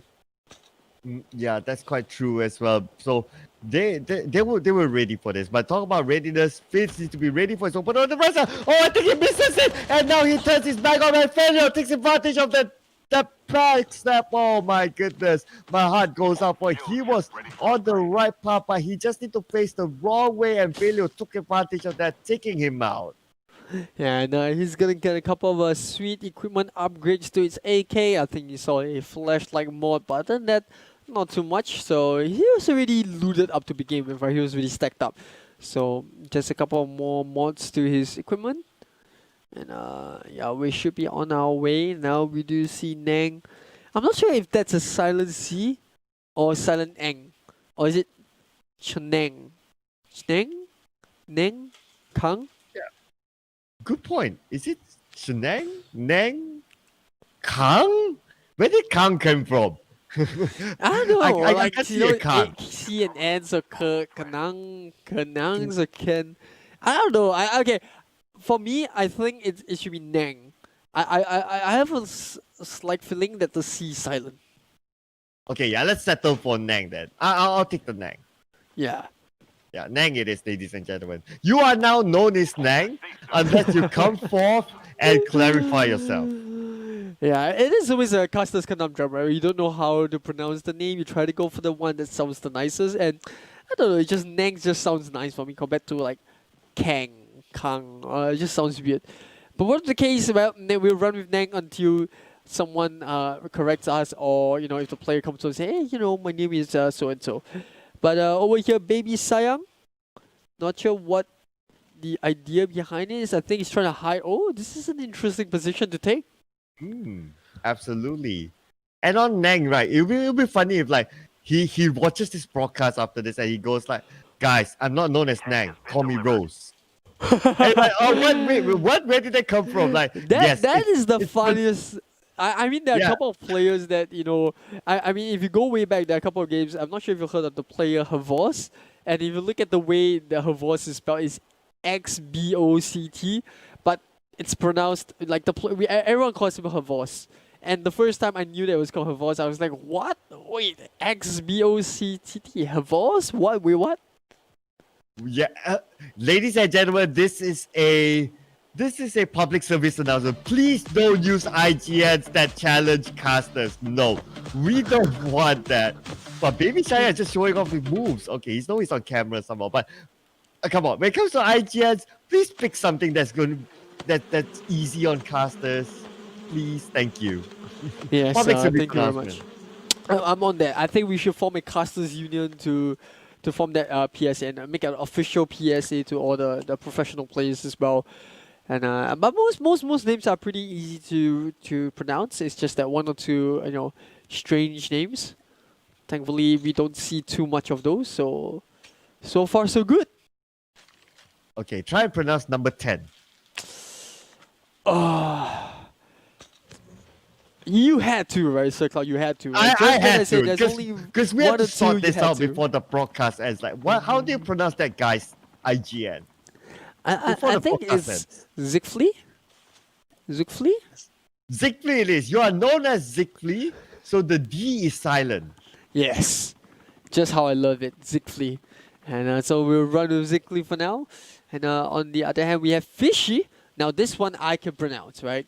And Fishy has been looking for a place to rest now for very long. He's been running on foot for quite some time, man. He's gonna go straight into the path of Fatlio. Oh, he spots the grenade coming right over his head. Immediately takes the flashbang out, but it might not be enough. Fishy taking so many hits coming out for Fatlio, and Fatlio is gonna be the one that takes the kill up. He even burns the camo, but nevertheless, it still works out. Or rather, the Psychos is not a camo, my bad. And Hans is going to clear out the Psychosis, which is going to allow Falio to know where Hans is coming from, but vice versa. And Hans, not making a mistake there, takes so much of Falio, but Falio with the Flying Fox just flies away. But how long can you fly away for? Now he's trapped in the body of water, and he's going to be the sitting duck in the lake. And that is the end of Falio's journey. Not the place you want to land there. You land in water, you can't move at all, then it's free kill for Hans pretty much. So, well, sad ending for him. But then again, try again in the next round. I'm sure we'll have time for another round after this. But look at this King is going to evade all this. But just look at the mini-map there. There's at least 3 others all around him, and there's more to come. And not only that, he's prioritizing actually crossing over the river. The last thing you want to do is again to swim over and just be sitting ducks for them to shoot. Yeah, I think that's a very good analysis, but this seems like a very familiar circle, right? Last time we saw this, I remember a tank and 2 players sharing a tank, as well a couple of players, or the Swift Beef. The last time we saw a circle ended up north, Swift Beef was actually hiding in the water. Oh yeah, I remember Swift Beef there. Swift Beef, I miss you already, so hope to see you next time. But nevertheless, Light of Zeus is doing the Swift Beef, and King is just above him. But okay, I guess he died. Oh no, he's still there. There you go. He called out one of his own, but can King take advantage of it? No, not in time for that. And Light of Zeus, he will see the light of day still. Yeah, and I think King got a little bit lost in his own smoke, but more importantly, he's just trying to launch the ejector. And he's going to pop another smoke for safety's sake, and here comes the ejector. It's going to land. In fact, he's having a little bit of trouble finding the ejector itself. There we have it. He's going to launch himself up. And well, Light of Zeus is already on top of the reactor. King now. Oh, he hasn't crossed over yet, so that's pretty interesting from King. I thought that he would prioritize crossing over, but maybe now he would do that. Mistake. The guy who has gotten a win today, he has crossed over, so he can pick his position. So if I just look at this circle, it's very tricky here. It could still go on to any of these 3 islands. So I'm just holding my breath to see where we go. Will we go to Outpost, or will we go to somewhere else? And it's the middle island that has the least amount of people. So that means everyone will need to move there, and they will bump into each other. Yeah, this is a very insane circle. So much traveling to do, especially for those in the north. We also see a tank, which I believe is taken by Dakota for now. And yeah, the rest of the place on the southern end also having to leave the nuclear plant. And it looks like we're going to see Scoopy the first one to do that. In fact, very low number of kills for the remaining survivors. Both the highest number of kills belonging to both Scoopy and Jeffress, with only 2 kills. Yep, with only 2 kills for now. But I have to get this out of me, right? So Fishy, you mentioned it's pronounced as Fishy. But what if it's like 5-5 he?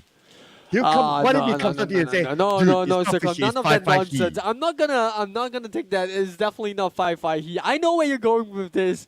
It's ridiculous if it's actually pronounced 5-5 he. Okay, and for 22, what if Dakota is not Dakota? What if it's Dakota? That could be Will you take possible. Oh, that is definitely it's in. Have you watched the TikTok meme, the one that they mentioned about I believe it's Kansas and a Kansas. That's the one. No, It's go I ahead. think one is Oh. pronounced Kansas, and then it's supposed to be pronounced as Kansas. But then she's wondering why is it not called Kansas. I don't know. It sounds weird when now I say it, but it's funny when I watch the video. I'm gonna have to find it, and I'll PM you all later on. We're just confusing the views at this point. Thanks. But well, Dakota or Dakota, that doesn't matter because what matters right now is King is now being sieged by Givney, but he'll be dead. Oh, but Janik actually. Janik getting the KS off again, getting 2 kills back to back. Janik is back with a bang. Where have you been? And now you're back with a bang with 2 kills, and now you're into the top 9. Yeah, and not only is in the top 9, he's got 2 kills as well. He saw the Mexican standoff happening and he said, you know what, I'll third party this one. I'll take both the kills for myself. And that's going to alert the rest of the members as to where Janik might be. He spotted a couple of players in the water. In fact, he's going to spot out Baby Sayang first. Baby Sayang too preoccupied with someone else, but Janik, no mistakes there, takes him out. Your mother is going to drown. Either drown or go out in the zone, whatever the case, he will be out in 8th place. And Janik, it doesn't look like he wants to stop the rampage. And he spots out Jeffers coming out from the other side. Pro Addict comes in for the back, takes out Dakota. But Janik now with 4 kills in a short span of time. And it looks like it might just go even higher.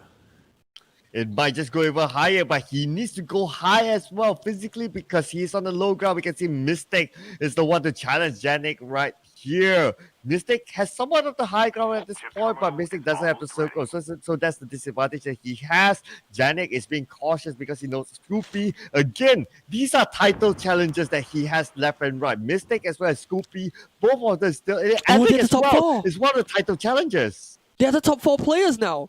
Mystic, Janik, Yeah. Pro Addict, and Scoopy are all in the top 4, and they are battling out for the lead. And this could go anywhere. Whoa, okay. Now things have become so serious. The stakes are higher. This is all for the ROG phone tree. And the Janik. Now, and looks like we're going to see the first player go out. Scoopy going to find Pro Addict there. And that's going to leave the latter unsatisfied. He's probably going to end up in 4th place. But Janik, he knows that there is Mystic who is still floating around. He might try to go for the shot, but he's going to rush straight to Scoopy. Both players, they spot the play in the air, but now more troubles in the hand. Will the flashbang come up? No, he doesn't need the flashbang. He tries to go for the jump shot. He spots out Scoopy, but then there's enough ammo in the clip, and Scoopy would want to kill. Oh, Mystic! The last one to land, and somehow Mystic gets the KS in, and Scoopy will go down. Mystic! Comes in out of nowhere, and he will clinch the #1 spot. Mystic, what a play! What was that from Mystic? Oh my god! Just when we thought, oh man, it could have went anyway. That was probably one of the best mathematical endings. All 4 of the top 4 players in the charts hit on each other. Mystic just had to come in out of nowhere, and no mistake, that's for sure from him. Taking him out. Wow, what an ending that was. That is top quality, and that's why these 4 players are in the top 4. And given that, all 4 players didn't have too many kills in that particular round, with I think the only one that got a decent amount of kill was Janik with 4 kills, so he's still living up to the title, right? He's still living up to the title of having the most kills in the game, or in the tournament itself. But in that particular round, right?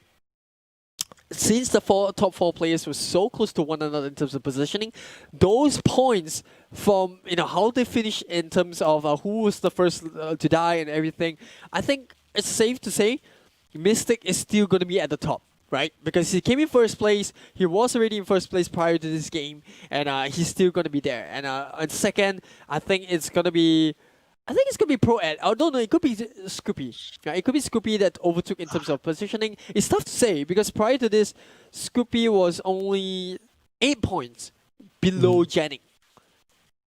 Yep, and they're very close to each other, and even in just now's round, their positioning was like, well, top 4 is all theirs. It just also comes down to like, where exactly were they and how many kills they got overall.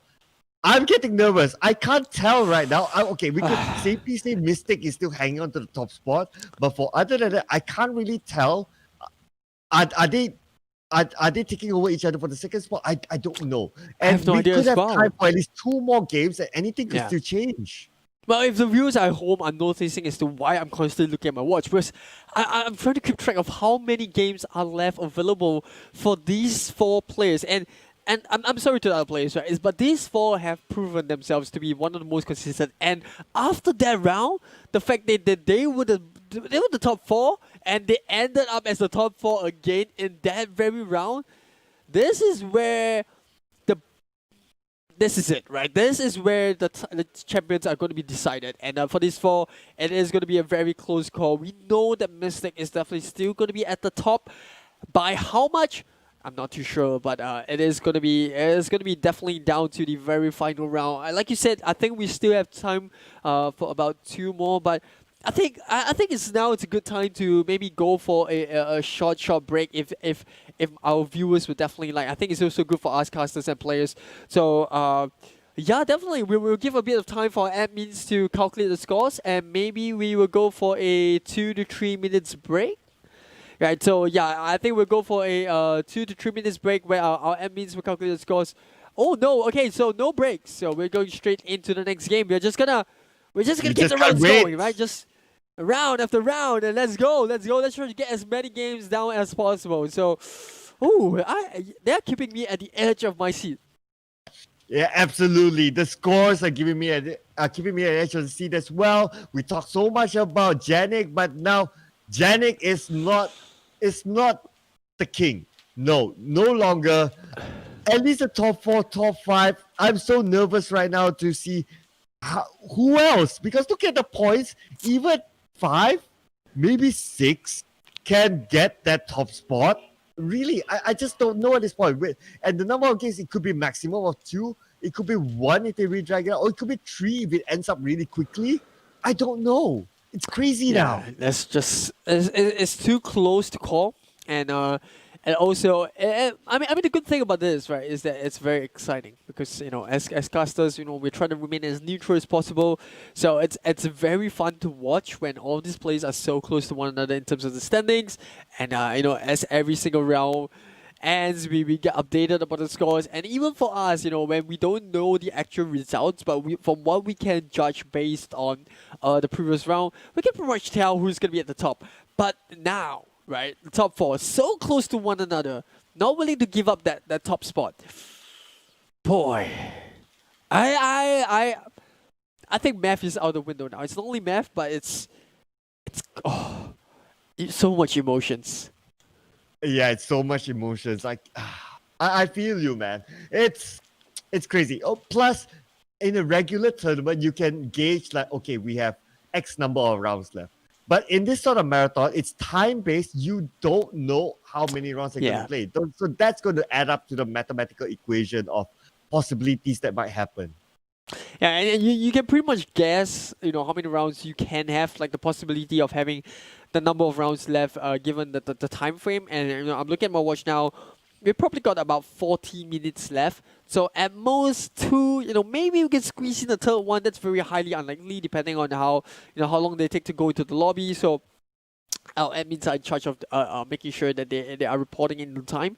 But I think more importantly, the fact that they have so few games now, it's even more vital that they put on their best, or as the informal way of saying, the bestest of bestest, right? That's what we in the local slang, the more bestest performance you can ever put on in Call of Duty Mobile in this point in time. Ladies and gentlemen, the bestest of bestest. Who will be the bestest of bestest? Man, it's just going to be so interesting there. And I learned a new word from Aries today. The bestest of bestest. Here we go. And we are now down to possibly the second last game. Possibly, I'm saying. So it's going to be crazy here. The drop spots change. I'm just looking over at, let's see, Janik, number 9.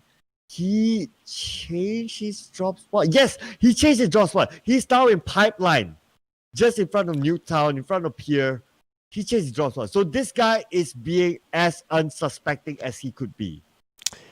Yeah, you gotta do whatever it takes, and well, desperate times call for desperate measures. We're also keeping track of the other top players as well. Falio, gonna call in Heli, and he's immediately going to be taking it to these guys. I think we can also take a look at the other top players as well, as to see how they are actually performing. If you look at where Mystic is, I think Mystic is definitely going to be the man to watch, because Mystic has been doing so well into this. In fact, he's taking a resort, like he's so far away from the rest of the place. Yeah, he knows by now that, okay, so he got like, what, 2 wins already today. He knows that as long as he doesn't fall off early, he doesn't need to go for the kills. He doesn't need to prioritize kills. Just go for placement. He'll be okay. So I guess that's what's going through his mind at this moment. That's why he dropped off far away from everyone, and he even has a helicopter with him, so he can make that safe rotation through the high ground. He can overlook everyone just to be sure, okay, this place is safe. Let's just go for positioning points. While his opponents at second, third, fourth, fifth placement will still need to go for kills. Yeah, and if you look at the map right now, they are so far away from one another. Every single one of these players, they are so far away. So we definitely will not see action happen for like a good 5 minutes, right? I wouldn't be surprised if we only start to see the first kills coming in when we go 6-7 minutes in. Yeah, that could probably be that. Oh, hang on a second. Oh, spicy chili crab is out. Oh no. Oh, one I'm of the not too sure players how that he we had actually hoped went for. out, because I didn't see who killed him. Not too sure, but it looked like maybe he. Yeah, and that's 0 kills on everyone's feed. So, Nani? Nani? Yeah, not too sure what happened to him, but if he is truly out, then I think Spicy Chili Crab is out of this in terms of getting that title championship. The best that he can go for is going for the other placements, but for the ROG phone tree, sorry to say, maybe he's out of the running. Yeah, it's definitely going to take so much out of him to be able to, get that top spot. If he still wants to, he needs to win, a possible back-to-back games, and that's only if time allows it, which I really doubt so, given that we only are left with 25 minutes. So this is how quickly time flies, right? At the start of the marathon, we were saying, you know what, you got 24 hours, you can slowly play this one out, you can figure out how the players are playing. But now that you only have 35 more minutes, right? This is where the poop gets real. I'm trying not to curse here, but this is where the poop hits the fan. Yeah, absolutely. Wow, that's a nice way to put it. But then again, yep, you're right. Well, like now I'm just looking over my watch as well. So we're now like what, less than we had 38 minutes before 6 o'clock. How many games can we squeeze in? Can we squeeze in a third game just to give some players that hope that they can get that ROG phone in their hand? That will be the big question here. So the games need to be hard and fast, but can it happen? Can they do it? Yeah, I see all I'm these so random nervous, names really. popping up onto the queue feed, but I don't see anyone going down as of yet. And every single time something pops up on the queue feed, it's just making me nervous, because I'm always trying to find out who is going out, because this mathematical brain of mine is just running the numbers. It's so insane, and not only that, it's the timing of it all as well. The fact that we are down to our possibly second last game, right? And yeah, it's still there isn't that one clear winner that it's above everyone else.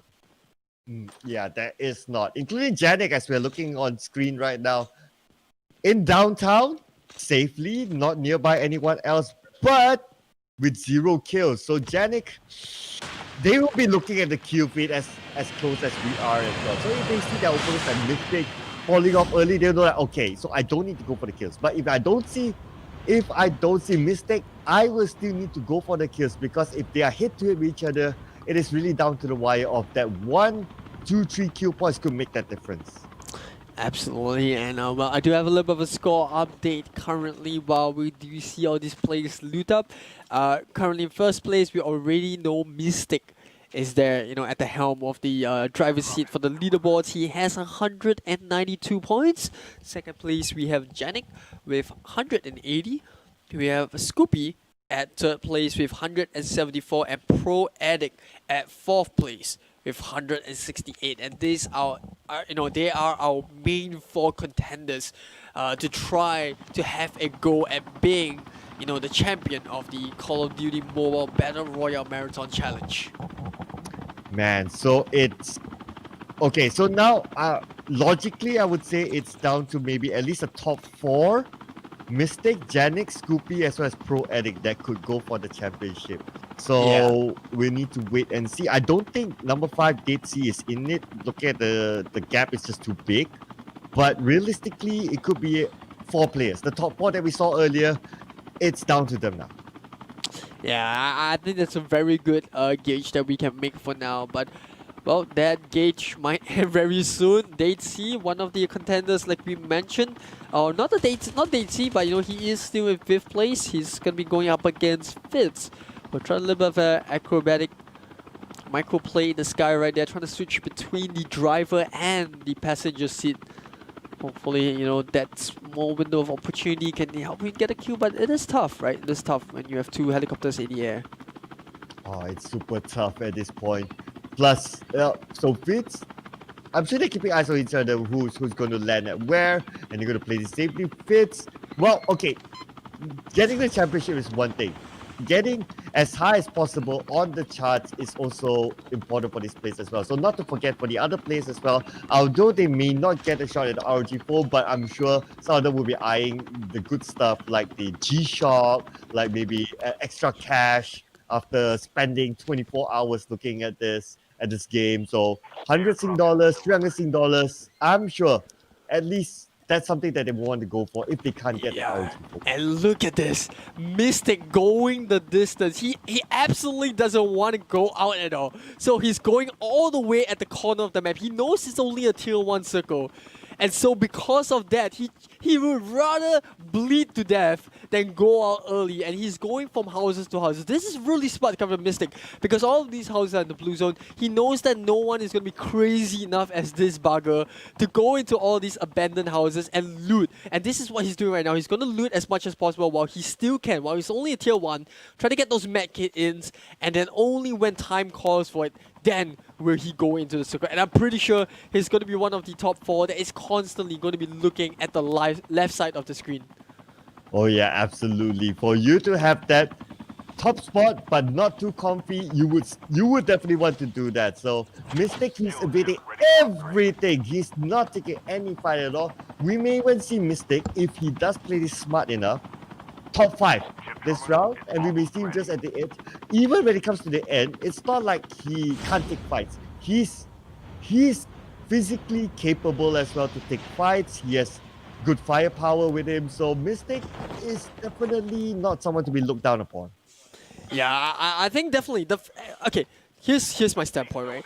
Regardless of what's the finish of any of these 4 players or anyone outside the top 4, I think the fact that they made it here, the top 25 players, I think that is a statement itself. The fact they've gone past 23 hours of gaming and they are still going on, right? Still believing that they can improve their position. And look at this, right? 12 minutes has passed. No one has died at all. This is the first time that we've seen everyone so try-hard. They are in that try-hard beast mode now. Everyone is so hyper-aware of that surrounding. Oh yeah, that's a good point. 12 minutes and no one is dead. Okay, that's something new. That's probably the record so far as we have seen. Super try-hard mode for all these players at this point. Wow. That means only one thing. When it reaches the 4th circle onwards, it's going to be a bloodbath. Yeah, and not only is it going to be a bloodbath, I think the more important thing is, how are the players going to react to be confronted in a fight? Would they just run away, or would they be, adventurous enough to go for a fight? But now we do see Janik in a lot of trouble. The vehicle nearly getting taken on. Now the enemy lock-on symbol, the FMJ coming on. He uses the flare at the very right time, but the enemy lock-on symbol is still there. I'm not too sure if he has a second FMJ. I don't think so.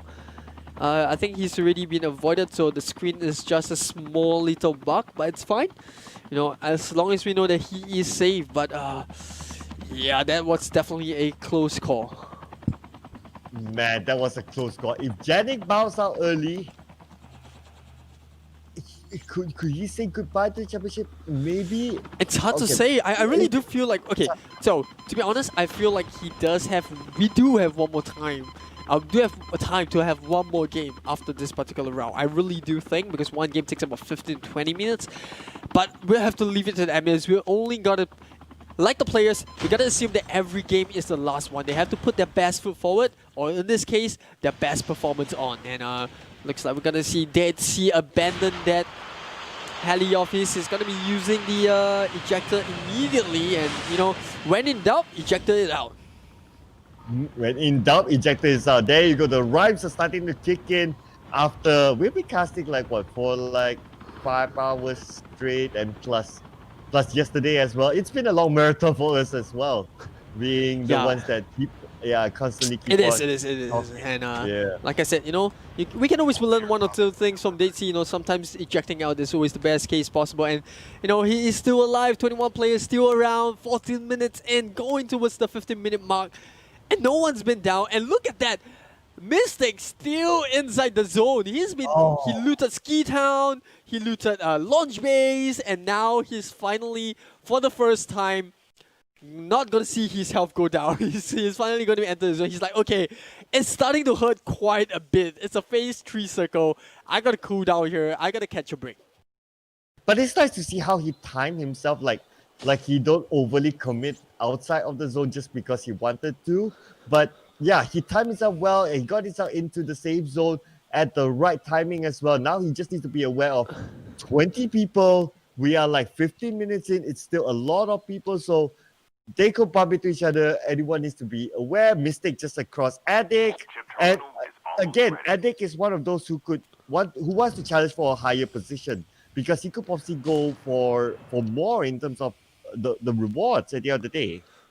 Yes, absolutely. And not only Pro Addict, but for the rest of the players as well, because of how close all of these players are. Even for the top 4, where we keep saying that it's only the top 4, right? But you know, at the end of the day, this is a competition, and you never want to settle for whatever position you're in. You always want to be higher, unless you're already at the top. And even still, you want to pull further away from your opponent. So I'm sure that every single player, they're not gonna put on a disappointing round. They're definitely going to be trying their best.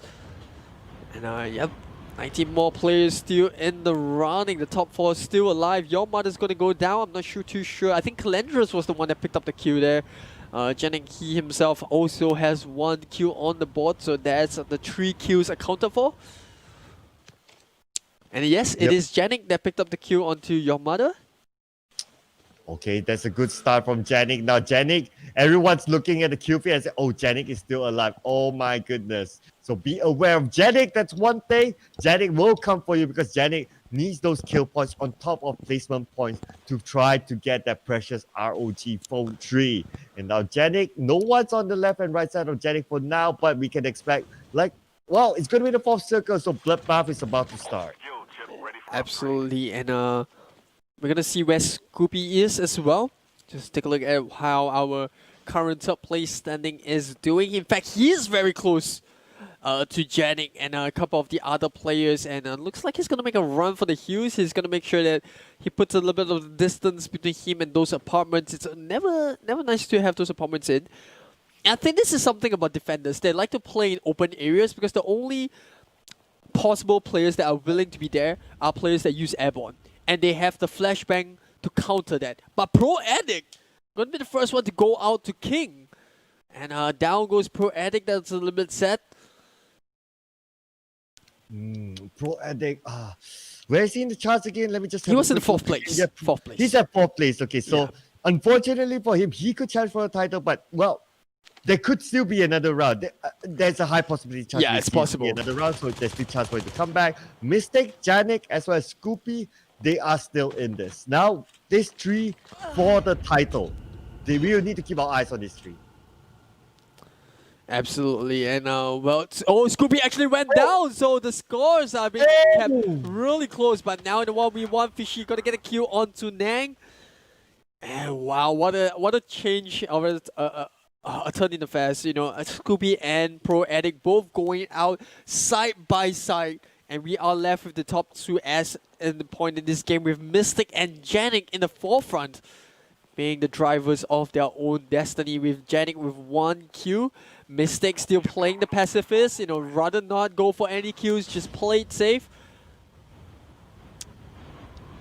Yep, definitely something that Mystic is the best thing for Mystic to do for now, and he'll be happy to see the kill feed that, oh, my closest opponent, Scoopy as well as Addict, they are out. Okay, so it gives him a little bit more chance to pull away from his opponents, but at the back of his head is probably, okay, do we have time for one more game? They must be looking, imagine the players as well, they are looking at their watches at the same time while they are playing. They're like, do we really have time for one more game? Can we not end this? Especially for those at the top right now, Mystic is hoping that can we not play one more game? But well, it is not theirs to control. They just need to play their game. Think of it as that every game is the last game that they're going to be playing. So it's going to be super exciting. I'm super nervous for these players.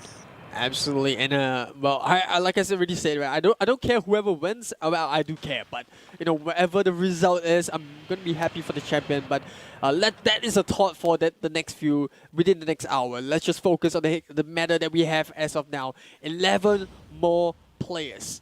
And a lot of them in the air as they try to avoid any of these battle fight, except for those with the defender perk, who, if you realize, they generally try to, number one, avoid buildings because they get countered by trip masters, and or rather trap masters, and number two, it's also very dangerous for them to not be aware of the surroundings. So being in the open field is an advantage to them because if they do run into any player that's using the airborne class, they can always counter that with a flash. And just look at this. So Mystic, he is now airborne.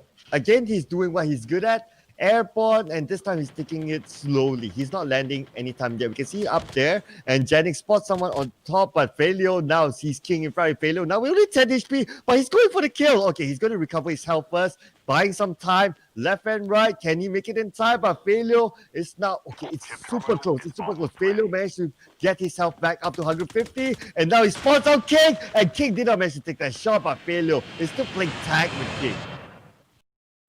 Yeah, Failio just a little bit fortunate there, but Mystic will go out. The grenade launcher from Fizz will do the job, and now Janik knows that he is in the driver, in the front seat. If this was the old Janik, he will be hunting down kills, but because he knows he needs the points, not only from kills, but positioning as well, he's playing this smart. He knows that the top 2 contenders are all out, and look at that. This is a whole new Janik that we are seeing. We have never seen him play this safe before in the entire marathon.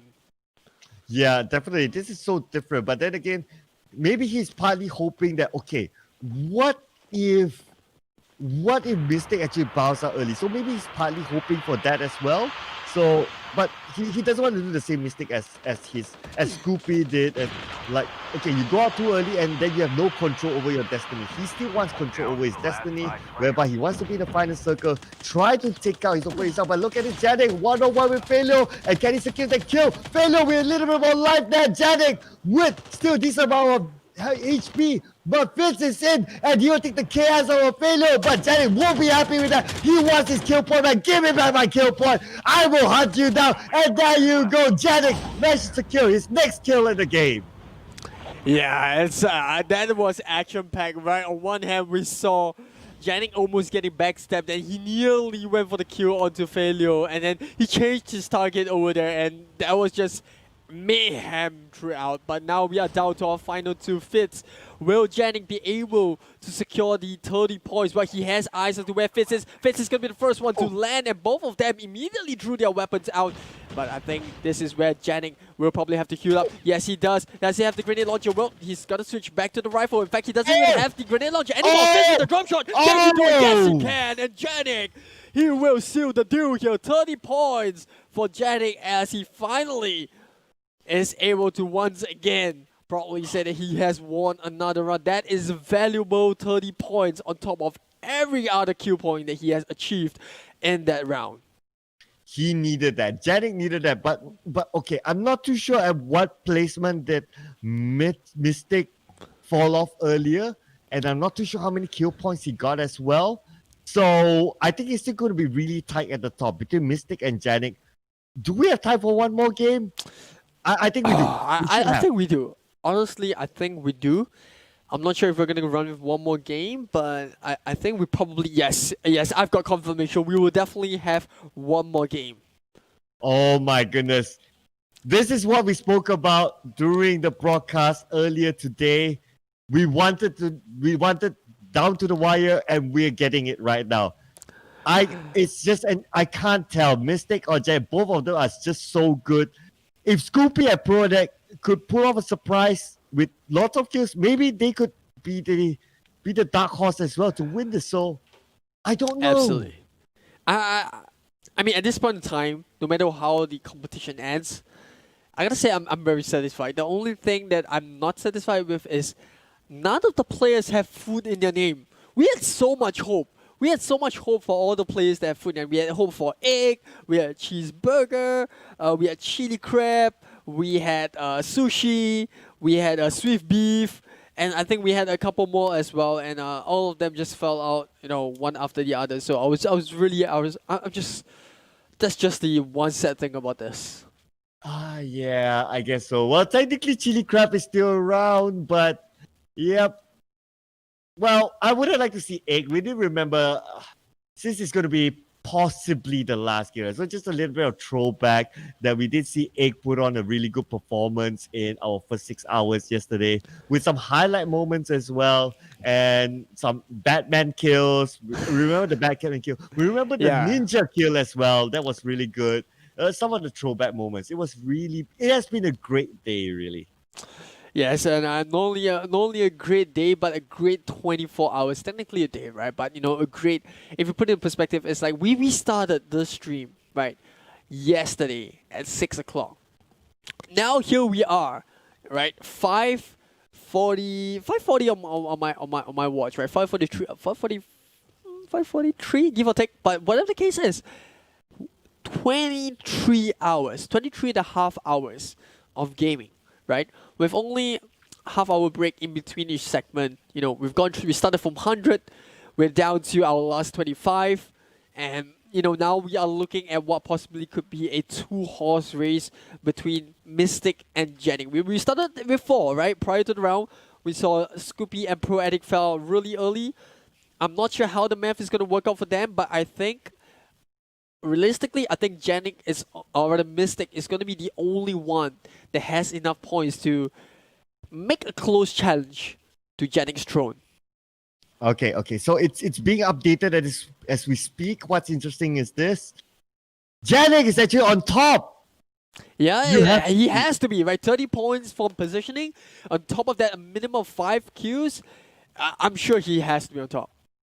He's on top, but Mystic is not far away. The difference is just 6 points. My goodness, 6 points. And Scoopy and Pro Addict has not been updated yet, but they could still challenge, but they need to do super it's well. Possible. It's possible. But for it's highly Janik and possible. Mystic, it's 6 points. Yeah, and just to put in perspective, right? First place gives you 30 points, right? So, it could go either way now, right? Whether or not Janik or Mystic falls out early, whether or not that gives Scoopy and Pro Addict a shot at the title, that is going to be insane. I mean, I really will have to look at the numbers, but whatever that is, here we are, the final round, the final lobby, and it's all going to come down to this one game. And the fact that it's taken us 24 hours to be where we are you ready, Sir Cloud? I'm not ready for this to end. This is just crazy. I mean, all right, we're good. Another 24 hours. Let's attachment. go. 48-hour cast. Let's go. Let's go. 48 hours. Players play for another 48 hours. Let's go. But enough of that. This is possibly the last game, ladies and gentlemen. And we're jumping into this. Janik, Mystic, or maybe Scoopy or Pro Addict. Who will be your champions in the ROG Battle Royale Marathon Challenge? Ladies and gentlemen, let's go! Let's go! And here we are. Flight path starting up all the way north from frigid wetland, and it's going to go down right onto practice range.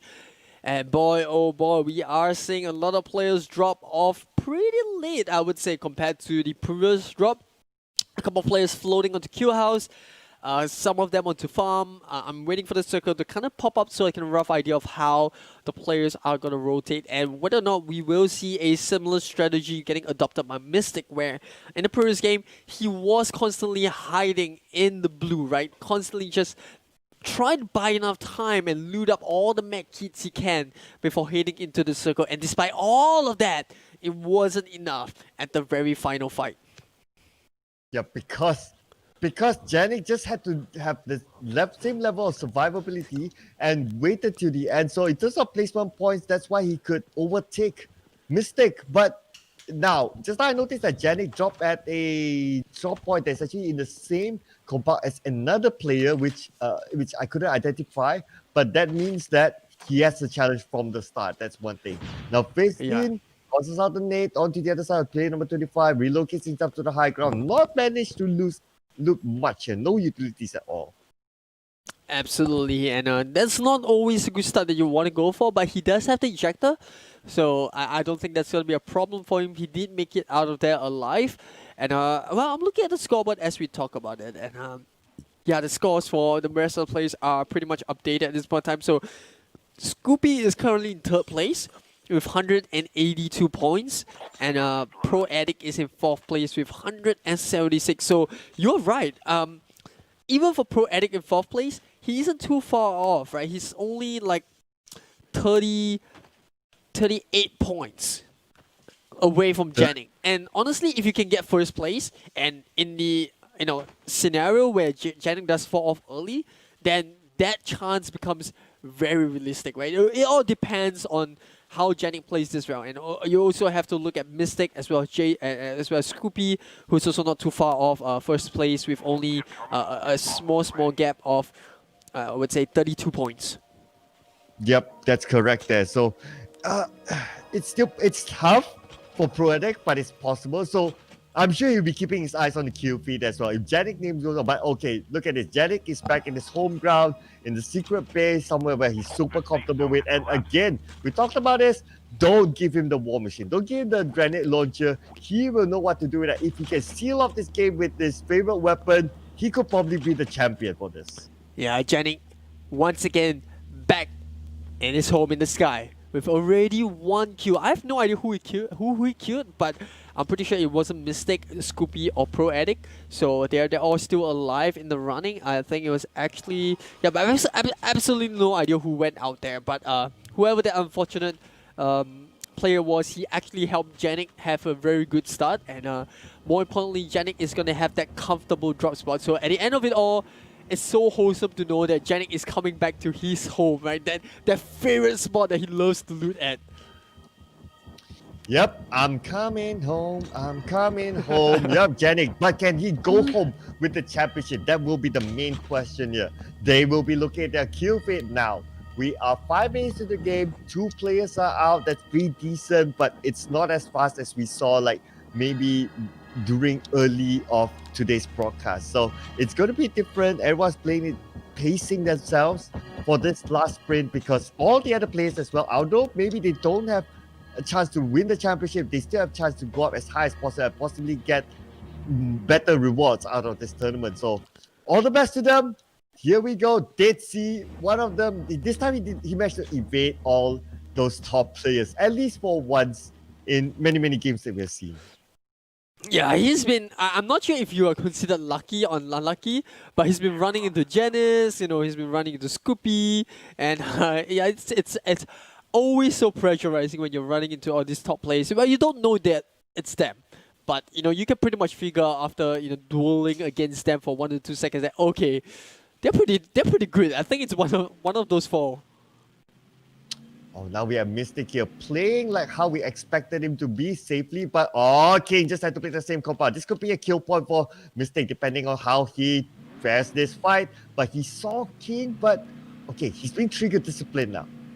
Okay, but Mystic needs to go for it. He needs to get those kill points. If you really depend on positioning points, you need to depend on also Janik to fall off, which is very risky. So yeah, it's always tough. But tough. He's chosen to go for this route, and well, I would say that only 6 points, given that we are in the final game. It's really not a huge gap, right? But Janik over here, all guns blazing, or rather all rockets blazing. That's gonna be a easy kill right there. And well, 2 kills on the back for Janik. And now, despite if you take position out of the equation, the point gap between Janik and Mystic now is 8. Which still isn't a lot if you think about it, right? Because, first and second place, 30 to 24 points. That is still a huge amount of points gap there. So as long as Mystic goes on a good run, I don't think he has to worry too much. Just focus on your own performance. If Janik falls out, that is a bonus. But more importantly, he has to focus on his own rotation and his own performance in this very round. Yeah, that's right. You can't control the things that you can't control, right? So you only control the things that you can, which is your own performance. But the question that I have in mind is that, do you want to go aggressive or do you want to go safe, being this is possibly the last game? And looking at that, you're at second place with a little bit of a gap. And looking at the kill feed, Janik is not showing up on the kill feed yet. Drop has been delivered. So Okay, I'll be honest. If I was Mystic, I will wait for like 9 more people to fall off. Only when you reach the top 10 do you start to go ham, because that is only when the points within the positions become too close where you can't get enough points in positioning to overtake Janik. But at this current point of time, there's really no need for him to go ham, because there is that risk of him getting taken out early. And although 8 points sounds really scary if you think about it, if you can make it down to the, oh my goodness, my heart just skipped a beat when someone went down there. But as long as there are still 15 players in the game, that 8-point gap isn't a lot, because as long as if I'm Mystic, right, I'm looking at the situation like this. As long as Janik falls out of the top 10 and I make it into the top 5, that 8-point gap is settled. I will win just by positions, regardless of the kills, unless, you're looking at Janik with a monstrous tank kill, which is so tough now because everyone is playing with a tighter playstyle. So I think for Janik, or rather for Mystic, the game plan here would be, to play safe, and only when you reach to like maybe 15 to 10 players left, that is when I will go hunting. That is when I hope I run into Janik, I hope I take him out, and then go for the win. Okay, that's a really good thought there. I think that really makes sense. So Mystic playing safe until at least the top 10, and we see how it goes from there. If he sees the kill feed that Janik is out, then he could just like Play safe ninja his way to the championship. But if Janik doesn't show on the kill feed, top 10, he needs to start going for the kills.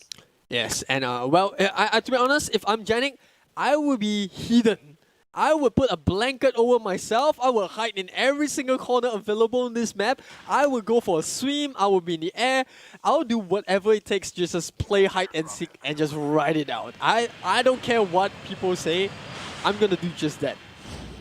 Yeah, and I think it's going to be straightforward for Janik, right? If Janik sees Mystic in the kill feed dead, he knows he has won it.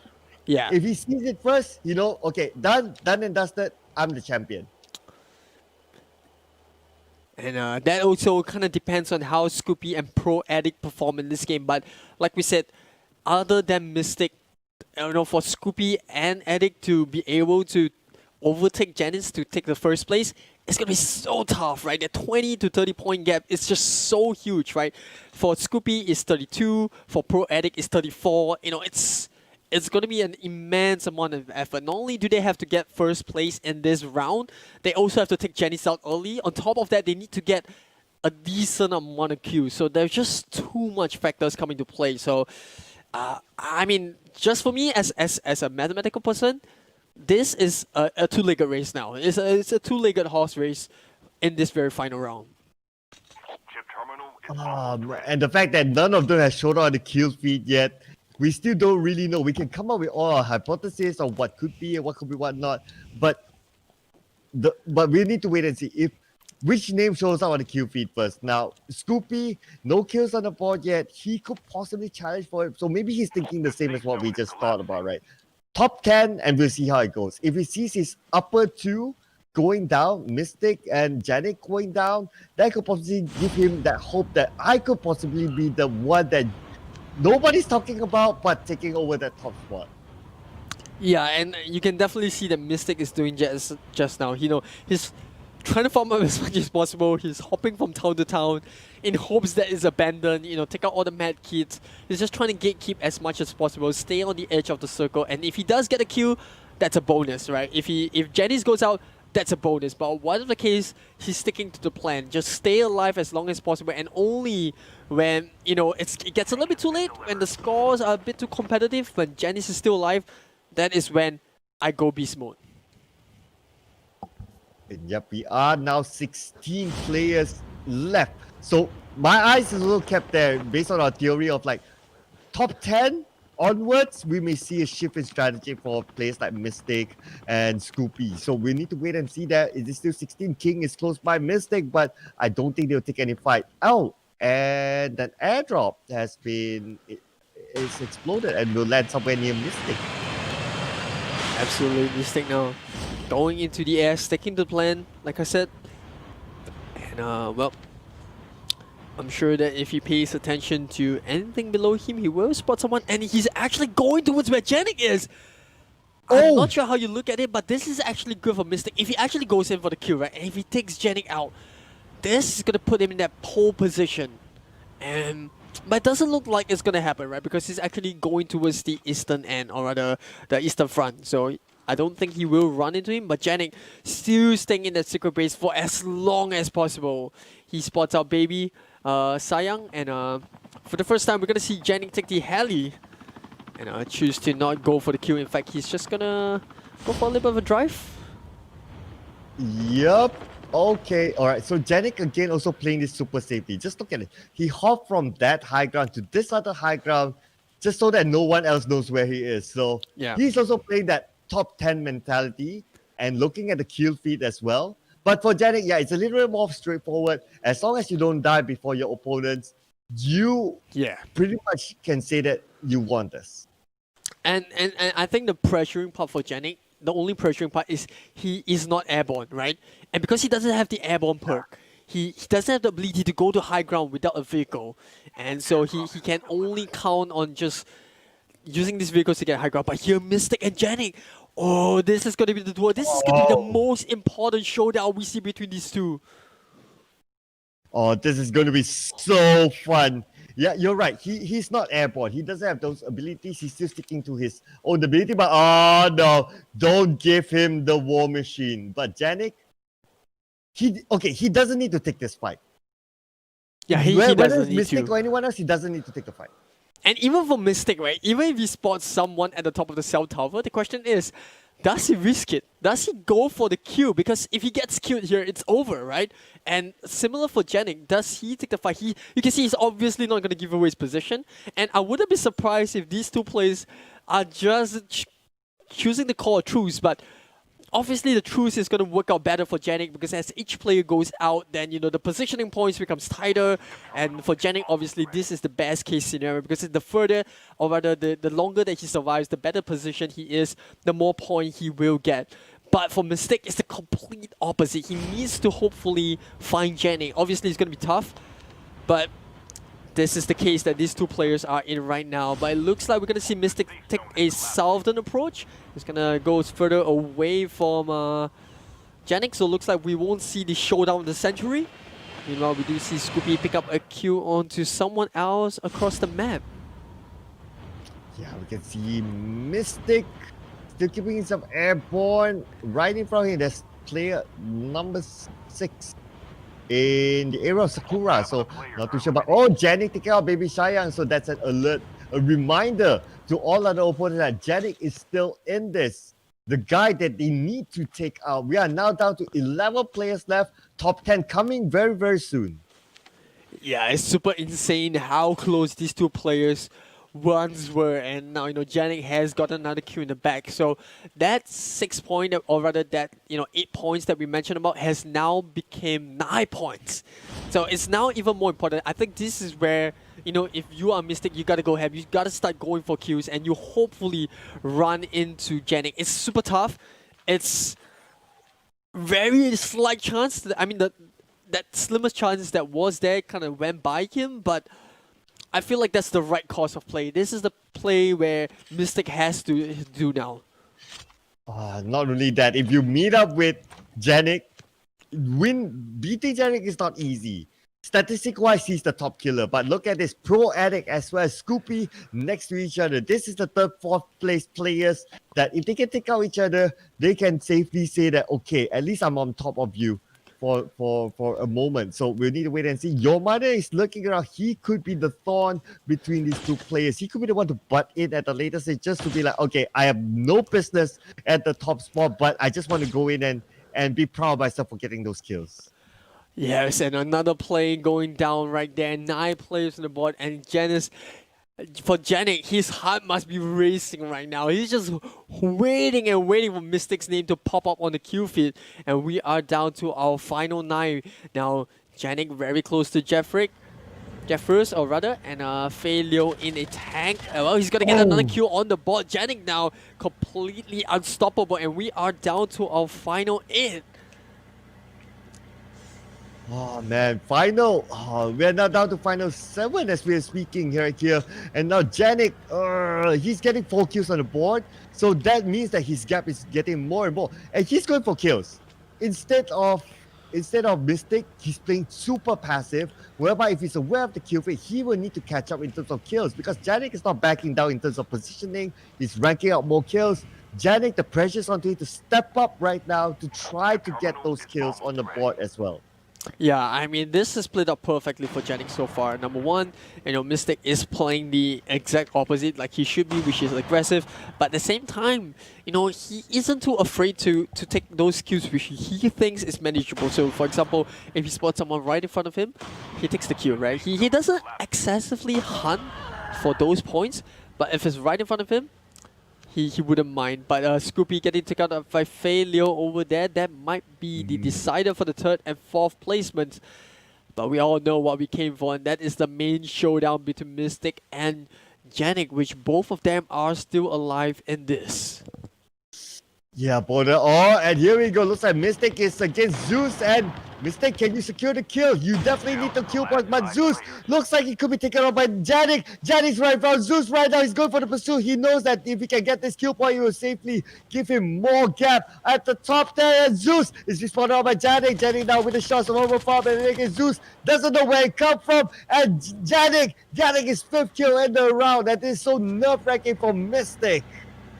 Well, if he actually paid attention to the kill feed and heard the sounds nearby, he would have known that was actually Janik. He should have went for the kill, but somehow he's still playing it safe. He's actually hoping that the points he can get from positioning will be more than enough for him to overtake Janik. But we all know mathematically it's not possible. If Janik ends up in the top 2, and if Mystic doesn't get enough kills in, Janik will still clinch this win as long as he finishes 2nd, right? And he doesn't really need to finish 1st. We all know that. Because Mystic doesn't have too many kills in this particular round. In fact, he has 0 kills in this point of the game. Whereas for Janik, he's got 5.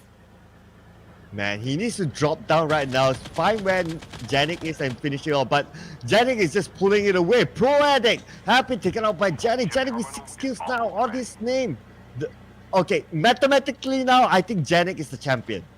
Yeah, I think that's the case as well. Unless, I don't know, we didn't see the exact math, and obviously we took away the keyboards for the scoreboard, so that's going to keep the players in suspense. But we are down to the final 3. Let's just keep our hopes high, and let's let the result speak for itself. But Mystic in a 3-way stand between Janik and in between of it all, it is Fei Liu in this tank, and this could be really bad for Mystic. He's waiting. He's trying to wait for the ejector to come in. Will it come in at the right time? He's going to fly up. Will he get out just? Yes, he does. And the tank is not enough to take him out of the fight.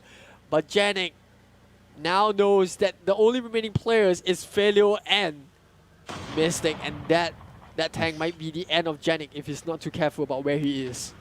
Yep, it's going to be icing on the cake if we can actually get this final winner. But oh wow, what an evade there by Janik from the tag. And now Janik is getting closer and closer. You can see, if you're close to the tag, the tag cannot do anything with you. He's forced to back up. Failure is forced to back up to try to find space. But then again, Janik just needs to get closer and closer. But at the same time, Mystic is on top of the hill. You see Janik, the shots being fired to Janik, and Janik's getting closer and closer to Failure. But look at this! Failure taking out Janik! Mystic versus Failure for possibly the final win today.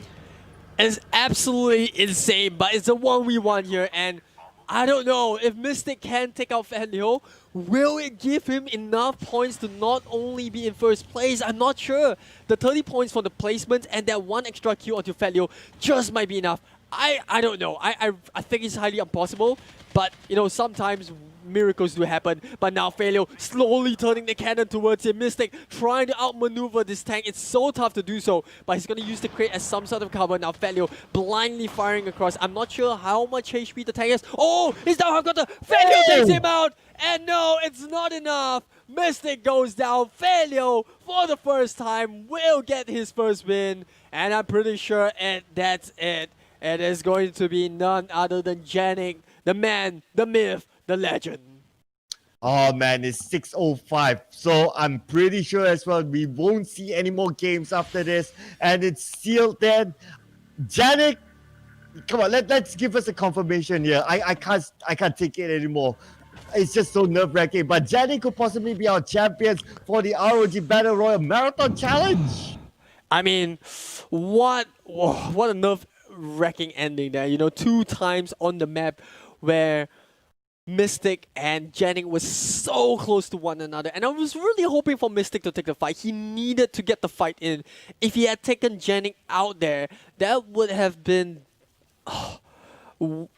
I don't know. I would be euphoric about it, but you know, we're gonna let the admins do their job.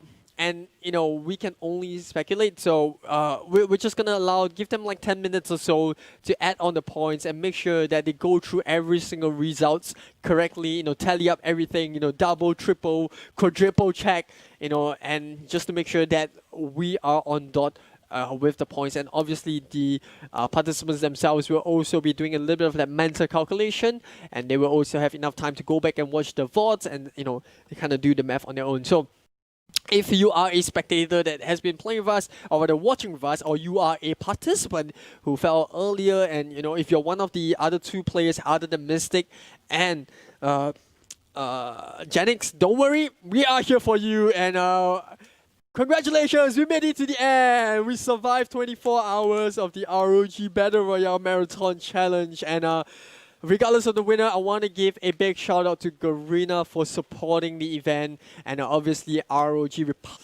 What an experience! What an experience it is. We have to shout out to our production team as well.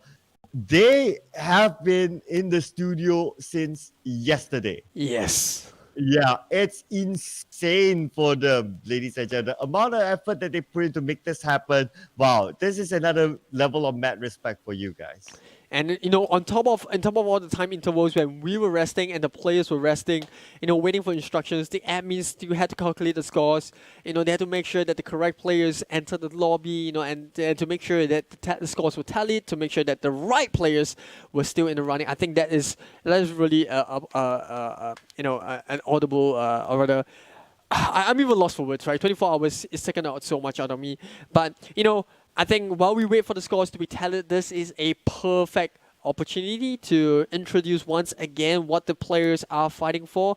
So if you miss everything out, you gotta go to Facebook and YouTube to watch the VODs on ROG's channel. You know, it is a solo battle royale, but with the results coming in soon, here are the prizes. So from 76 to 100th place, each of the players will walk away with 700 CP. In 51st to 75th, they'll walk away with 800 CP. In 26th to 50th place, they walk away with 1000 CP. And then in 11th to 25th place, they walk away with 1500 CP. And then for 10th place onwards, here comes the big prizes. From 4th to 10th, they will walk away with 1 set of ROG G-Shock watch. And second runner-up, 3rd place, will walk away with 100 SGD. In 2nd place, which is the first runner-up, they'll walk away with 300 SGD. And then at the coveted number 1, to be on top of getting crowned the champion of the ROG Battle Royale Marathon Challenge, they will also walk away with the ROG Phone Tree. Yep, definitely big prizes to be won here. It's just so nervous to see who gets what. But I also must say that if some of you who keep eyes on the scores on the on Game Asia website, it has been taken down. It has been taken down for and that's the suspense, right? That's the suspense to be taken down before the last game. just to make sure that no one knows what's happening. Even for us casters, we can only do mental calculations, but at the end of the day, when scores are so close, when it's down to like the amount of kills and that second and third place finishing, we gotta wait for the official announcement, right? We gotta wait for the official announcement to know who will be crowned the grand champion. We just need to wait. We just need to wait. I'm just so nervous about this. So we just need to wait. But nevertheless, 24 hours. I shout out to the players as well for making it. Yes. 24 hours. I'm sure their pillows, their beds, their bed sheets, you name it, it's calling them now to like, dude, you're done. Come and sleep. And everyone's like, oh man, are we done yet? Especially for the top 25% that we just saw them play. They're the ones that went through all the way through the midnight, through the early boys, probably screaming at their house and possibly waking up their neighbors. But yeah, finally, it's done for them.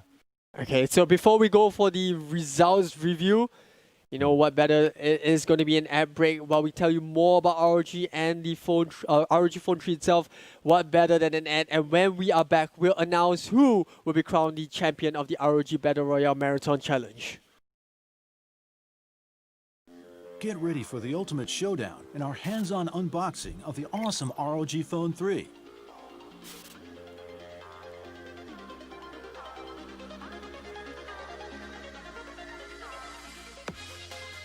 The upgraded AeroActive cooler delivers more airflow. Next up is the newly designed Aero case.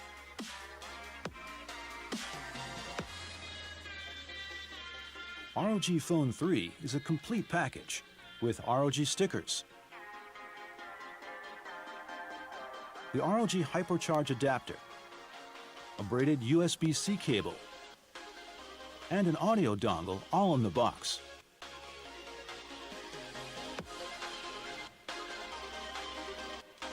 Now it's time to meet ROG Phone 3, the world's most powerful gaming smartphone. Check out the new AirTrigger 3, enhanced GameCool 3 cooling system, and triple cameras.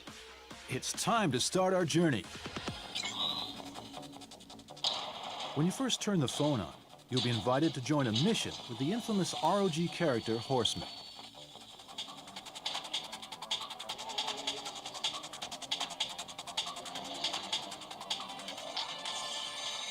He'll take you into the world of ROG to crush that mission.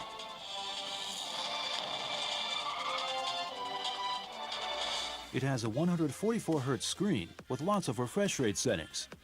Newly enhanced X mode boosts system performance. On the back, you'll find iconic ROG logo of Aura RGB lighting. Tool up with the Aero case. AeroActive Cooler 3 with new kickstand design.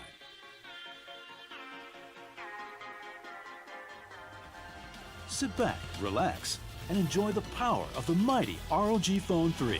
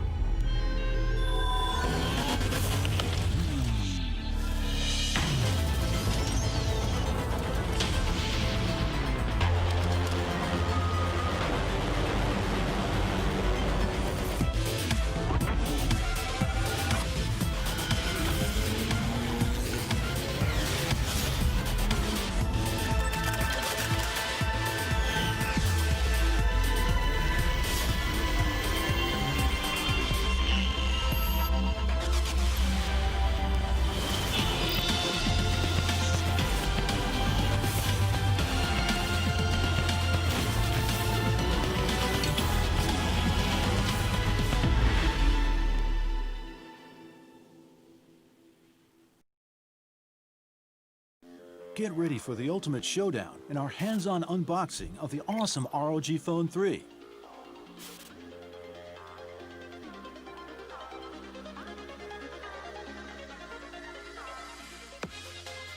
The upgraded AeroActive cooler delivers more airflow. Next up is the newly designed Aero case.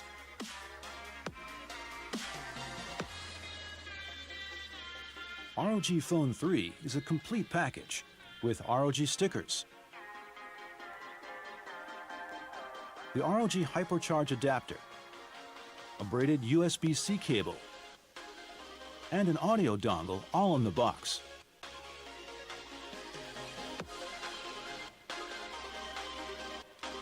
Now it's time to meet ROG Phone 3, the world's most powerful gaming smartphone. Check out the new AirTrigger 3, enhanced GameCool 3 cooling system, and triple cameras. It's time to start our journey. When you first turn the phone on, you'll be invited to join a mission with the infamous ROG character Horseman.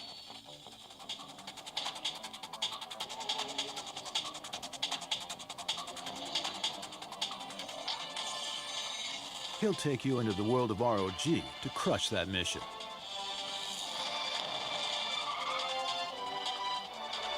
It has a 144 Hz screen with lots of refresh rate settings.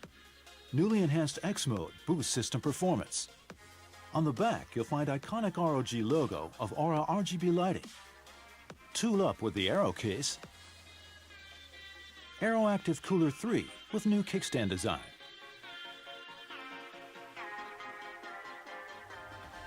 Sit back, relax, and enjoy the power of the mighty ROG Phone 3.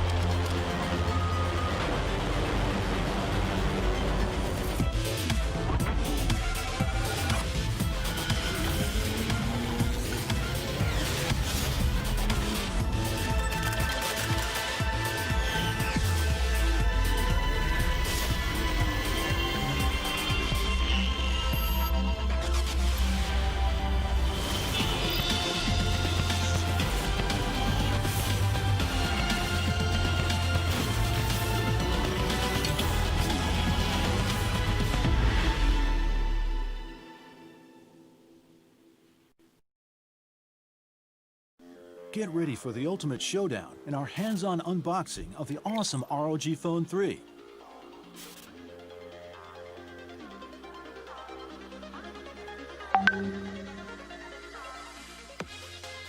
The upgraded AeroActive cooler delivers more airflow. Next up is the newly designed Aero case.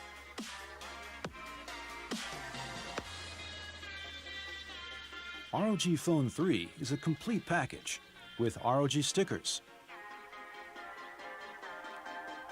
the ROG Hypercharge adapter, a braided USB-C cable, and an audio dongle all in the box.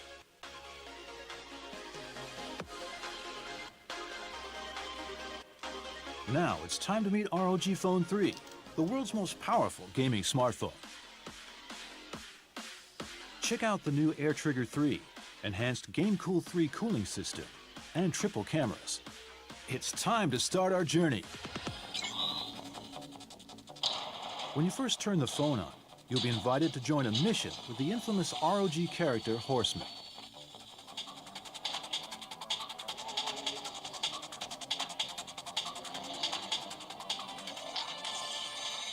He'll take you into the world of ROG to crush that mission.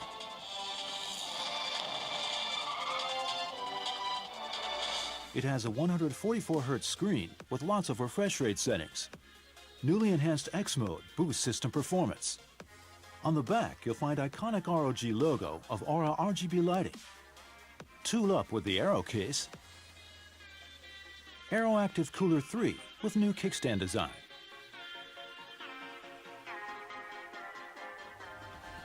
Sit back, relax, and enjoy the power of the mighty ROG Phone 3.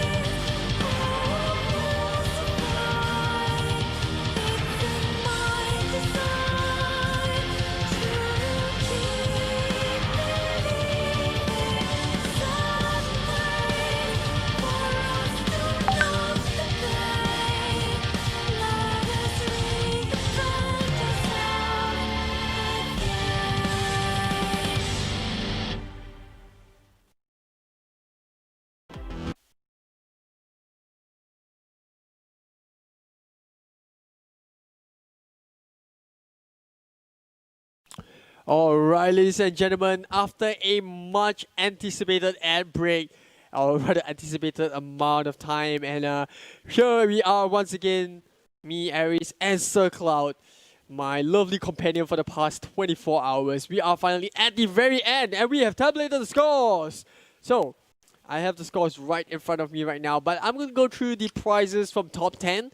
From 4th to 10th place, they will walk away with an ROG and G-Shock watch, right? It's a ROG G-Shock, you know, it's a partnership watch. So in 10th place we have Asa Riri. Oh! And in 9th place, and by the way, 10th and 11th place, the difference is 1 point. 1 point. That was all it stood between 10th place and 11th place. But don't worry, you know, 11th place onwards, you'll still be walking with really cool CP amounts. You know, it's a ton of CP. So don't worry, you guys will be handsomely rewarded for taking part in the Marathon Challenge. And then in 9th place, we have Calandras. 8th place, we have Light of Zeus that propelled himself all the way from last place at the start of the Wow. last segment, all the way to 8th place. Light of Zeus. 7th place, we got Hans. 6th place, we got Daisy. 5th place, we have Falio. And now, the top 4. 4th place is Pro Addict with 198 points. He will also be walking away with the watch. But that means we are down to our final 3. The top 3 placements, the big 3. And in 3rd place, walking away with 100 SGD, it's going to be none other than Scoopy, or rather Scoopy, with 200 points, just 2 points above of Pro Addict. And now, the big 2. And the grand champion of the ROG Battle Royale Marathon Challenge, walking away with the ROG Phone 3. It's going to be none other than Jenny! Jenny! Congratulations! Jenny is going to be the grand champion. So after overcoming 24 hours of gaming, insane rounds after rounds, it's going to be Janik. He or she is going to be walking away with a really amazing ROG Phone 3. So congratulations to you. You earned it and all your rights. And obviously commemorations to our 2nd place, Mystic, that will also be walking away with a really cool $300. So it's not too bad. It's still a very handsome price to walk away with. And with that being said, that concludes our scores. If you want to find out more, you can always check us out on our respective social media pages. On This Is Aries, and for SirCloud, you can always check him out at SirCloud. And once again, a very big shout out to Garena for supporting the event, ROG, Republic of Gamers, for sponsoring those cool prizes, as well as being part of our main sponsors, and last but not least, our lovely Game Asia for being our tournament organizer. And this is it, viewers. We have to thank you as well for viewing the tournament, and obviously the players themselves for participating in this insane challenge that all of us has been part of. This has been the ROG Battle Royale Marathon Challenge. I've enjoyed myself. Sir Cloud, any last words? Well, I'd like to say thank you again to the viewers. Without all of you, this won't be happening, because viewers, you are so important to us, of course. And of course, to our sponsor, Republic of Gamers, Garena for supporting us, and Game Asia, who have been working round the clock, literally round the clock, since 24 hours ago till now. And not only that, the preparation for this thing to happen, they put so much work into it. Game Asia, you guys are awesome. And of course, it's my pleasure to share the test together with Aries as well. It's been a big pleasure. And it's an honor today. Like I said yesterday, I'm checking a lot of boxes today, sharing the desk with Aries, casting a marathon, and yep, COD Battle Royale. It's been super insane. Yeah, it's an insane 24 hours, but this is it. That's all we have for you. From Circle and me, we wish you guys a very happy day and happy weekend. Hopefully you've enjoyed us, and we'll see you next time round. Stay safe.